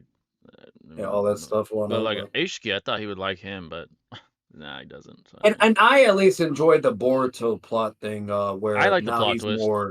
I like it. Yeah, it's different. Yeah, for sure. I like the darker tone of the Two Blue Vortex, and Daigo doesn't. So we could say he's definitely not trolling. Like like the videos aren't trolling. Oh no, he's being dead ass. Yeah, he's not. Serious. Yeah, he's not trolling. Yeah. But overall, he's actually pretty cool dude, though. Like he is. The Hikaku thing is kind of trolling, though. The Hikaku's hilarious, though. I think that's funny, though. Yeah. Yeah, that shit's funny as fuck. Yeah, but we talked about that. It was Marvel then as well, and then it was a bunch of things, villains, and what we talked about fuking just a lot of stuff. Star Wars, a lot of fucking general stuff. About Star Wars. Yeah. Joker movies. Yeah. You're talking about the difference between the Jokers and the DCEU. Yeah. There's some game mentions, but I don't remember. And a shit ton of Star Wars talk too. He liked that shit for sure. He's into Star Wars. Too, he's not a fan of the new ones. He doesn't like those. Yeah, the Disney Disney ones. Yeah. That's another thing. He hates Tobey Maguire and Andrew Garfield, but he loves Tom Holland. Oh yeah, he doesn't like Tobey Maguire. That's crazy. Or Andrew Garfield. Yeah, he likes Tom Holland more. Yeah. He likes Tom Holland the most. Yeah. Yes. Yeah. Damn. Yeah. I know, right? Opinion. Yeah, that's his favorite. What else did he say? We even interviewed about him, like how he watched Naruto, like what was like inspired him, how it all started, yada yada. Oh yeah, like how he started YouTube, stuff like that. Yeah, YouTube as well. I think he said he didn't like. Oh no, actually, I don't know if he said that. If he didn't like Spider-Man Far From Home, I'm not sure. He didn't like Oh yeah, Spider-Man no, he in didn't like that. general. He did say you're right, Jay. He said he didn't Yeah. like that movie. Yeah, he Yeah, didn't he didn't like it. like it, Yeah. which is a hot take for sure. That's definitely. Yeah. Which It's anime probably power? well. To be fair, it's probably because now thinking about it, because we didn't like ask fully why, but it's probably because he doesn't like Andrew and Toby. That's probably why he didn't like it. He He's probably wanted like, just you know Tom what? Holland and He's then like, you know what? I'd some rather other not shit. have him in the movie. Fuck it. Yeah, bro. Y'all meant No Way Home. Yeah, Yeah, No Way No Home. Way My bad. Yeah. Yeah, No Way Home. Yeah. What's it which called? anime He probably wanted power? like Venom versus Spider-Man or some shit in that movie. Who knows? Yeah. Which anime power source system would you want? Ki, Nen, Chakra, etc. What do we want? What I want? What do we want? Probably Key, because it's like fucking powerful as fuck. I think Chakra would be sick give me as the Key. diversity. You can do man. anything with Key. Yeah, you can do anything with Key, bro. Yeah, probably. Like Yeah. with Chakra, you need specific moves and shit. With Key, as long as you can point at it, you can do it. Yeah, it is more simple usage, honestly, compared to Chakra. My dumb ass can be like, I got this. Key Blast blows up the fucking planet, kills myself. What's it called? But yeah, Chakra, like, you gotta fucking have Chakra control. You gotta Chakra contain control. it. You gotta fucking like there's so much, bro. Yeah, you gotta get the right nature. Yeah, it's more of a process. much harder. In Dragon Ball, you're like 5 years old, like Gohan, Like bro, think of it this way: like Jonings, they Jonings only have like 2 chakra natures. Like it's like 2 chakra natures or 1. You know what I mean? Or like it's even hard to get to. Like there's just so much. Like it's fucking. It's fuck. Yeah. Goku had Super Saiyan Blue and Jump Force, by the way. Did he? I haven't played that shit in forever. I don't remember. Yeah, that game was ass, bro. It was ass though. I got bored pretty quick. I'm not gonna cap, bro. I played Jump Force so much, bro. Really? That's crazy, bro. I don't know how you did, man. Whole time I was thinking that shit. No, because the whole time I was thinking, like, hey, bro, this shit is ass. But I had nothing else to play, bro. So I was like, fuck it. I'm just gonna keep playing this. When it's so ass, you're fucking just. Dude, my friend became a sweat. He maxed out his character. I forgot what character. But he was a sweat, and he was so good at the game. He's like, "Do you want to fight?" I'm like, "Fuck that! I'm not playing that shit with you." Oh my god! Yeah, the graphics and everything were just so bad. Like it didn't compare to like Storm from like Naruto at all, in my opinion. That shit didn't compare to anything, bro. No. The trailer I thought was fucking great. I love the trailer. Oh no, yeah, for sure. Oh, yeah, for sure. The trailer got everybody hyped. Yeah, exactly. Yeah, that's why I bought this shit, bro. That's what made me fucking play it. Was like I was scammed. That's what made me, yeah, literally, it's like a scam trailer. It's like, is this false advertisement? Like, what the fuck? That's such cool characters too, man. Like they even like got Toshiro in there, like so many cool DLCs. But it's like, nah, dude, I can't. It just wasn't it, bro. It wasn't it, bro. I didn't even buy the game because I was like, you know what, I'm gonna wait and be smart. And then when I waited and it came out and everybody's like, yeah, this is ass. I'm like, okay, cool. I played about a week. Give me any more attention. My friend was sweating on it. He's like, "You want to play?" I'm like, "You know what, man, I'm done. I put my week time in. I'm done. I'm clocking out. I'm going to play some COD. Peace out." Like, fuck for real, dude. Yeah. Now I'm pretty sure I know Jay's played it, and I know damn well Six has probably played it. But I don't know if everybody's lying or if it's dead ass. But I heard Naruto Connections is bad. I didn't play that shit. Everybody said it sucked. Never mind. Yeah, dude, it's mid, man. I can't lie. I played it. It's mid. And then fucking everybody was saying it sucked. Everybody said this shit was broken, and I didn't like Storm 4 anyway. So I was like, all right, well, I'm not. Wow, that's a hot take, dude. That's actually funny because technically Storm 4 was the most of everyone's favorite. Not everybody, but like a certain bigger percentage. So it's like if Six didn't even like that shit, yeah, he's probably not gonna like it. I played it. I just was kind of like disappointed with the connections. It was like, I mean, I did see the Sasuke versus Naruto cinematic thing. I was just curious. I wanted to watch it. I thought that was cool. But, yeah, I played that part. Through that part, it was cool, but it was disappointing. I expected more. Is there online? I also noticed, bro. Yeah. You also noticed, bro, Connections came out, in November, right? Yeah. December. No one talks about it anymore. Facts, dude. Literally. There's like that one day, like, oh, what is it all about? And the next day, the last thing I saw on Twitter yesterday was people like demanding justice type vibes. Like they're really butthurt. They're like, yo, this shit's ass. Like, what are you guys gonna do about it? And it's like, damn, they're over here and I think it has harassing an them. online like Storm. You could like fight online, but it's the same shit. It's like Storm 4 Mm. cloned. Like I don't know, man. Yeah. It's like, did I buy Storm 4 again? Like, apparently it's supposed to be the like midway game before the next Storm. Like, you know, you got fucking Revolutions, you have Generations. Oh, yeah. Okay. Yeah, of course. Revolutions was heat. That storyline. That's like the current ongoing theory anyway. I don't want to say it's true, but if the past is, you know, any indicator, that's what it is. Yeah. I played Storm 4 so much, dude. Like so many hours on that game. If that is the case, though, I'll probably pick up Storm 5. Yeah. What's it? Yeah, no, I'll probably do Storm 5 as well. Like I haven't like I started playing Storm 4, but eventually I got bored in the beginning. But I heard it's really, really good. A lot of people love it. TG told me I gotta just go stick it through and play it, and I'll love at least like the war arc mainly.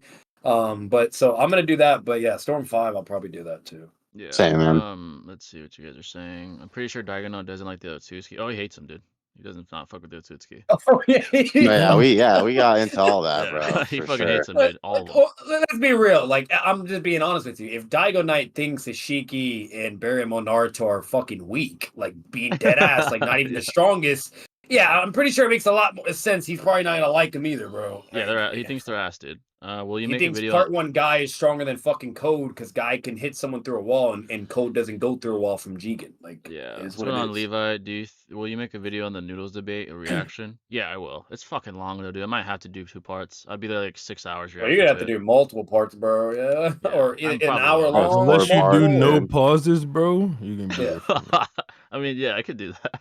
Yeah, I mean, hey, you could just do no pause. Yeah, I could do that, but I do want to like. You don't need to like. You don't need to go into like full detail about every single thing because they go over a lot. I'm just gonna like go over the main points. I'm not gonna like main shit. Yeah. I could do it all in one go. I'll see if I have the time and like I have the energy that day. Then maybe. But I'm definitely gonna react to it regardless. But yeah.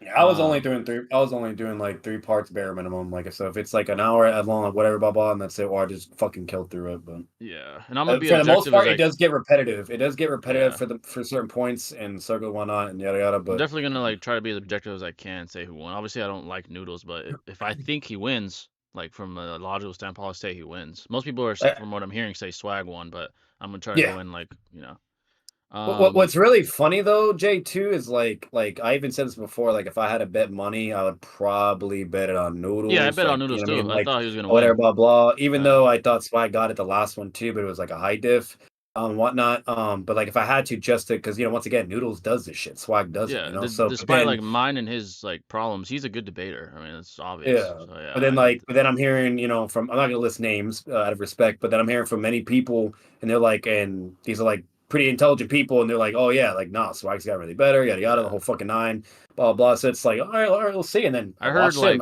oh shit, I'm like, yeah. I was driving here to stream, I was hearing it, but I really wasn't paying attention to it. I heard like 20 minutes, but I wasn't like. Yeah, I didn't hear much either, bro. Yeah. Oh, and another thing, I'm sorry, I'm gonna say this one more time. He literally a clown. Okay, Discord community is never gonna let that go, bro. He's done. I wonder why he did that. The face paint stuff. I don't know, bro. I don't know, man.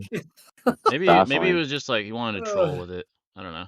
Yeah, probably. It made it very funny, bro. I can't even. Yeah, it was very funny. Like, no, when Six, when Daigo saw that, he started dying. Oh yeah, we showed Daigo. He was fucking dying, dude. Yeah. He was dying when he saw that shit. But and then like every server, you know how it is on Discord. It's fucking crazy and talks about blah blah, and like they're all just flaming him. Fucking D1 server, it was fucking this bloodshed, Obito bath, basically. After Rin died, but it was just hilarious, bro. Coming in from watching football. Oh, the playoffs are today. I need to check the scores soon. Sorry, speaking of the NFL. I thought they're playing on Saturday. Yeah, that's weird. Yeah, I think because it's a wild card weekend and they want to get out of the way. I think that's why they're doing it today, probably. Makes sense. The limit of key is your imagination, basically. Yeah, keys is peak. Who's the smartest rather in terms of combat intelligence in Naruto? There's a few you could list off: Itachi, Kakashi, Minato,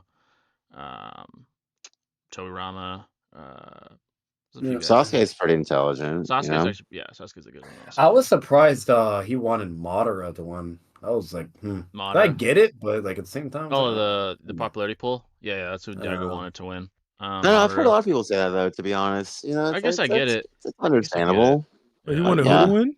He wanted Madara to win the one shot for the. Oh fuck no, that's not understandable. Yeah, thank you. I don't want Madara. I feel like I feel like story. I feel like War in States would be interesting. I think there's a lot of like ties. That That's the only reason why it'd be okay to be see that. Period, like Toby Rama or other people. Like I don't know. It'd be interesting to see where they go with it. Yeah, we do know. That's the case. Toby Rama should have won. Not I said that myself personally. Like I'd rather have him win for sure than. I wanted either Toby Rama or fucking I can't remember. Prime Hiruzen. Yeah, Prime Hiruzen. That would have been cool to at least get something with the fucking guy because we only had that one. Sakumo, exactly.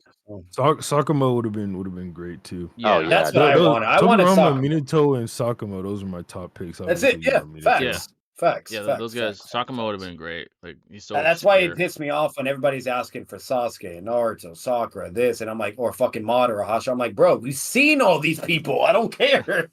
Sakura number 3. Yeah. That's crazy, bro. Crazy. Trolling. Yeah, that'd be trolling. Thirsty as fuck. News apparently had a clown map. Oh, we just talked about that. Yeah, that was crazy, man. He probably did that. What do you think about Shisui being number 4? Like, do you think that was a little bit too much? Fuck that dude.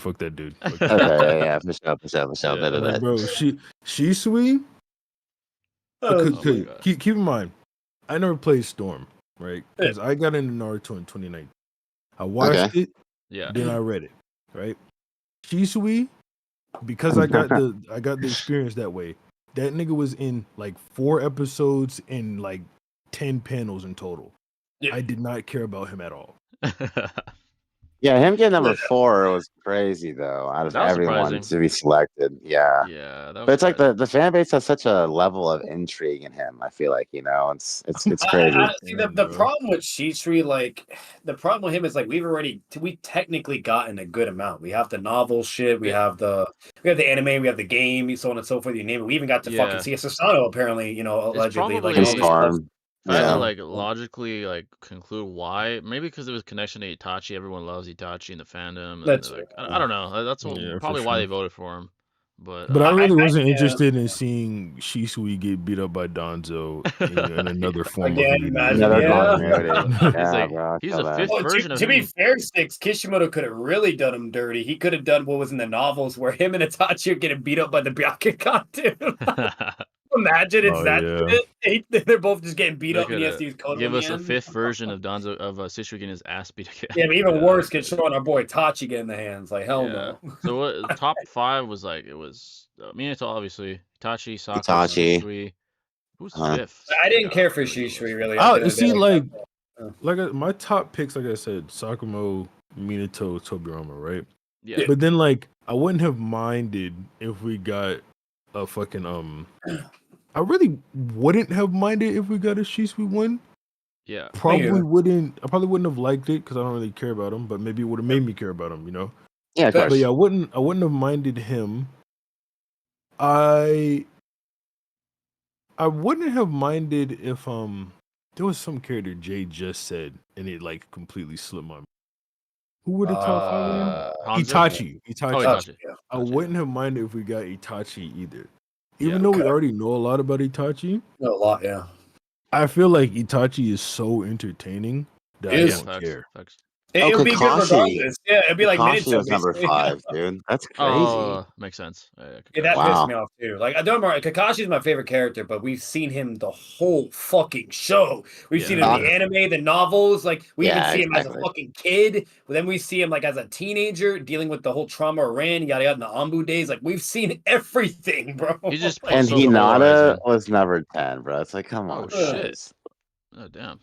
Yeah, that's crazy. I would have hated getting Hinata. Dude, that'd be horrible, bro. Yeah. If we had Sakura, I would have never taken it seriously. What would they even write about? Like them simping? That's like they really write about. Like I don't know. Like, oh my god, you might get fucking Sakura. And fucking it's like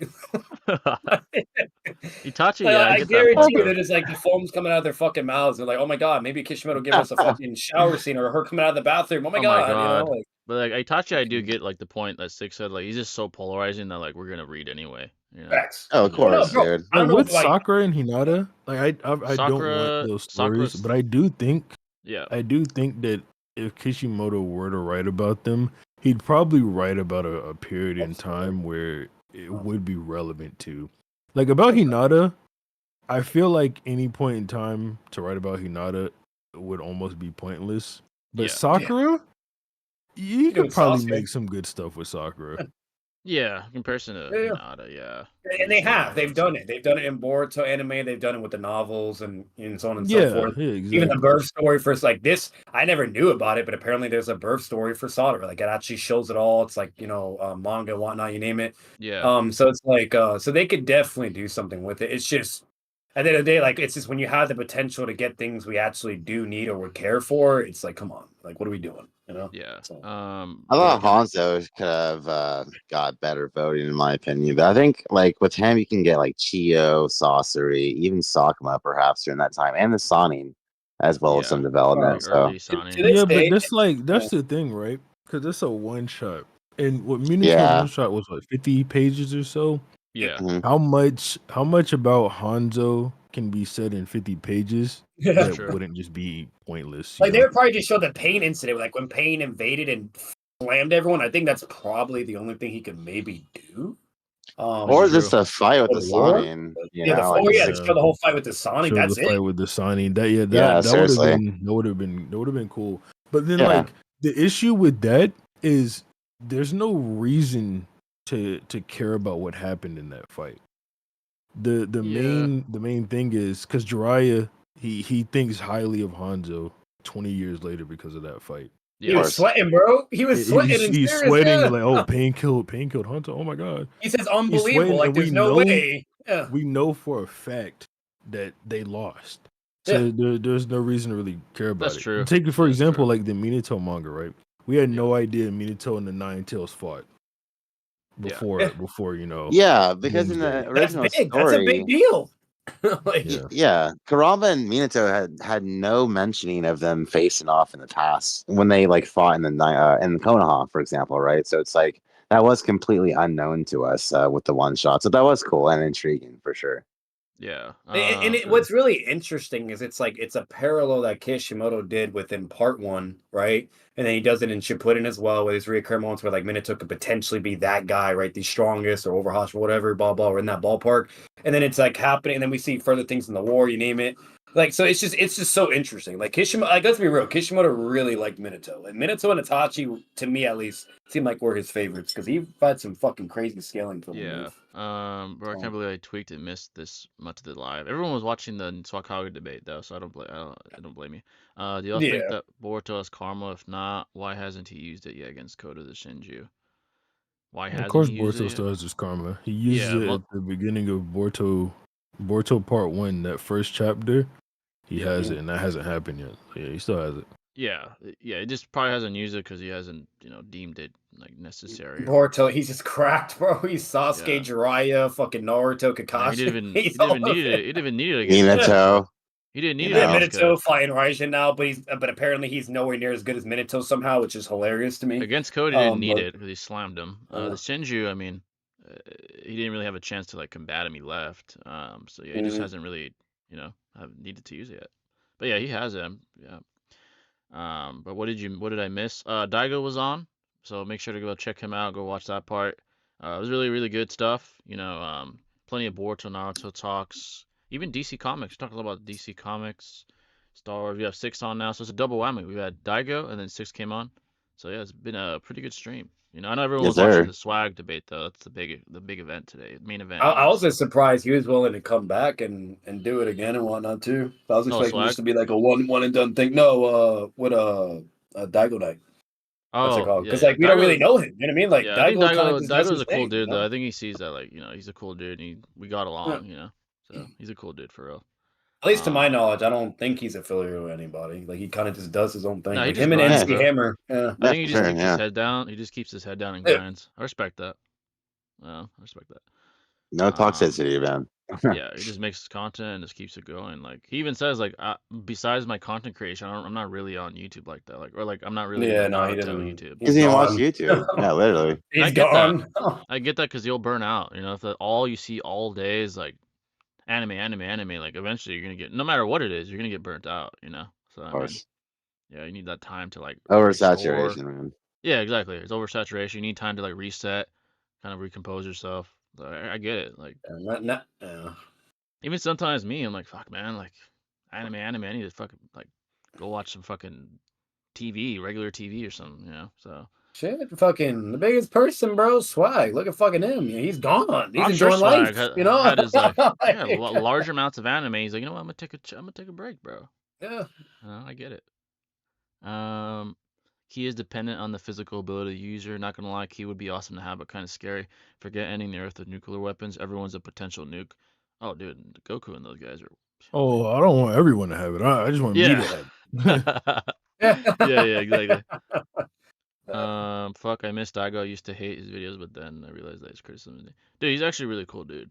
He really is. Yeah, he's a really good guy. Like to know, to talk, whatever about ball. Obviously, the Boruto stuff that's gonna be, obviously not a lot of people are gonna fuck with that, but overall, he's pretty cool. Definitely gotta have him on again too. He's really cool. And he's just strict. He's very, very strict. Like I said this before, like he has very high expectations of things. Yeah, so he's it's like whenever strong. Whenever we have like goated material, like OG stuff, whatever, whether if it's Star Wars, whatever, yada yada, he expects anything else after to be either just as good or better. And if it's not, then he's like, oh, mid or fucking trash, basically. You know? Yeah, like he's strong. He has strong opinions. That's not.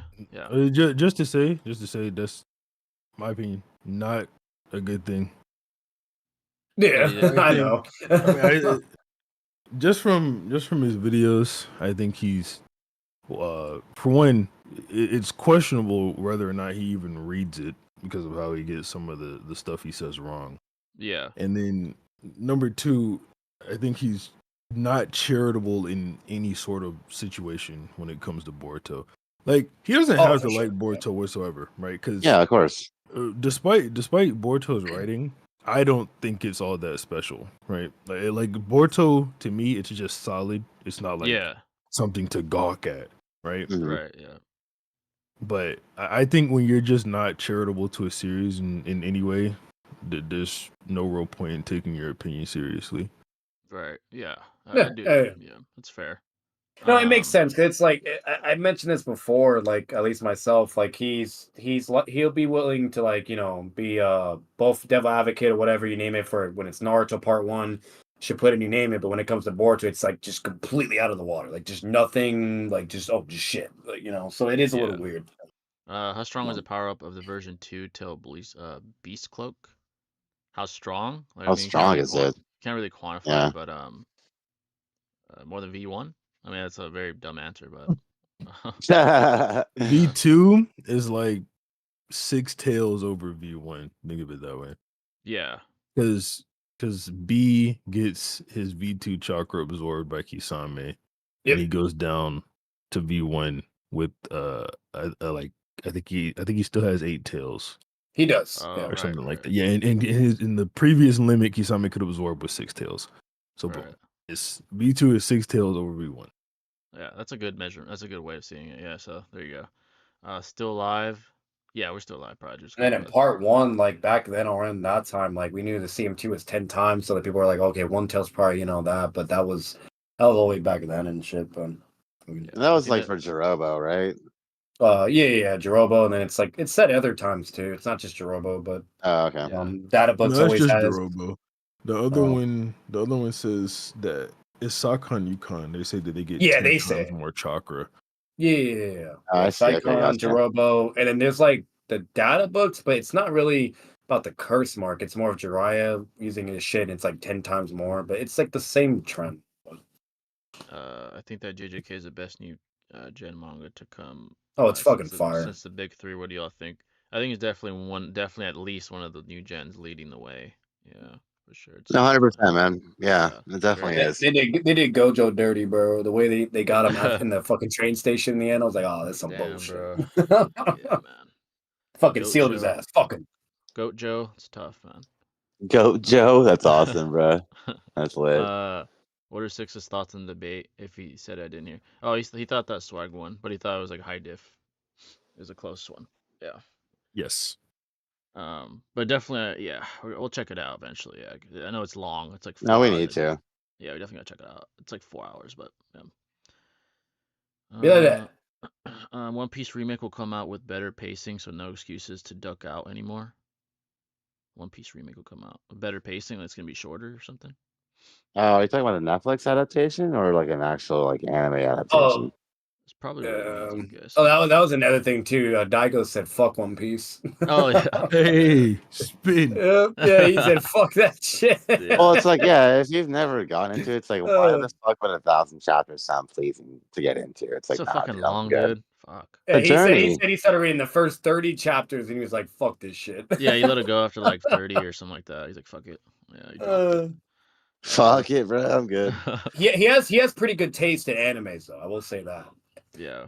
Like there was some that I didn't know about that he was mentioning, but the other ones I did, like, whatnot. But yeah, let's go Swag win for sure.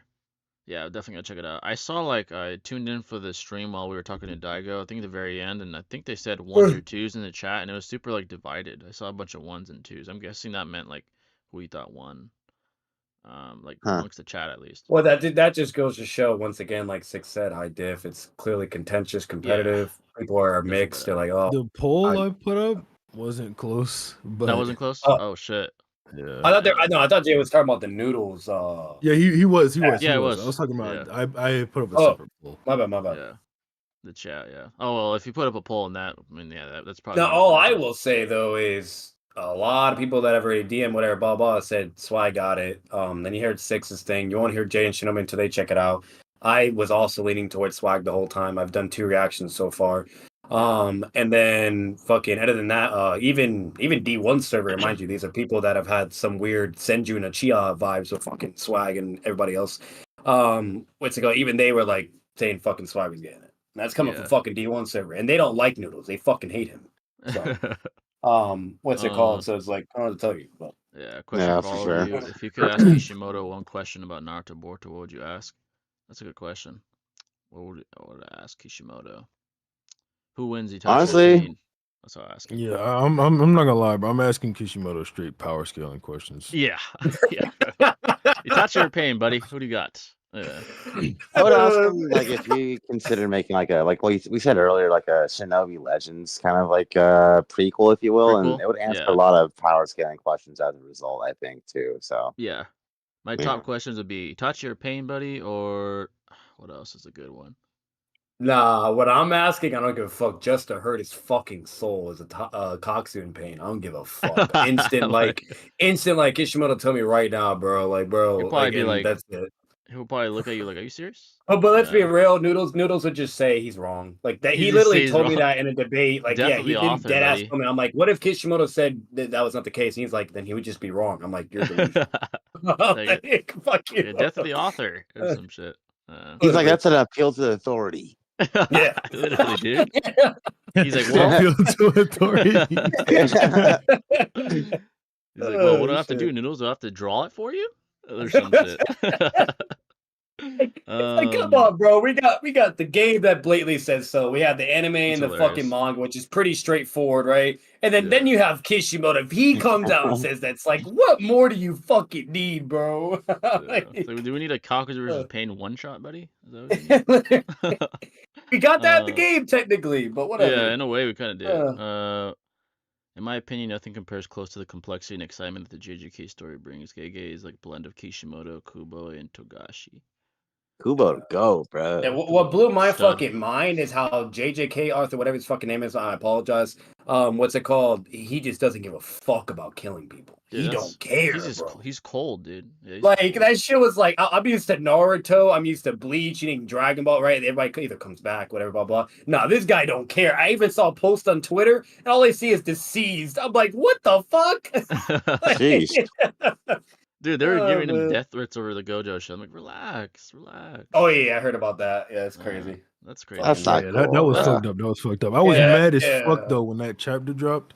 Oh my god. No, yeah, because that's what I'm saying. Like, it's reasonable to be pissed. Like, it's like when I saw it, like Because the funny thing is, I saw Six's Gojo videos of like what he was expecting I would go, whatever. I'm like, all right, he's spitting whatever this makes sense, yada yada. Yeah. And I'm not that far and whatnot either, but I was just like curious. And then next thing you know, like the fucking shit comes out, and I'm like, wait, what the? We have a problem. It was sad, bro. What just happened? It was sad. It was sad to see. And I literally posted on my Discord. I'm like, yeah, I might not watch this now. When I saw it, dude, I was just like disappointed. I was like, damn, it's over. Gojo over. You know, it's done. So I mean, it is, man. And what's really weird is like I don't know how much time has gone by because, like I said, I'm nowhere near all the way in the manga and whatnot, but I haven't heard anything, not even seen on Twitter about anything hinting he's coming back or something. Because at least with Kakashi, they did it like what, like 20 chapters after or something. Yeah. Or fucking 10 or something like that. I don't know, but you know, so it's like there's been nothing. So I'm like, I don't know, bro. I don't know, man. There's theories out there, you know, people praying for Gojo's return, but I don't know, man. I don't feel like it's needed at all, man. Like, let the story progress with the protagonist, man. I feel like Gojo's. To be fair, they did kill the goat Toji, so. Yeah, they could have maybe like had Gojo like pass away later in the story, perhaps. But I mean, like, I don't blame the author for doing what he did. You know, at the same time. Yeah, exactly. I just read that. It will be done by Studio Wit. They did the first 3 seasons of Attack on Titan. What are you talking about? Oh, that was another thing that. Oh, the One Piece remake. Oh, okay. Oh, lit. Okay. Wait, when you say remake, is it anime or fucking? I'm assuming. I think he's talking. I think it's anime. Bro, the only thing we need a remake of, bro, is fucking Naruto. What we doing? Like it was with some clean animation. Alright, what Naruto? Like, we saw the 20th anniversary. I want that shit. That should be fire.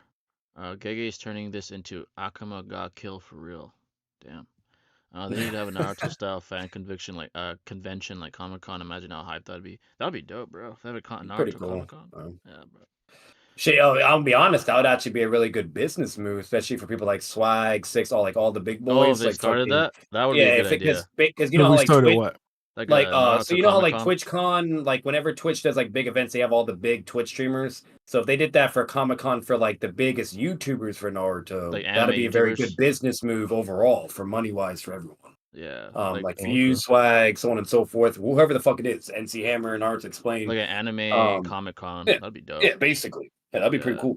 That'd be lit, bro. Yeah, Naruto, JJK, like all the heat. That should be packed. Let's be real. That'd probably be sold out real quick. I would go to that shit, dude, just to check it out. Just to see everybody. Like, why not? The only issue is obviously any YouTubers that don't want to be seen or known or anything, they're not going to do that. Oh, that's true. Yeah, they don't want to be seen, like, publicly. Yeah. I would go with that. Swag wouldn't care, though. He showed himself. He doesn't give a shit, though. Gojo can come back because Sukuna cut his torso off, so he can still use reverse curse technique to come back. I feel like it would have been done already, though. Let's pray. I don't know what 6 Let's pray, man. I know 6 is way into that shit, so I don't know shit about it. But. Design a training arc for Hokage to become pain level. If he's doing that shit, it'll take a minute to heal a whole lower half. Yeah. How long did it take for it when he got fucked up by Toji? Was it like instantly or was it like a bit? Was it even any fucking... That was a long time, but that was when he had very first learned it. He's literally healing his limbs and shit now, but even still, bro, he's regenerating. Like the where Sukuna cut his ass was like right beneath his chest. So he's got to regenerate all that shit down. Yeah, it's like over half of his like. Because I heard, I don't know if this is true, but I heard someone say like there were some statements he made when he was in heaven or whatever that was implying that like he wouldn't be coming back or something. I don't fucking. Yeah. I don't know. Design a training arc for Hokage to become pain level. Training arc.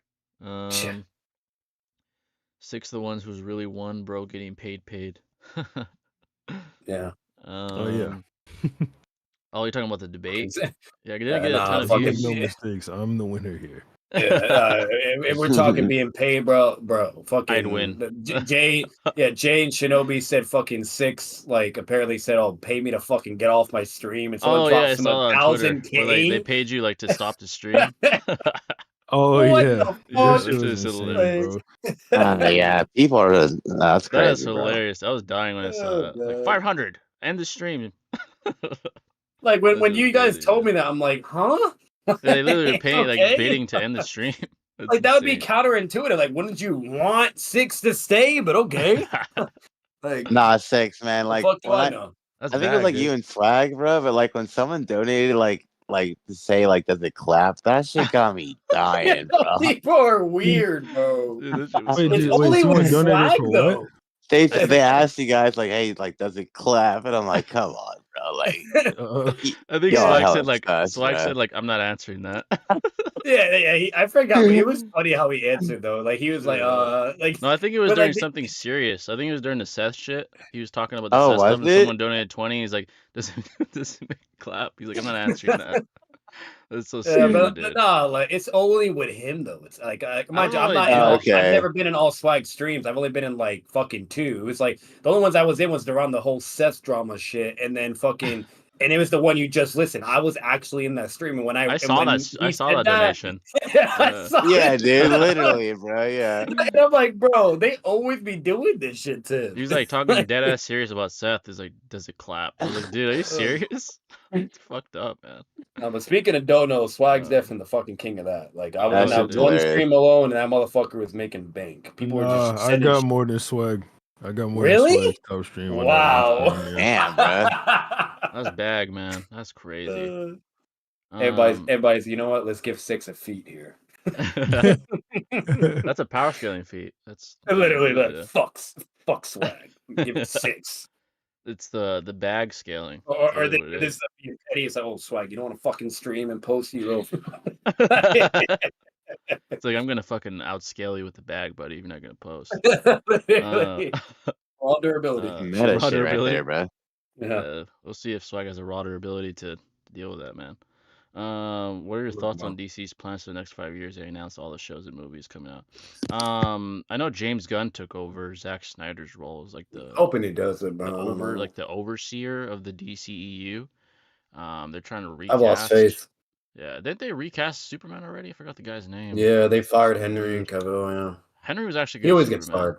Yeah, he's a good actor in general, bro. Like, yeah, he's always been a good actor. I don't know why they let him go. I mean, I get it. They want to like make. They don't want to. And with actors. Peak for Witcher, bro. Oh my. Yeah, God. Why do they fire him from Witcher too? I don't understand. I don't understand that. It was because he wanted to stay to the comics and the games in a certain capacity, and the fans also wanted that as well. And then so he was kind of like, trying to like have some middle ground, and then the people, they just got butthurt, and they're like, no, we're doing this and this, and then for some like out of nowhere, no reason, they didn't even give him an explanation. They just fired him. They're like, all right, we don't want you anymore. That's crazy. That's whack, bro. Yeah, he played that role really well. Yeah, he's a good actor, bro. I give him that.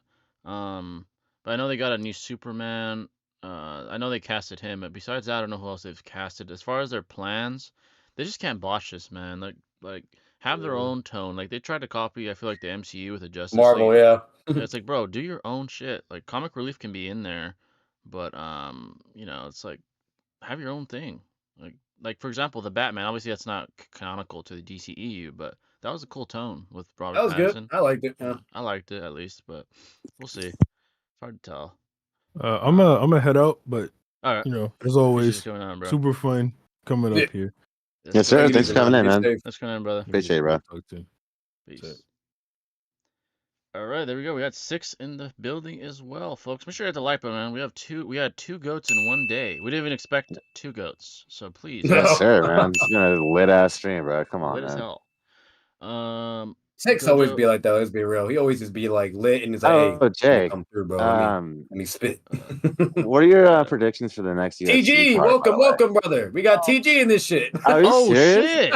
Oh, 3 goats? No way. Oh, Dude, you know what this would have been perfect for? This would have been perfect just out of nowhere. Dude, this would have been perfect for like year-end stream. Daigo, then 6. Literally, then TG. Oh my god. Holy What's shit. Going on? How y'all doing tonight? Pretty good, bro. TG, I saw you were streaming earlier. I was streaming a little bit after that debate. That shit was awful. I hate everything. I hate all of it. Oh my god, so bad. It was so horrendous. Tell me about it. Were you able to did you have to take a break and walk away because it was so long? Like it was 4 hours, right? I was in the call, right? So I was in the call when they were talking about that shit. Yeah. So which was pretty cool. It wasn't even cool. It sucked. It was just the same shit you were just seeing in fucking call. The only difference was I was just sitting there and I'm like, man, this is like I just started like it just got caught up on so many like semantics and just turned into such like ego battling that I'm like, oh my fucking gosh, bro. Like, and then I was talking to Troy before. He's like, I think the debate's gonna be 2 hours. I'm like, bro. That's what I thought too. yeah, 4 at least, bro. It was you know what's funny is that now that's like a low ball. It's gonna be 2 hours. Like that's short. Like what? That's crazy, dude. That's was really what really was getting me was that Rising Shuriken when dude, they went basically Swag was having to argue it does skill the Naruto, and then Noodle's like, nah, it doesn't. I'm like, wait, what? He's throwing it though. What dude, you mean? I was like, I don't know what point it was, but it was like over an hour, and I think 6 had to end it. I was like driving here, and the whole time it was the same point, and 6 is like, all right, we gotta move on. Like this shit's fucking. Bro. It's like, bro, holy shit, and it's like not even that important. It's like to the overall topic. Like, I heard most people said Swag the lightning cloak thing, right? Or yeah, ninja, like, I heard most people said it's Swag. It's a ninjutsu or not, bro. It's like, dude. Who did you think won the debate though, TG? In your opinion, after? So to be like unbiased and stuff like that, I will say like I'm gonna cut myself out of it, because I did talk to Swag about it and stuff like that. Like I think there was a lot of points. I think there was a lot of drop points, and there was a lot better ways to argue a lot of stuff, in my opinion. Like I definitely think like this debate could have been better, in my opinion. But I will say, I think Swag was a lot more dominant for like the first half. And then like, Noodles definitely like performed a lot better during the second half and stuff like that. So it's kind of like, okay, like what did you take away from like the scaling at the beginning? Because it was like really heavy into the scaling, and then it just got straight into like ability talk and stuff like that. So it was just really interesting. So that was like it was really like inconclusive in my opinion. Like I can't even really say like I think one person just confidently won, because there was just so much bouncing around and shit like that. So that's fair, bro. Yeah. So it's like kind of like a stalemate, kind of like. And that's what everybody's been saying. Like all I've been hearing is regardless who you think got it is high diff W if you think someone got it, or they just don't know, you know. So being so long, it's like it makes sense that it's so long because it was close. Like that makes sense now. Like it's a very contentious battle, man. And then you add these two guys. A lot of back and forth. I haven't seen it, but I'm assuming a lot of back and forth, like a lot of. Oh my god! Yeah, the semantic battles were like so ridiculous because it didn't have any relevance towards the characters they're debating about in the first place. Bro, when they were talking about the Chubaku Tensei point, I was like slamming my desk, bro. And then like the same thing with like the Genjutsu point, I was like, bro, there's so much like that's just not being said that like should be said. And I was like, I was just getting, I was getting upset, man. I'm like, man, I feel robbed. I feel like this was hyped up. I feel like we all should get money back for the free time that we gave. You know what 4 I'm saying? hours? Damn. Yo, it's crazy. So 6 already uploaded it. He literally just like fucking. Oh, he's getting that bag, dude. That's gonna be a hell of views, bro. That's hella funny, bro. Yeah, dude, this should pay you guys like ad revenue for having to stand there for 4 hours. Like, dude, there was like a thing, right? They were going for like the water bullet scan, like they were discussing like SOL like Pain, like Itachi and stuff like that. And they were like because there was like a couple translators like in the chat and stuff like that, and they were like doing that stuff. Because it was like, okay, and both parties kind of brought them, because if something needed to be translated, you obviously wanted it to be fair and stuff like that. And they were on it, and they're like, oh, the scan's kind of blurry. And I went ahead and I was like, yo, here's a clear scan of it. And then they got off the point, and I was like, oh my god, I'm gonna kill somebody. I'm gonna kill somebody right now. It's fucking. Oh my god.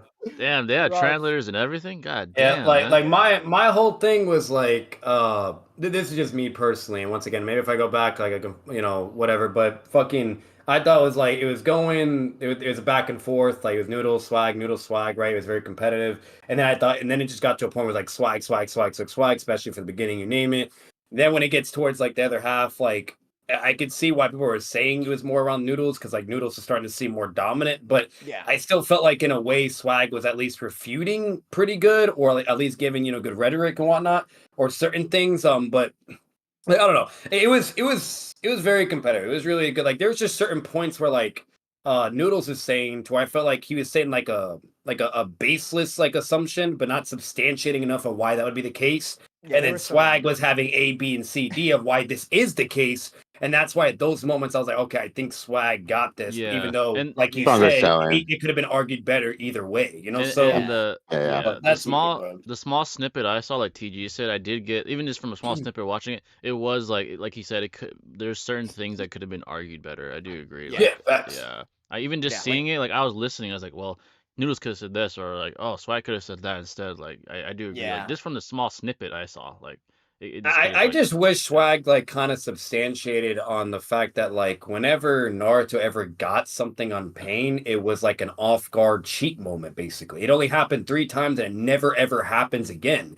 It happens literally like fucking with the first speed blitz with the osteopath, right? Then it happens with the invisible fucking taijutsu hit, and then the third one is when the Raisen Shuriken expands. It's just things he didn't really expect at all, right? Or whatever. And it just happened, and when that does, then it never happens again. All the passive pains can react to signals, or they're doing their thing, whatever, blah blah, and then it just goes on and so forth. And then it's the same consistency. Like Mom Paul says, we have to sever the fucking link vision, otherwise Naruto's fucked.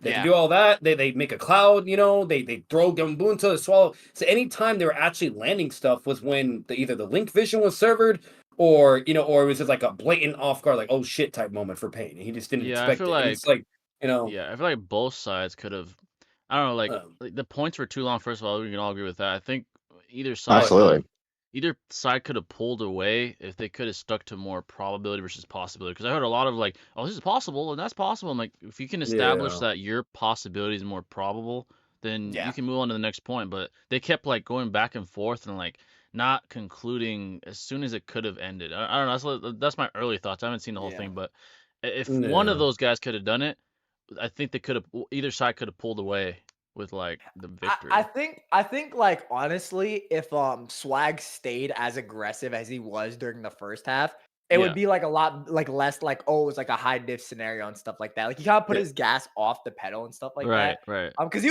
was doing really good like first half and stuff like that. Like he was just like killing it. Yeah, like they're talking about the Konohamaru too, right? Bro, that shit was so ass. That was so hard. I'm sorry, but yeah, at that point, Noodles was grasping for straws, bro. I'm like, nah, like that's what I'm saying. Like Swag was getting all that. Like it's like, come on, what are we doing? Like it's blatantly like we even see it with Kakashi, like we see like when Pain's facing towards Kakashi, like the osteopath can still move while like all fucked up and everything, and he gets there and he pulls a Haku basically on Kakashi and takes the hit.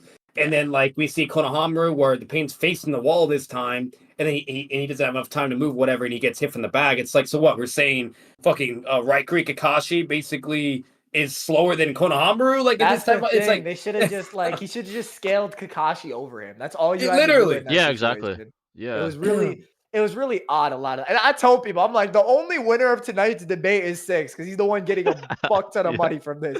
Nobody won but this. Bro. I just got this stream and I was angry at my stream. I was like, yo, I lost my day to this. This sucks. This whole thing blows, bro. Oh my God.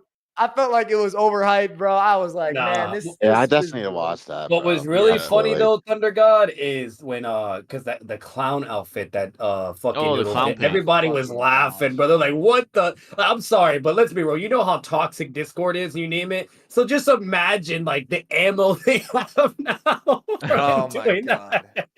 Like it was just funny, and then when Daigo Knight saw that, we sent a picture in DM. He was just dying laughing. It was hilarious, bro. Yeah. I've never seen Daigo laugh that hard. Let's see what the chat says. By the way, folks, we had TG join. For you guys that just came in. What a goated stream, bro. This has been awesome. Yeah. I must say, from what I hear from the debate, because this is what Noodles is good at. He's good at like. They're like subtle red herrings that he uses, and I think like TG said, Swag was like winning the beginning. He was doing like well. I think what Noodles is good at doing, he's good at like creating like topics that are not necessarily relevant, but just relevant enough to like mask the red herring. And I think Swag kind of like allowed him to navigate to these points that probably weren't necessary, and or he could have won easier. So I'm like rabbit holes, basically. Yeah, exactly. And I think that Noodles is good at that, and that's what allowed him to like make it more contentious. If Swag could have like maybe pointed them out more, he would have had to be more aggressive. Like that's a red herring, it's not relevant or whatever. But he probably could have took it away more convincingly. That's why most people are like, it's like Swag had it here. Noodle started to navigate the debate here, so it's like I definitely got to watch it myself.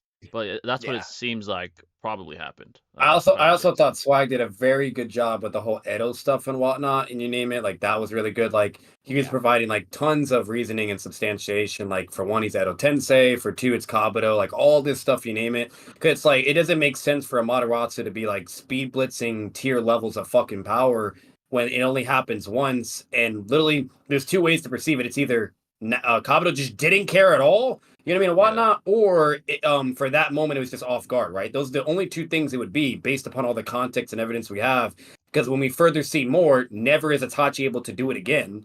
Nagato just starts crapping on everybody, and it goes further on, and then like Itachi also has to like sever the link vision with his like kunais and stuff, and then attack accordingly while he's fighting Killer Bee and like in Naruto and stuff. So it's like there's so much there, and I thought Swag did a good job around that type of stuff. Because Noodles was trying so hard to make a Mataratsu just the ultimate like speed blitz win con, and then they're all done. I'm like, come on, nah. Like $5 from Jay Warrior. Appreciate that, Jay Warrior, for the $5. He said, "What do you think Sarada Mangekyo powers are going to be?" In my opinion, my theory is that it's going to be like a combination of her father and mother's like ability. I think it's going to be like a sort of like a 100 healings type of thing, plus some like Uchiha type ability. Like it's gonna be like, who knows, maybe it's like a enhanced Mangekyo due to the 100 healings, like she can use it longer. Maybe the whole thing about getting blind wouldn't, like, this is just a theory obviously, that the whole blinding thing won't like necessarily apply to her because she has her mother's genes and like has like the 100 healings. Aside from that, I think it's gonna be like a combination. Like imagine a Susanoo with like 100 healings amp on it, or some weird shit like that. It's like my theory at least. It's gonna be like what'd be cool would be like if she was able to use like Amaterasu, but as opposed to it like incinerating its target, it actually heals it instead. Oh, that'd be crazy. That would be crazy. Yeah. Like that'd be pretty sick, like right? That'd be a cool combination. Like healing flame type shit. Yeah, that'd be crazy. Another thing I thought of is like, imagine she inherits whatever Forgaku's MS ability was. Like if they actually like give a statement with that or something, but like, oh, she has this or whatever, and then like I don't know, somehow, some way, either Sasuke or something mentions that it's like similar to Forgaku's ability. That would be pretty cool. They could somehow get more potentially with him, but I don't know. I'm just thinking. Yeah. Do we all agree on Sasori above the Sanin? At least individually. At least individually. Yeah. Oh, Loco's in here. What's going on, Loco? Yo, what points do you think Swag won? I heard he conceded most of his points. Oh, so this guy, Loco, thinks Noodles won. So that's Loco. I haven't listened to the debate. I haven't listened, by the way, yet, so I need to listen. Yeah, same here, man. When I was checking, Swag only conceded to one thing, that is if the Passive Pains got hit by a Mataratsu and they did nothing, that they would just incinerate. Yeah, I definitely gotta watch it because it's like everyone's like pretty torn on it from what I've heard. Like, it's like leaning towards Swag slightly, but it's like pretty torn as far as like It's definitely the type of debate like you got to take notes on to like kind of accurately judge, in my opinion. Like no one was really. A lot of people are saying a lot of like bullshit because everyone like because it was so long. Like you were kind of like you started dragging your feet, maybe blinking on stuff like that. So like if you rewatch it or look at it with that purpose, jot some stuff down, like that's probably a better way of going about it. Yeah, which probably a lot of people are. Yeah, and that's what I'm gonna intend to do for sure. I'm probably not gonna do it in one sitting. I'll be there like 6 hours if I do that. But I'm definitely gonna react to it like I'm gonna dissect at least the important parts, and like really try to come to my conclusion on who I thought won. Like it seems pretty close, so I'm probably gonna have to listen like intently, and I don't think I can do that one sitting. That's fucking long, 4 hours. At the end of the day, everybody is saying it was it's either a high diff W or in bare minimum is very competitive on both ends. So. Yeah. It's like, it's one of those. So, what's going on, Phantom? What's going on, brother? I mean, the fact that there was no judges is probably like the best avenue for this type of thing too. Right. So it's like just let people decide. It's exactly. It creates like more. In a way, it's a good like marketing thing too, because there's no judges, it leaves that like sense of like mystery, like who did win. You know, like exactly. Like but even though that is also favoring Swag, I'm just saying like from everyone I've heard so far, even content people, but. It's like they're still giving it to Swag, but they're saying it's high diff regardless. Yeah, because even from like a views perspective, if there were judges like TG and Six, for example, and like, oh, he won or he won, then more people would probably not be as prone to watching. Like, oh, he won, I don't need to watch it. But if it's like, oh man, there's no judges and there's contention, like, oh man, it was close. Now they're gonna want to watch it. There's gonna be replay value. Like they're gonna watch that stream. They're gonna watch Six's recording Like it's actually a pretty good idea not to have judges. So I mean, let the people decide. You know. Yeah, and entices them to actually watch it and have a decision upon their own, self-doing, if you will. So yeah, Sasori couldn't kill any Sanin.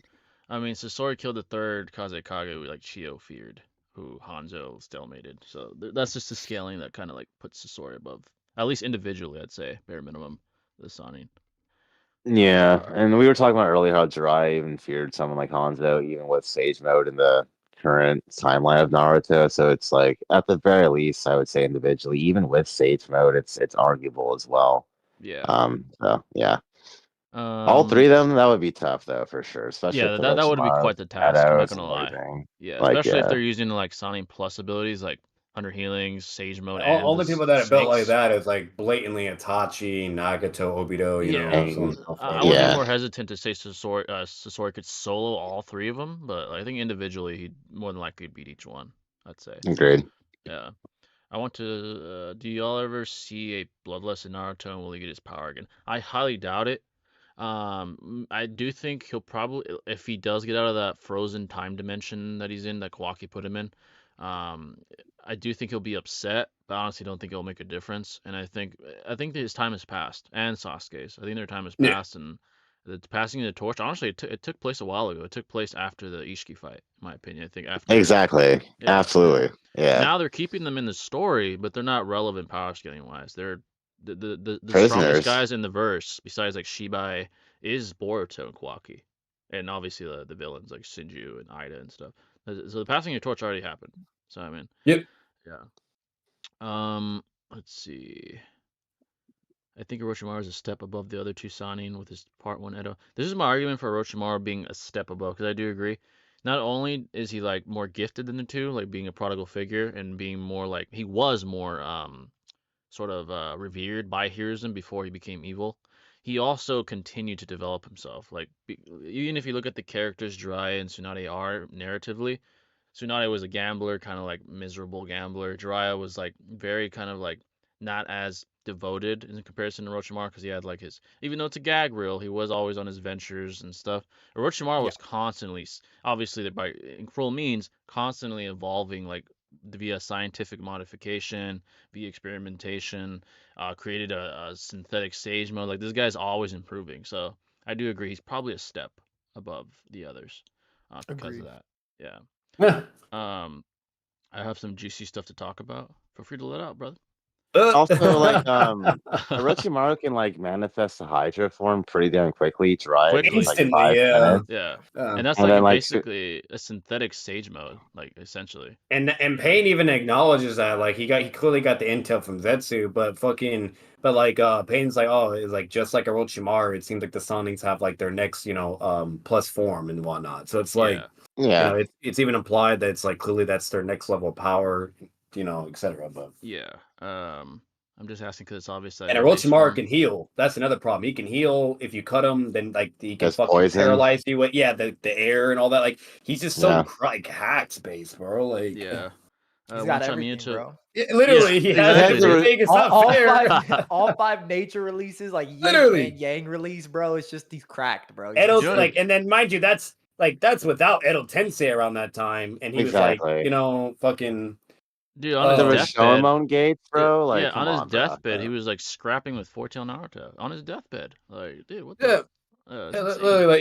He was going at it with 4 tails, and then like even like fucking CM, like Sasuke was forced to go CM2 to fight like the most even worse. He's like dying. The guy was dying.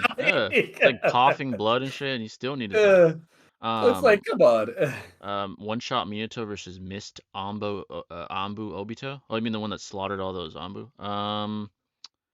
That Obito is younger and less developed than the one that fought Minato in the Konoha. Minato was obviously very young at that point in his career as well, but he did fought have against Han. And who was it? Han, developed the Rasengan. Oh, Roshi. That's right. He doesn't. I don't think he has any. I don't think he can like use kunais or flying Raijin. I don't think anything showed that. Like he could use flying Raijin to teleport, but I think at this point I'd give it to Minato. Well, here's the thing: if it's at the point where Obito's slaughtering entire Ambu platoons, he might win. That's just insane. But if it's after, he's very, very green with the combo to the point where he can't even control it yet. Like when he tried to touch Rin, he went through her because he couldn't even use it properly. Yeah. That Obito I think would lose to Minato. Like, So it depends on the exact yeah. point of the fight that you're referencing. If it's like the mental amp Obito, I would probably lean towards him. Probably. And then like in the white Zetsu to Obito, he actually can control Conway. Like he could use that in wood style. He's even worse. Yeah, at that point, like he's not really shown in the manga. Like he is shown in the manga, but the anime actually gives him a bunch of feats, and he's over here spamming wood style Conway. He's just slaughtering the whole like old Akatsuki and whatnot. Yeah. But I saw TG by the way that this year you're gonna plan to do JJK, so that should be pretty cool. Yeah, I have a JJK video in the works right now. That's coming out. That's gonna be heat. That's gonna be that's gonna be dope, man. Yeah. Finally having I'm excited. Yeah, it's gonna be dope. I'm definitely gonna check that out, and like seeing finally more JJK creators. I mean, they're out there, but like they're not Naruto creators. Besides 6 come out, like you come out, other guys trying to do JJK. It's gonna be dope because like I think JJK is like on the rise now. Like not just like anime, but like just the culture, like of JJK. So that's gonna be dope. Yeah, man. Everybody's immediately typing in Jay's chat right now. They're like, "Oh, TG, what's the?" I saw you're gonna do some Blue Lock as well, TG. Oh, Blue Lock. Don't get me started on Blue Lock. I won't shut the fuck up. You don't want to get me going. Yeah, I heard it. I haven't seen it, but I heard it's like super good. Like, I need to check it out. It's made. They made that show for the wrong people because they are promoting. It promotes like a lot of ego, but in the correct way. Not like the type of ego where you're going and like shitting on other dudes, but like the type of ego where you're like building yourself up, like down, coming up, and it's just like it's really riveting. It has like a really kind of good inverse system too, which I really like. That's kind of why I'm like attracted to it. It's on the rise as well. Yeah. So it's like Naruto soccer in a weird way. Like they have all these distinct abilities and like how the characters talk. Like I'm a fan of it, so that's also something I want to get into as well. I definitely gotta check that out. It's like unique too.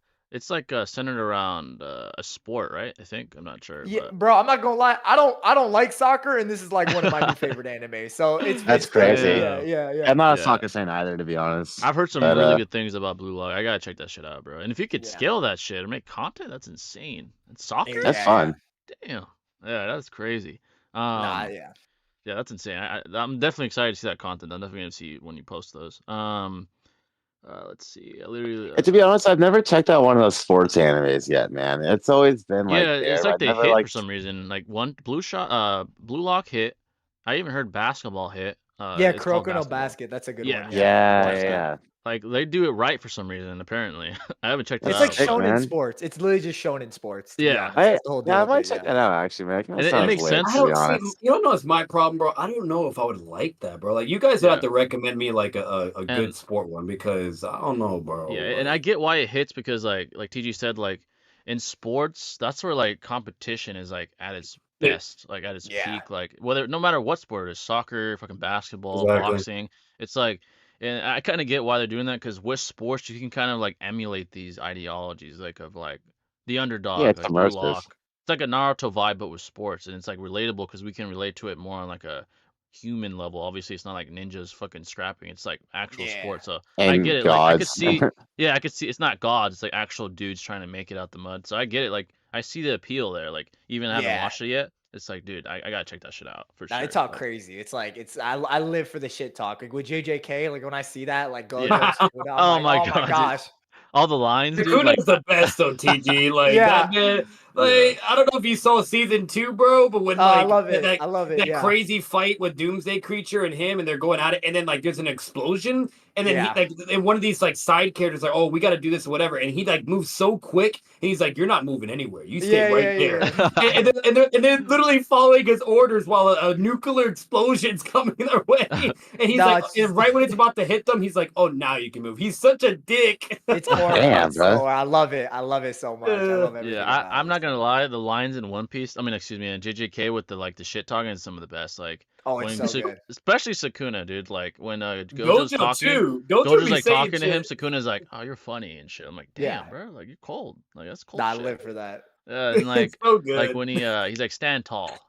You should be proud. Because it kind of reminds you of Madara in a way too. Like when Madara's roasting people or talking shit. Yeah, it's like Sukunas are like they're not like flamboyant or like him yelling at you. It's just like one-liners like that hit. Yeah, it's just cold. It's just like it's cold. Yeah, exactly. It's like cold shit that like it's short, but it's like impactful. Like it's short. But like, Jay, look at TG's profile picture. Enough said. Dude, exactly. Sukuna's that guy. Like it's that simple, dude. Jay Warrior with $2. Do you think Boruto's gonna have Sage Mode? I'll say this.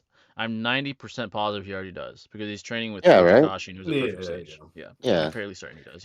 He has a Sage Toad with him, like talking with him. So like not only that, like look at Naruto, right? How quick he did it. Look at even Minato, not even like the best, right? And he did it like a perfect like. So Boruto's doing that shit with flying colors. Let's be real, bro. Yeah. I wanted to read one of these up here that I wanted to like address it. It was what I'm really curious is if he has Raikuri. That's what I'm actually curious. It was about Sasori. Where is it at? I had a good one. I wanted to try and debunk. I think it was about someone said how would Sasori beat the Sani if he got folded by Chio and Sakura. Firstly, he gave up at the end. He admitted. Don't do him like that, bro. Even Chio said he could have killed us if he wanted to. Like he allowed himself to be defeated. Yeah, she said that in the end. Like he was holding back and everything. Yeah. And secondly, Chio is the second best puppet master of all time, and had Sakura, who's like AP is insane, being manipulated by her chakra strings. On top of that, she was backpacking the whole fight. Like, and then not only that, the moment she loses the string, Sakura was fucked, instantly getting tagged. Exactly, and they happened to be convenient enough to have the antidote to his fucking poison, so that helped too. And I just reviewed it like at a certain point because I was doing some Naruto stuff on the side recently, and like I actually like Sakura flat out says like I can't like fight him then because like if the fight starts and then Chio says the only way to beat him whatever is by doing this and this and avoiding all his attacks whatever blah blah and having experience, and Sakura literally admits it verbatim herself like oh I'm fucked, like I'm not gonna do it, and then Chio's like don't worry, that's why you have me here. So it's like the Chiefs won. Oh, they won the fucking playoff game. Shit, bro. Doesn't surprise me, dude. They're playing and I heard it was negative 27. Oh, dude. Oh, yeah, I heard about that. They were almost gonna postpone that game because it was freezing. You think a team from Miami, Florida, is acclimated towards that weather? Dude, get the fuck out of here. Dude, Mahomes probably been playing in that weather for several years now. You don't give a shit. But Miami is hot and sunny. You said negative, bro. Yeah, that's like you know what that is? That's like a mental nerf, dude, to Miami. Like literally, that's not even fair, bro. Like make it fair game and go to Miami then. Like what we doing? That's like a mental nerf, geological disadvantage, dude. It's supposed to be the coldest game ever recorded, man. It's holy crazy, shit. Oh, he still did it. Oh, I thought you guys Miami's quarterback probably was freezing his ass off, bro. Yeah, fucking Tua, dude. Yeah, I'm assuming they got slammed. Someone tell us the score. Anyone that watched the game, what was the score? I feel so bad. Imagine that. You go to a climate you're not ever used to. It's 26-7, bro. They got 26-7. Damn, dude. Yeah. And Miami was really good offensively, by the way, this year. So yeah, Tyreek did work, bro. That's Tyreek, dude. I think they said the first. Speaking of sports, I know we're gonna tangent. He's the first ever to have 8 straight Pro Bowls as a receiver, ever wide receiver history. No one's ever done that. And back-to-back 1,700 plus reception yard seasons too. I think crazy. If he keeps doing this, he might start to be in like top 5, top 10 category, wide receiver wise. I just don't see him winning another Super Bowl anytime soon. With Miami. Dolphins, I think they have potential, but there's just too many juggernauts. Ravens, Chiefs. But him and Waddle, like Waddle's been like injured. Waddle's fast. Here's what people don't see because Tyreek's faster than him. Waddle's fast as fuck too. Dude, he's fucking top tier. Yeah, dude. It's like I think he runs like a 4.3, some shit like that. That guy's fucking fast, bro. Like he's a blazer, by the way. Be that. Yeah, but yeah, the Texans beat the Browns 45-14. God damn. Hey, CJ Stroud, bro. Dude, CJ is that guy, bro. Shout out to CJ Stroud, bro. Rookie of the year, easy. It's not even close. There's no one else for that. Puka was close though, man. Puka was probably the second closest, but even he, I would say, probably not close. But yeah, he's the second, like most impressive. But speaking of sports, but going back to anime, dog, there's no antidote. Sasori would have won multiple times in the fight. Yeah, dude, if there was no antidote, they would have died. Oh yeah, the antidote too. Yeah, right after he got fucked up too. Yeah. Prep time. Sasori holding back. Like, dude, they're acting like he got folded by Sakura. That's not what happened. You know? Come on, dude. Hey, Sasori is soccer victim. Yeah, no, that's not. Yeah, dude. Yeah, that's not. Please no. Ichiji's like, don't you fucking That's dare. extremely that is extremely disrespectful to him, to the third Kazekage, to Hanzo, to fucking Chio. Like that's very disrespectful. Literally.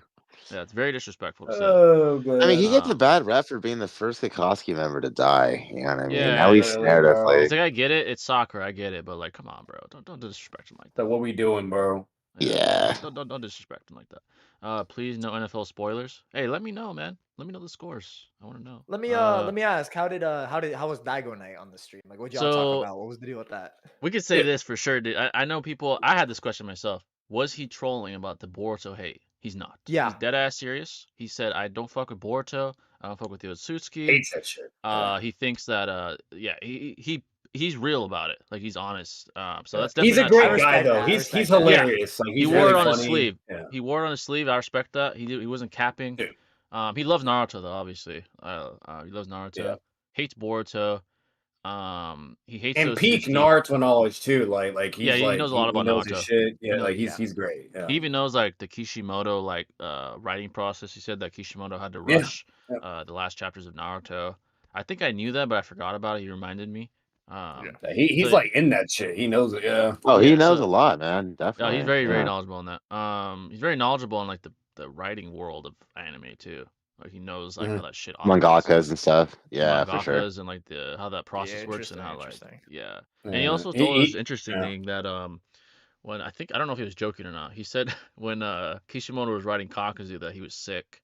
And that's why he wrote Kakuzu so fucking like that's why I've heard that before actually. That's I've heard that before. And I was like, oh, so and it was funny, bro. We were all saying something like, bro, it was just goated. Like we talked about so much stuff. Yeah. And like when we were talking about the Kakuzu stuff, like it was just funny because I was like, funny. Damn, even in reality, like it fucks Kakuzu. Like, like Kishimoto was sick. He's like, hey man, I can't draw his raw durability quite right now. You know, he literally couldn't do it. He was sick, dude. He was literally sick.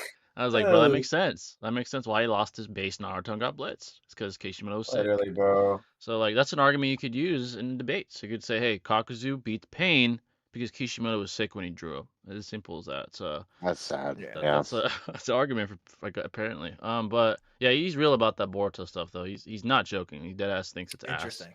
Yeah. So what else did we talk about?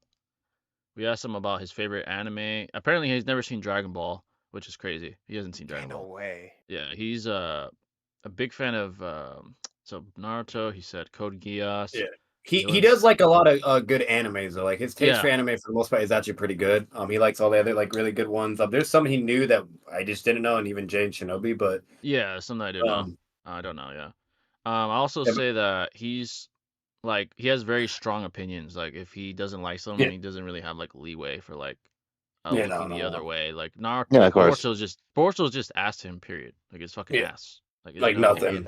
Yeah, like Boruto, everything's ass about it. And like one thing about him, I said this to Six too, is like the way he is, he has a very strict personality. Like he has high expectations for goated stuff. So like if there's any OG stuff, like if it's Naruto, Marvel, whatever, if it was like peak, right? And then we get into the other next stuff, whether if it's the next generation, whatever it is, whatever sequel, he just has high expectations. So if it's not good enough, he either thinks it's mid or fucking trash. Yeah, like, exactly. He just, his standards for like what's considered good are high. Like Naruto, obviously it's all time great. So to him, Boruto's ass. It's just like there is no middle ground. He's like it's fucking ass.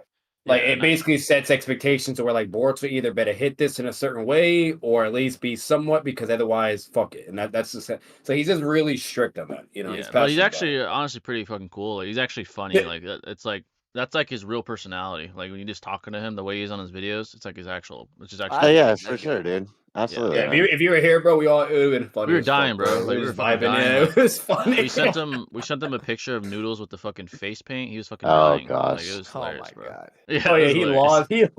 He lost it, bro. That shit was funny. Dude, when I saw that for the first time, I was like, "What the hell is going on?" Yeah. Oh, we asked him about like, if he's into scaling and debating. He's really not. He's more of like a narrative guy. Like he's not really into like scaling and shit. Like he's not a debater. He doesn't watch debates. Which makes sense. Like he's more of like a narrative guy, so I kind of get that. But he's honestly he does think a fucking like a cool dude. Not gonna lie, like he's really cool, good. Dude. Yeah, no, So, you would love him. What's it called?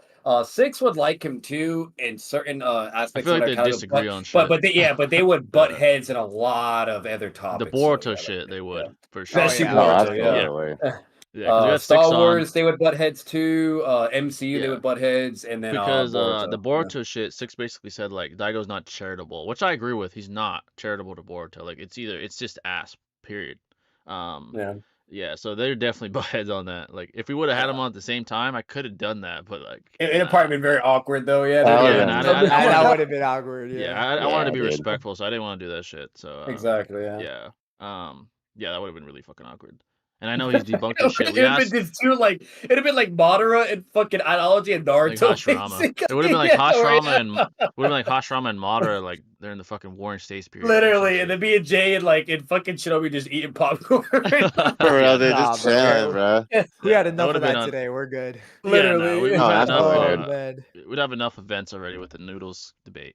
You That's know, funny. so- It's like Yeah, next thing you but- know, like Six is there out of nowhere, like a hypothetical, like, and then like fuck, it's just war and crazy, and then everybody starts coming in, like, oh, what's happening? Yeah, he's actually pretty cool, Fucking and chaos. yeah, I was actually really curious. Like, that's why I asked him about the Boruto stuff. He's definitely serious about it, like his opinion. So And that's fair, man. it's fair, Like he's yeah. entitled to his opinion for sure. And Yeah, I and feel like he's There's making- nothing anime, wrong with at that least, either. Like, I don't it understand people ruins- like be fucking dogging him for it. And It's here's like, the it's thing, whatever. though, like no one can say shit. He's making bag, bro. That's what I He's say. going That's it. what I said Yeah. today too. Literally, Because when we yeah. asked him Like, he's about it, goated, bro. yeah, we asked him like, "Do you watch your debunks?" He's like, "I don't give a shit. Like, I don't watch him. Like, yeah, he's Yep. just making his bag." Which Not I my respect. business. I respect Yeah. it, like that ass. So, $5 from Jay Warrior. Do we know? Yeah, how it much was of- really, really great. Like, if you were to ever skim through it, regardless if you do or not, TG, like it was really good. Yeah, he's a actually guy, really dude. cool. You would like Yeah, to. I'll give it a look. I'll give it a look for sure. Yeah, Yeah. he's actually yeah, really man. cool. Do we know how much of an amp the 8 gates give from each gate? We can at least imply dozens, and that's probably a low ball.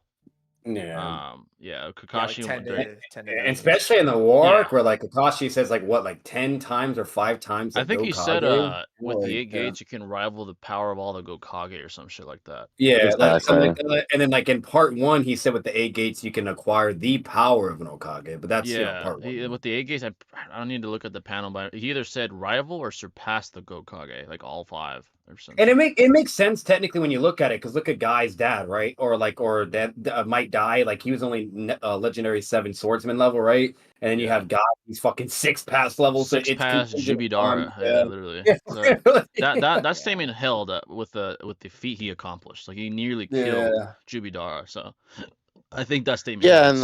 and Might Dai killed like arguably the strongest generation of the swordsman, even though they're he not killed like that he killed like impressive. 4 or 5 and like They're all 2 low or 3. Kage level, all of them. He low killed Kages. 6 of them in the manga, I In believe. the manga, yeah, I think so. The only yeah. one that survived was Kisame's sensei with And Samehara. they're blatantly low Kage level because we see them competing against like Kakashi, Guy, you name all these other people and whatnot, and they're like fighting and shit. So Yeah. And what's crazy is like Might Dai was like, known as like the eternal Genny. Like he had no talent compared to guys Yeah. like that. Yeah, with literally, the they 8 treated gate, him like I remember in the anime they treated him like shit.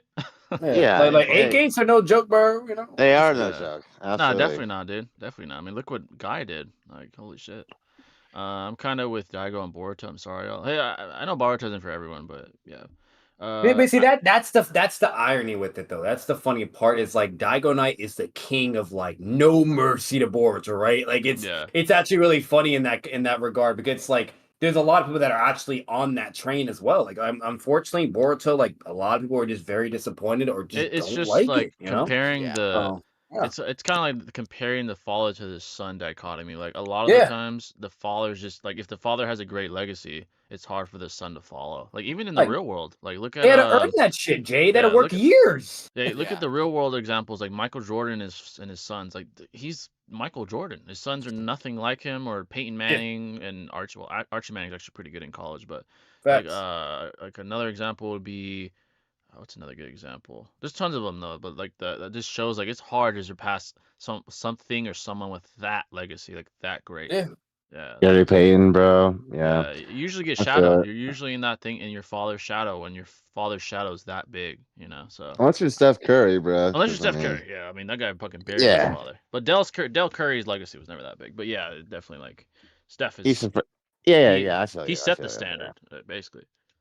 LeBron and his son. That's a good example. LeBron and his son. His son's good, but he's certainly in his father's shadow. He wasn't like all American in high school. He wasn't on Sports Illustrated at fucking 15. So it's kind of like an analogy to the Boruto Naruto. Facts. Yeah. Power wise, Boruto buries his father now, but I mean like legacy wise, he doesn't. So. Yeah. Akatsuki versus S-class heroes. You mean like Naruto heroes? I think it means like One Punch Man. I think shit! Yeah. Oh, okay. Does that include Saitama? I'm guessing, right? It's S-class. Yeah. He's like Giga tier. Yeah, he's like a beyond. Like that motherfucker's the Hashirama Madara of all that shit. It's kind of like JJK, like you're a special grade, but even those vary. Like Sukuna versus fucking Jogo, like they're. And I like that. That gives like contentiousness as well, because it's like, because like obviously grade 1, 2, like that's all straightforward, right? You know what I mean? What's it called? But like the special grade, how certain people can get like grade 1s. Yeah, like grade 1s can be able to fuck with the low special grades, but not the mid or like high special grades. Like Sukuna's he should have his own grade, like God grade or some shit. Yeah, like him and Gojo, they should just be God. Him, Gojo, and I don't know if you saw this part of the panel, TG, where it's Higuruma, and it's stated that he has equal potential to Gojo. Oh yeah. That shit's crazy. Yeah, that's crazy, dude. Like, didn't this guy become a sorcerer or something like only a couple months prior? In a short time, that's insane, like, what the fuck? Yeah, what the fuck? Like, he has the Executioner sword, and people are like theorizing that'll be like the make it or break it against Sukuna. It's like, is he the next Toji or some shit? Yeah, like, is this guy that gifted? Like, holy shit! I mean, I'm not gonna lie, the main expansion is pretty cool with like the court thing. It is pretty cool. Yeah, I'm not gonna lie. But I kind of wanted Yuji to be the savior. I hope that's still the case. Like, I guess we'll find out. But that's an insane statement, though. Like, equal potential to Gojo? At the end of the day, I blame Thunder God. It's his fault. He went up to the writer and he was like, "Hey, man, this is some bullshit at Gojo." It's like, I was kind of mad because I was mad after the Gojo death, but I saw more like disrespect. I was like, bro, this guy has 2 months of training. And you guys are stating this? Yeah. I don't think I ever asked you this, TG, but like, how did you find that out? Because I know that she was spoiled for you. I know damn well. Yeah. I watched it, like, so I saw that, and then like I went through the series, and then like I reread the fight, and I read it like 3 more times. And I was like, all right, this is probably one of the best fights like I've read in like the last couple of years and stuff like that.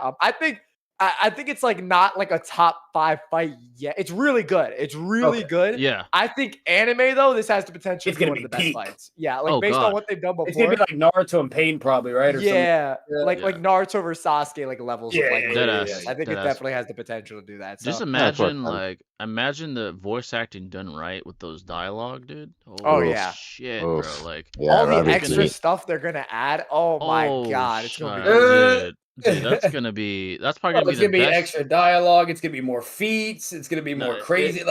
It's gonna be the most peak shit we'll ever see since like Jiren versus Ultra Instinct Goku or something. Like, bro, just look at season 2. Just crazy in it, anime. Like, it's gonna be insane. It's gonna be like top, like internet breaking shit since like the Tournament of Power. Like, it's gonna be absolutely.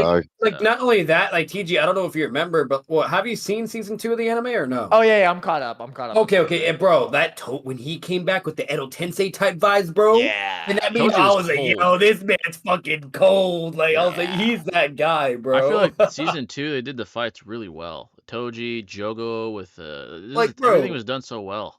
Toji came through and he's like, grade 1 or fodder. Get out of here. Literally. And then he slams that like that octopus looking guy. He like low dips him basically. Which I think was the octopus.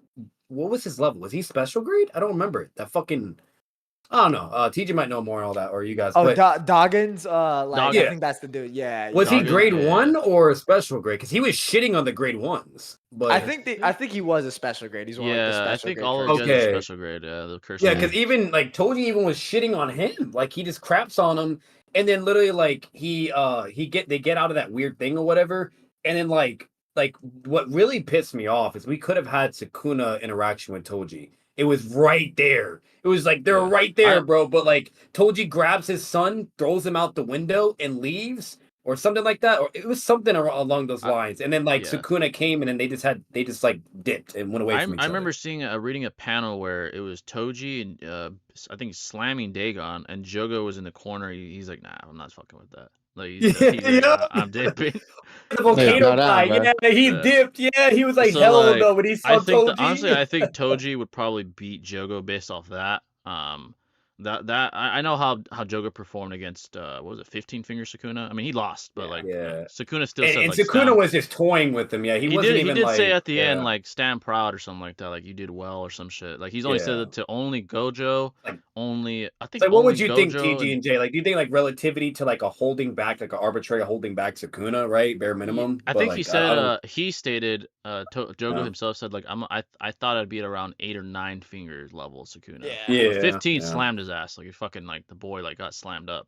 And the context and the emphasis was very clear that he was nowhere, like, he was not equal to Sukuna. You know what I mean? Like, no, nothing, 9, whatever. But... Yeah, I think 8 or 9 seems pretty accurate. Like, I think he scaled himself pretty accurate. 8 or 9 seems around, like... But back to what you said, Jay, it's just a testament to Toji's power. Toji's like, fucking... the fact that he even said, like, yeah, nah, if I try to, I'm like, I can't. Yeah, like, Jogo stood there, he saw Daeon getting, like, slapped. He's like, nah, bro. Like, nah, I'm not gonna help out. Yeah. I think, honestly, Toji's probably, if I had to give him, like, Sukuna finger level, at least over 9. He's probably, like, I mean, you can't really quantify it, but I'd probably say, like, 10 or 11. I see, and what's really funny is he was being generous when he said that too. Like he said verbatim, he's like, if I'm being generous, I'll say you're 8 and 9. He doesn't even say like, oh, you're most definitely 8 and 9. He just says if I'm being generous. So it's still like, you know what I mean? But yeah. And Gojo would probably would beat 15 finger.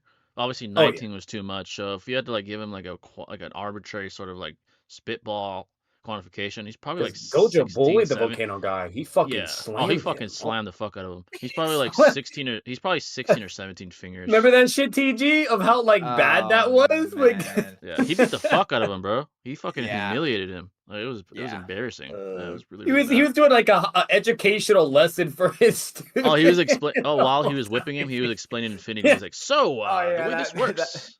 It's like Kakashi teaching Sasuke and Naruto. Like, imagine like Kakashi being so above Zabuza, and he's just talking and like, hey, this is this. It was like school in session because when he couldn't punch him, he's like, what's happening? He's like, well, let me explain to you Infinity. Like while he's fighting him, like, what the fuck?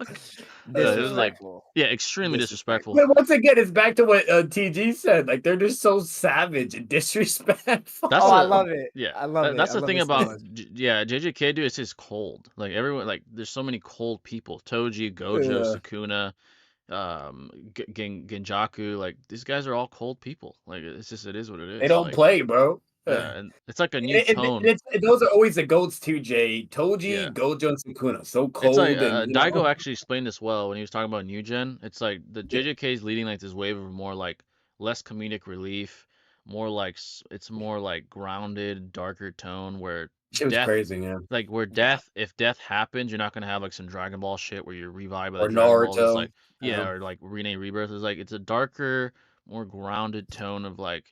And it's a new taste that the new generation seems to be appreciating, like enjoy with the new gen, which I thought he said pretty well. Like I do. It's very unique. Yeah, it's crazy because most animes don't do that, and the reason why is because the community will get like really mad or pissed or whatever, or sometimes it could backfire. But nah, he doesn't give a fuck. Like he's killing all these people, and it's like once again, like when I saw that Twitter post and I just see nothing but the seas. Like it's season just crazy. 2, dude, in the Shibuya arc, so many people fucking died, dude. It's like they obliterated the whole big ass city, right? It was like a big fucking city that they even main casually characters, destroyed. dude. The main characters, Yuji's the chick, what was her name? Nobara or something like that. She got folded. The first grade. The guy I like the blonde hair. Yeah, that guy, I actually really liked him. Nabuto, something like that. That pissed me off. Yeah, he got folded by Mahito. It's just so much like the tensions were so high in that arc. And that's why it was so good. Like, dude. I haven't seen all the manga yet. I've literally only seen anime in the beginning of the manga, which is of season 1 basically in the manga. And and I've only been like that far, so I'm nowhere near through it. But like when I saw that Twitter post, I was like, yo. Yeah, currently in the manga, not to spoil anything, I'll just say that there's new highlights, like new guys that like might be the savior of JJK. Possibly. Okay. I'll say that. Yeah. Hopefully, man. Yeah, because after Gojo, you need something to replace that, man. And I guess the reason they made that statement with Higuruma being equal potential to Gojo is maybe they're trying to like bring a savior, like a messiah type figure. Like they don't give a fuck about Yuji though, bro. oh my god, dude! Like I want him to be the savior, but like I don't know this Higuruma guy, where's dude. the main character writing, bro? This Higuruma guy, man, he's pretty fucking cracked. Like I don't know, man. The way I see it is like it kind of follows like a lot of narrative with like Gojo's like class surpassing him and stuff like that. Cause like you have like Higuruma, the dude who like surpasses, like has potential akin to him. And then you have like Hikari who has like regen faster than him and stuff like that. So I don't know if they're like setting up like each of the students to like surpass Gojo in like to hit one Gojo category. level, like or something like that. That may be what they're going for and stuff like that, which I mean would follow a lot of themes with like Gojo wanting to like foster a strong and intelligent. Yeah, he wanted that. Like that. Yeah. So it might, maybe we don't know, but I think that's kind of cool. Like what they're going. Like now thinking about that, TG, like didn't Gojo say that about Yuji too in the beginning? Like he's like, you actually have he said something about him surpassing him in some regard as well. I think. Yeah, that's a good observation. Like what TG says is a good observation because like he did say. Like that was his plan. Like, and I think in the manga at least, it was showing 3 people. It was showing like Yuji, Yuta, and like someone else. It might have been Hikari or somebody else. I think it was Hikari. Yeah, I think it was Hikari. And he's like, the next generation will surpass me. And he also goes on to explain like the sort of like bureaucracy of JJK High. Like he's the only one that can really like challenge it, and that's why the authoritative figures can't say shit to him because he's just so much more powerful. But he's like, hey, when I'm gone, there's gonna be guys stronger than me around, and he's like obviously referencing Yuta, Yuji, and Hikari, and now we got this other guy Higurami with the Executioner Sword and his domain expansion and what he can do, and possibly even separating the souls of Megumi and Sukuna all like in their entirety, which is actually really impressive, which is possible as well theoretically. So like TG said, like that might be like Gege's sort of thing, like with each one having like a possibility to surpass him in a certain aspect, like Higuruma with potential, Hikari with his regeneration. Yuji probably with his physical prowess. So that's a good point. I agree actually. I do think that's probably the route it seems to be going right now. Like, which is pretty good. It's pretty well done so far, I must say. So, facts. Yeah, I think Yuta would slam. How do you say it? My Six said it. Mayorga. Maharaga, I could never say his. I just call him Doomsday, bro. I say Mayorga, but that's not the right way. I think I'm talking. There's a Godzilla character named Mayorga, but that's not TG. When I saw that creature fighting Sukuna, I was like, "What the fuck is this? Like that thing is strong, bro." It's like Doomsday, dude. Doomsday and fucking DC. Like it's like not even just hacks, like just power. It was like fucking cracked. Like Sukuna was like, "Oh wow, okay." Like that's why when you kind of like reminisce on the Gojo's death, it kind of makes sense. Like, first of all, Sukuna is probably stronger than him by himself, but with Maharaga, it's like, holy shit. It's like, bro, TG and Jet, you got it. You got to peek 6's stream real quick. That shit's funny what he has on. Oh, I've seen those images. Yes, those were circulating in chat. You best believe those were. I need to see this shit, bro. I was crying. No, that shit is hilarious, dude. Holy shit. We were making jokes about it before the debate because we were we were talking a little bit before and stuff like that. But I was like, we really have like. I was making jokes. I was like the strongest Naruto YouTuber in history versus. I don't know. Like I can't really say anything on the middle side and shit like that. Yeah, I was fucking around with that. Yeah, he has Noodle versus the strongest Naruto scaler in history. Oh Holy no! Shit, bro. We'll start by taking down Sun Swagkage. That's hella funny, bro. Oh my god, bro. That's so stupid. That's so stupid. That's hilarious, though. And Jiren as well. That shit is peak, bro. No, it was great. I'm about to take a picture of that because he might put this unlisted or delete it. Hey, God, this shit's funny as fuck. You gotta keep that shit. Higuruma on Yuta is expected. I didn't really expect Higuruma, I'm not gonna lie. Yuta I did. Yuta is pretty expected. He stated that he has more cursed energy than Gojo, but that he's not as efficient as Gojo. That's why like Gojo has the upper hand. So if you can learn efficiency with his level of cursed energy, I mean that guy's potential is pretty peak as well. So I mean, I know you guys know JJK way more, especially 6. So like I do have a question though, because when I finished watching season 2. There was like a statement that said with I forgot his name, the kid that can summon that cracked fucking monster in the end that had no choice against Sukuna. Yeah. Like there was a statement where like it was kind of like maybe I just heard it wrong, but like is it possible for him that he could have done that all along in the beginning? because there was an interaction Sukuna had with him in the beginning. He's like, "Why would you run or something like whatever, blah blah?" When you have that, and I'm assuming he was referring to that creature. Yeah, Megumi. Yeah, he's talking about like Maharaga. How he can like could he have used that way back then when he first interacted with Sukuna, or no? Yeah. So that's like a thing he does, and like the people meme on it because like he tries to whip that out like every fight for some reason. Like he does, but he can't. Lot. Okay. And a lot of people actually attribute Sukuna. Actually, I was about to talk about spoilers. I don't want to. No, don't do that. Yeah, you can, brother. Thank you. Yeah. My bad. But I will say, that is something that happened. But I don't want. Okay, because that was the reason why I was curious. Because because when they have their first interaction, when Sukuna's just like bullying him and being a dick, like just beating his ass. I'll just say this, like without spoiling it either. Like that Megumi, there's a reason why Sukuna, prioritized. Because he picked up on something on their first interaction. He said something. I'm like, what does he mean by that? And then when I saw season 2, I'm like, is that what he was talking about? Like, he was fixated on. He was fixated on him since the beginning, like since he first introduced to him. Yeah, to Megumi. So and he even made a rule. He told the other people, don't kill him for whatever he knew. And I'm like, what the fuck does he know? Like, so let's just say there's a reason why. Like, you'll see. It's in the manga though, right? It's in the manga for sure. Okay. Yeah, it's way past that now. Yeah, you definitely see why. Gotcha. Yes, but it's a life and death situation alone. He can do that. What are you talking about? Sukuna versus Maharaga was underrated. That was a great fight. Sparking Zero is Budokai Tenkaichi 4. Oh, okay, so it's the same shit. Okay. That's why her last. I was wondering why they were talked about it too. 2 games at once. Like, what the fuck? Yeah, that makes sense. Yeah. I can't wait until Budokai. By the way, Tenkaichi is gonna be dope. Yeah, we need that. Yeah, I definitely gotta play it. By the way, TG, have you played the new Boruto Storm Connections? So here's my thing. I want to, right? Because I want to be like the best in my friend group. Like I have to be. But I don't want to pay $60 for a game that does not have like private matches. Like I'm not gonna lie either. Like, to be real, like I have it. I paid the $60. I regret it now, bro, because it's mid. It's so mid. Like, how can you justify launching like without a feature that the previous games have? That's exactly just insane to me. Dude, when I got into the menu, the user interface, I felt like I was playing fucking Ultimate Storm 4 again. It's like, what did I buy it again? Like, it was the same shit. The only thing that's different is it has like the new Boruto, like Baramo Naruto. It has like Jigen, Koji. Like, this is the same shit as like the other game I have. They actually looked at it. Way more people are playing Storm 4 now over the new game. Bro. It's crazy. I feel like it's like a slap to them, bro. It's like I paid $60 for what? Ultimate Storm 4 Part 2. Like, it's the same shit. Like, well, you can't do private matches either. That's fucking lame, dude. Yeah, like, nah. It's so dumb, dude. Like, do you think they would at least add that if they complain? Like, I guess I guess it's done. Yeah, it's just not worth it, bro. I regret paying the $60. I would get a refund if I could. I'm not gonna lie.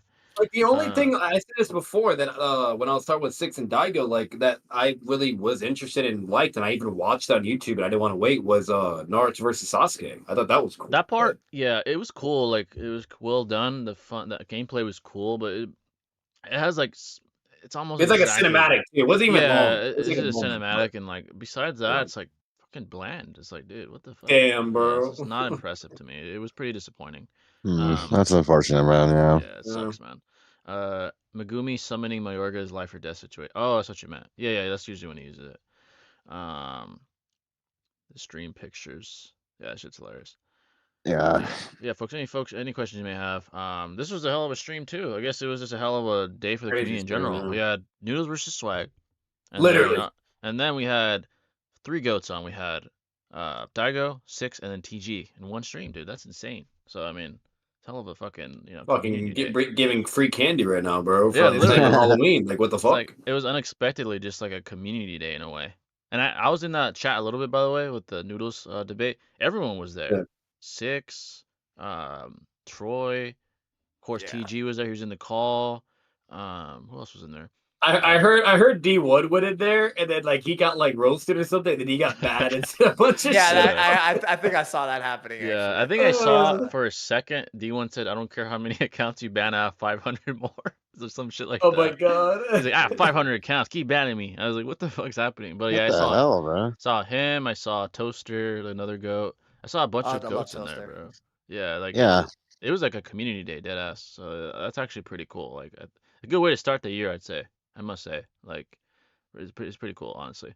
Um, Megumi was gonna summon Mahoyaga against Toto. Makes sense. Toto's a stud. Summon. Um, yeah. Sukuna is a savage for real.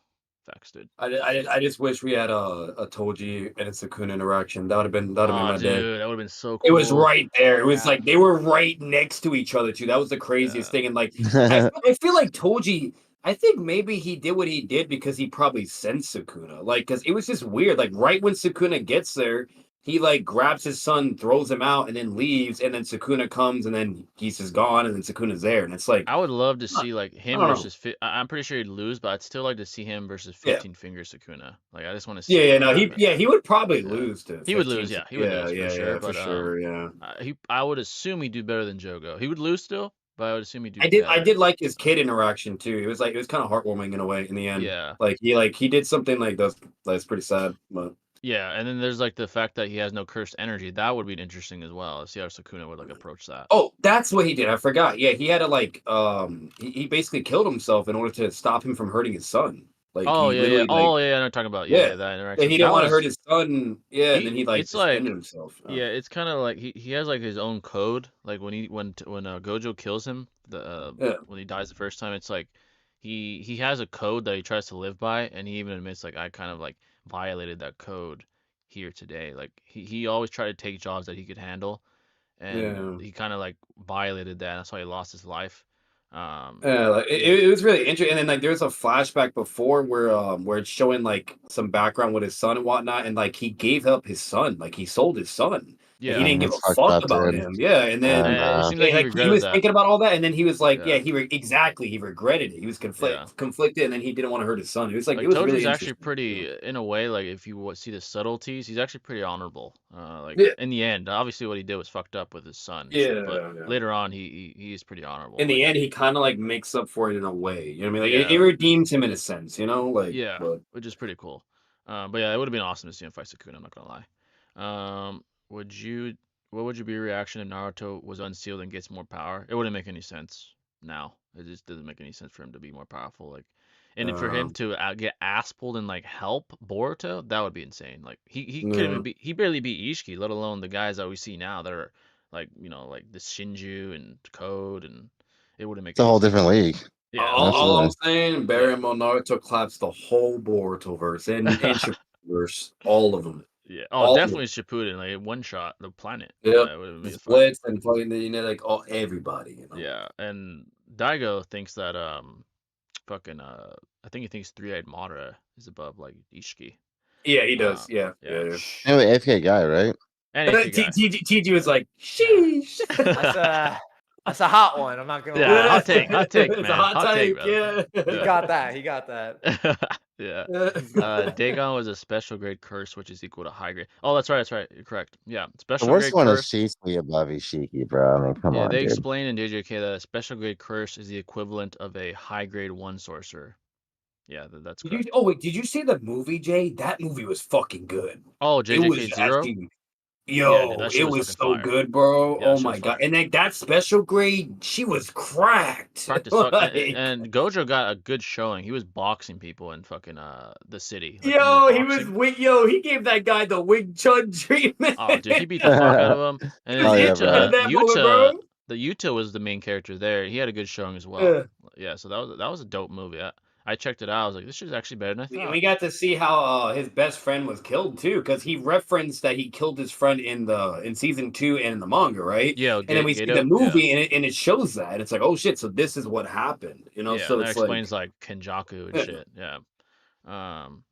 Yeah, folks. Any questions? Such a good movie. And that's just crazy. The first movie in that was peak too, because normally the movies are hit and miss. It's either they're mid, that shit was fire. or they're trash, or really good. But that was just like, pretty wow, cool. This is so good.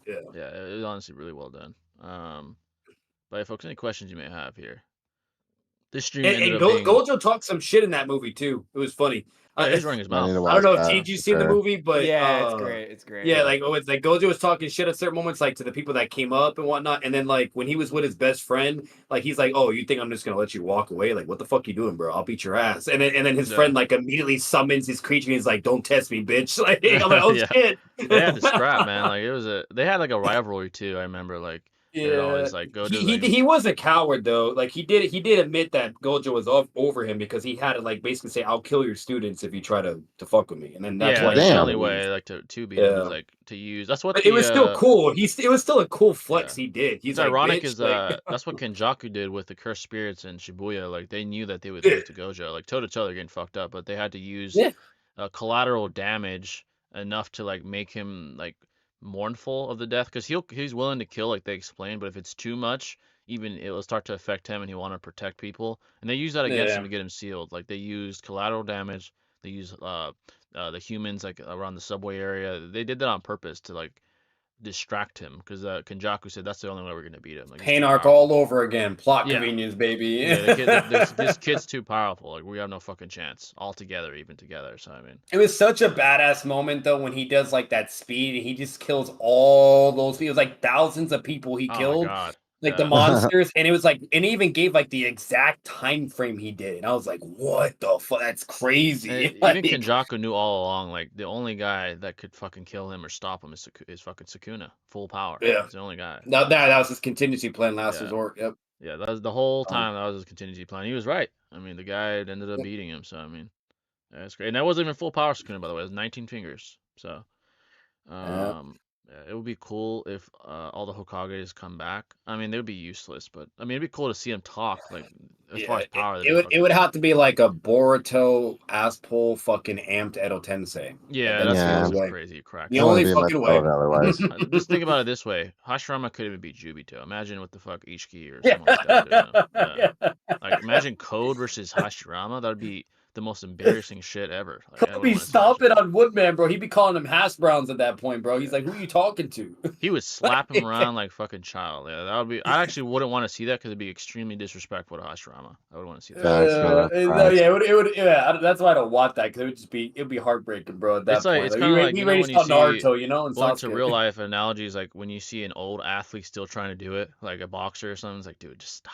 Like, dude. Hey, now to be fair, Daigo Knight did say that Guy in part 1 was able to kick someone through a wall, and Jigen couldn't do it to Code. So meaning, therefore, part 1 guy is over Jigen. If you use the scaling that Daigo used, 8-gate guy.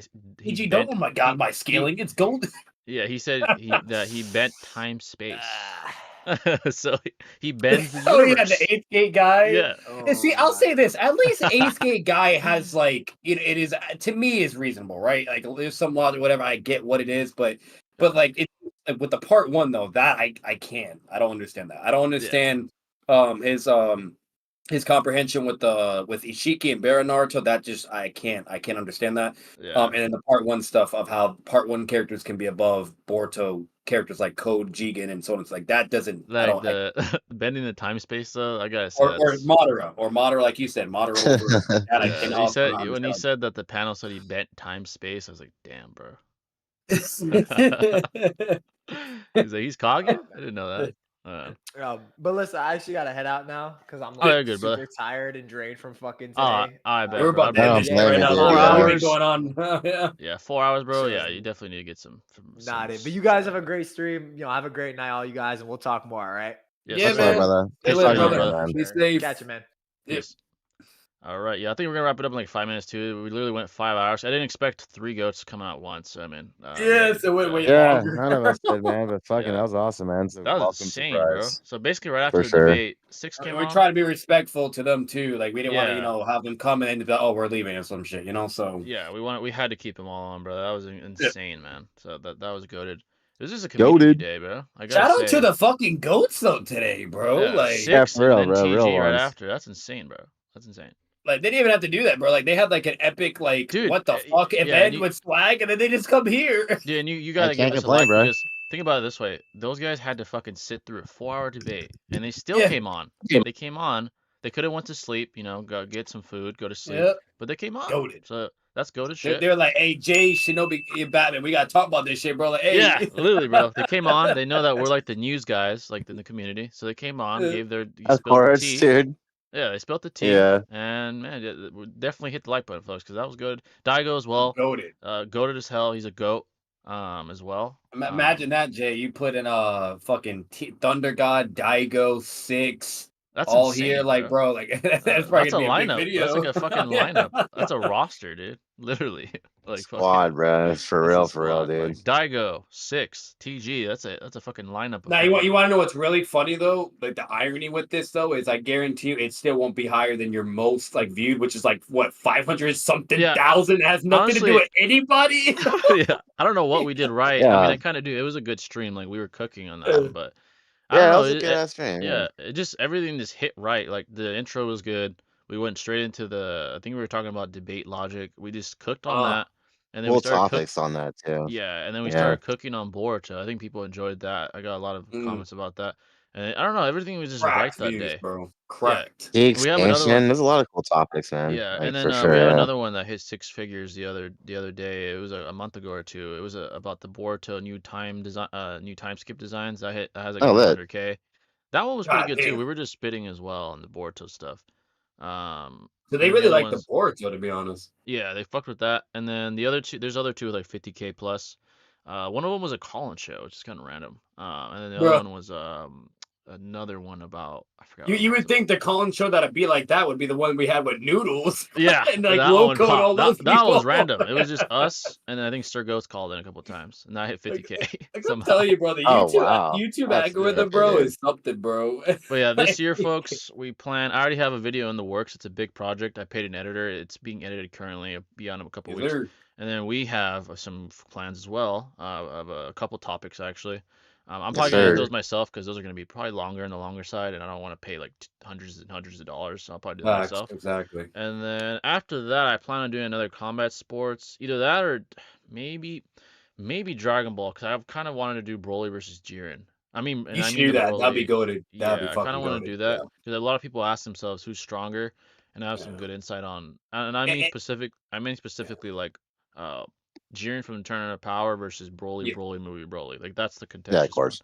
Because now I'll probably lean towards Broly, but Jay's technically smart enough to like play devil's advocate if he wanted to too. So he could probably be like nice to the Jiren fans, but maybe somehow. But let's be real, that's blatantly Broly's. A lot of people. He's the winning stance. Yeah, a lot of people ask even me like who would win. I'm like, it's actually an interesting conversation, but that's a good skill. I think 6 did that video actually. Shout out to 6. I think he did one of those. But it's like self-evident in a way, but it is very interesting when it comes to certain perception and how you analyze it. Yeah. And they're very unique characters. Like they're both like just built different. You know what I mean? I did one experimental JJK video. It did okay. So after that, then I probably am gonna do a JJK vid. Like, another thing too, Jay. To be fair, Broly also fluctuates in his power when you name it. So it's like technically there might even like depending when you go do your homework and whatnot. Like there could even be a possibility that like early versions of Broly wouldn't be able to fuck with Jiren's full extent, but like once he gets through and through, then it's like, so I don't know, there could be some contentious value probably. It's basically a battle of like is Blue Vegito, or I think it's Gogeta in the movie. I forget which one. I think it's Vegeta. Yeah, so it's basically that. Who's stronger between him or Ultra Instinct? It's obvious. That's an argument right in itself too. So I'll definitely do my homework on that. And there's also this there's also the argument of, is Jiren at a level so high starting out that he could do what Gogeta did, where what he almost did is he's so far ahead as far as power level that he could kill Broly, because that's what was gonna happen before the Dragon Balls were used to save him and send him to another planet. He would have died there, at least it's implied. So if Jiren starts out so powerful, in fact, that the gap is so wide that Broly would take too long to catch up before getting like that is fair, because when he went full, he was fatigued. Like when he went full power, he was fatigued. He wasn't even max. Like, that's something I would probably just also go into and tap into. In character though, I'm spoiling too much already, but in character, Jiren wouldn't do that. He would test him and allow him to like power up, kind of like he did in Tournament of Power, and then he'd have problems. But, so if it's like a bloodlusted, you know what I mean, like that'd be more straightforward, But if it's in character, that's where it actually gets pretty interesting. Because he allowed Goku to like go to Super Oh, Saiyan yeah. 1, 2, He 3, let him 4, yeah, like, all the or way from the blue, base to like fucking, even did the pink god form too. Like, yeah, he allowed everything, and he's still like, yeah, it wasn't shit to him, but Broly will be something. Like, he gets powerful enough, yeah. he's gonna be. I mean, it's gonna hurt at least. No, just remember Broly like fucking grabbing that Goku, like, and he's screaming and shit. He's tossing around like Loki. Oh, he manhandled him, dude. That was It pink bad. hair too. Hey, that was like Kaioken times 20 fucking blue Goku. I mean, Seriously, bro. yeah, Just that fucking too, broken. Yeah.